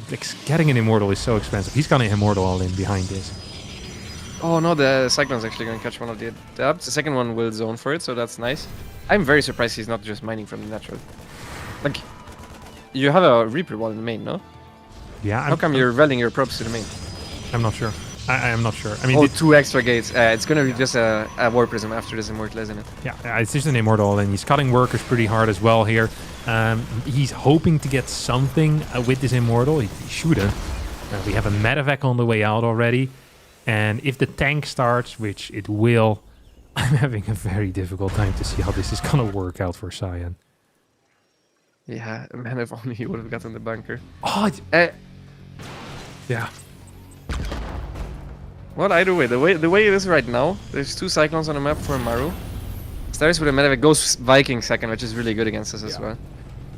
So yeah, Maru knows what's happening. Like, I mean, you see an Immortal and no worker production on the natural.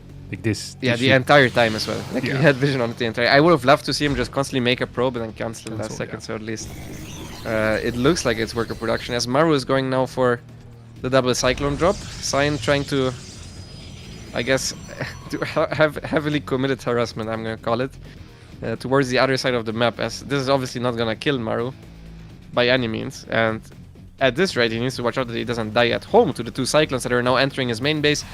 4 probes are going to go down right away. The Stalker will go down right away as well. 3 Stalkers are coming from the natural and defend this eventually, but at the same time on the other side, the Immortal and the 2 Adepts are getting dropped. Yeah, tank went down already, and we're going to get a Stalker warp in. There's actually no Marines here whatsoever, because the barracks, of course, had to fly back home, so you don't have that reactor production. 6 SCVs going down. This natural is toast.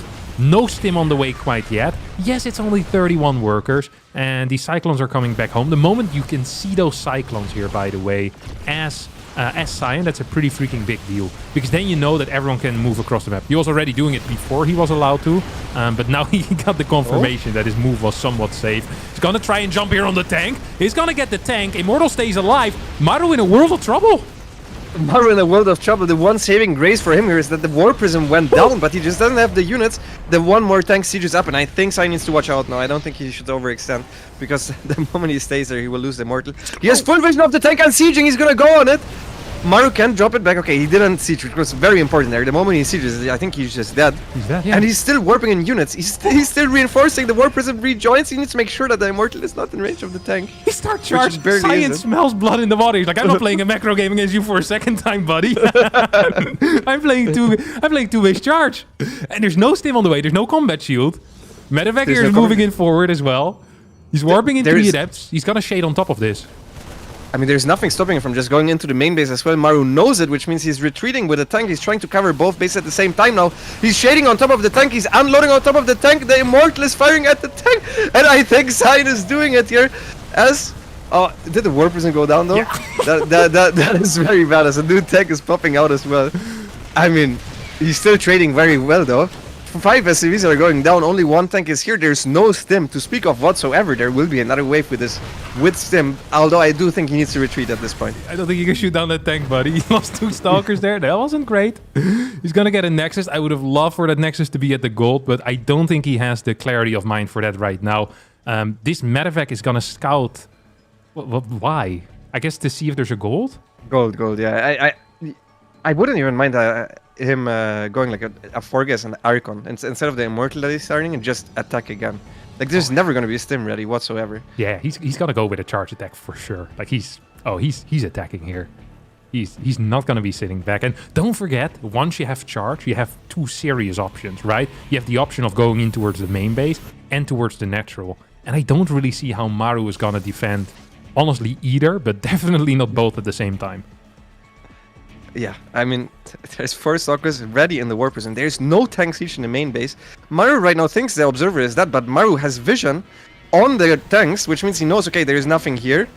Cyan can't warp in Zealous because he's a little bit supply blocked, so I guess Cyan will wait for his Immortals to show up together with the Sentries and go for a frontal attack. Once maybe the 3rd base lands. Tactical supply block there, not entirely working out for Cyan, but he's well saturated on this 3rd base. Stim is still only halfway done. Combat shield, we don't even have vision on combat shield yet. There's a thick fog covering it right now as the 2nd Immortal is about to pop. Zealot count is increasing. Blink is on the way. I mean, we see the tanks being split. There's no bunker in the natural. There's no bunker in the natural. The tanks are split. The Raven is in the main base as well. He scouts how exactly Maru is set up, and he's gonna try to go. I hope Cyan will just go at the natural. Maru is loading up 8 Marines to go to the other side of the map. It's not the time for this right now, Maru. As he's... Oh my god, he's actually doing it. Please go at the front right now, Cyan. No. Full wall. 2 more depots on the way. Stim is about to finish up. Stim is about to finish up. He can still clear this. The Prism is coming in as well. He's going to drop on top of these tanks as if he's being pulled instantly. Medevac of Maru is not turning around. This Prism is sieging up in an interesting position, but... I think this Warpin is gonna go through. What is happening with that Medevac? It's returning back home. It's boosting back home. I think Cyan has done it. I think he's done it as well. The Medevac was F2'd home momentarily. He will kill a lot of stuff on the other side of the map, but Maru can't even survive at home, and it's just a Medevac. There's batteries. There's a battery at the 3rd base. CC goes down. Sentry tickles it to death. Stalker's now warping in as well. There's no combat shield still. Super battery can be activated here. Cyan is in the main base of Maru. What an insane game. Oh no! I love it so much. I don't want to be a biased caster, but this group started with the 5 big guys. This is the group of death, without a shadow of the doubt. It's Maru, it's Rainer, it's Hero, it's Showtime, it's Dark. What the hell is this group? And then there's Cyan, and everybody just counted him out, and he comes here, and he beats the seed 1 or 2. I'm not sure if Dark or Maru is higher seed. It doesn't really matter to me at this point. He just beats Maru in a straight-up game 2, and then pulls out the bag of tricks for game 3.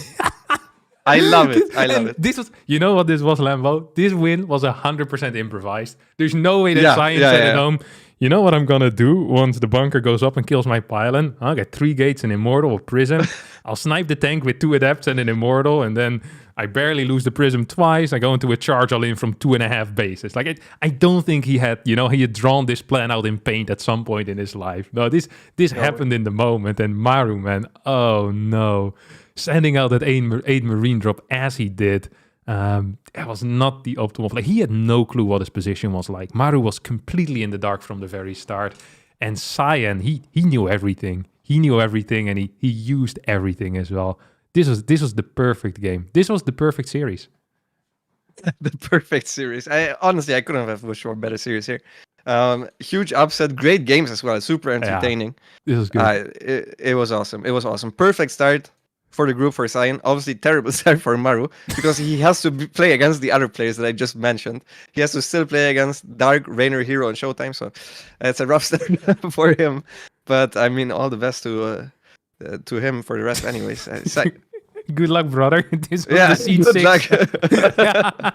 It's not getting easier from here. Yeah, I guess the way Cyan played it might actually get easier. Yeah, it's true. It's true. Yeah, if I'm Hero, I'm not looking forward to the next match either. To be honest, PvP Cyan is a scary guy. Apparently, also in PvD. I can't wait to see some of his PvCs. I'm sure we have him a little bit more here on the C stream in the next few days. So we're gonna definitely be enjoying that. I think that is it for us today. Is that correct, Lambo? That is correct. Yeah, we're a little bit ahead of schedule, and we only had those matches for today. But I've had a lot of fun anyways, and we had some good matches here. Yeah. I absolutely. I had a buzzing time. I'm not gonna lie. This was phenomenal. I can't believe Cyan delivering like this, man. This is a great way to end the day for us. But don't forget, both the B and the A stream will be continuing. There will be at least 1 more match on the B stream, but maybe even 2 more. Because I think they're a little bit behind us. We went very quick today, Lambo. we're done with our job real fast, and I think we're gonna have 3 more matches on the A stream as well, which are gonna be phenomenal. There's gonna be Dark versus Hero. You're gonna have Cyan versus Hero somewhere. Maru, Rainer, Dark, Showtime, all still being played today. So be sure to tune into these other streams as well. This is going to be it for us today. We'll be back tomorrow, just at 12. That's correct, right? That is correct, yeah. 12 Same time Central as European time. So that is GMT +1. Thanks for watching. Be sure to check out the other 2 streams, the A stream as well as the B stream. Bye-bye.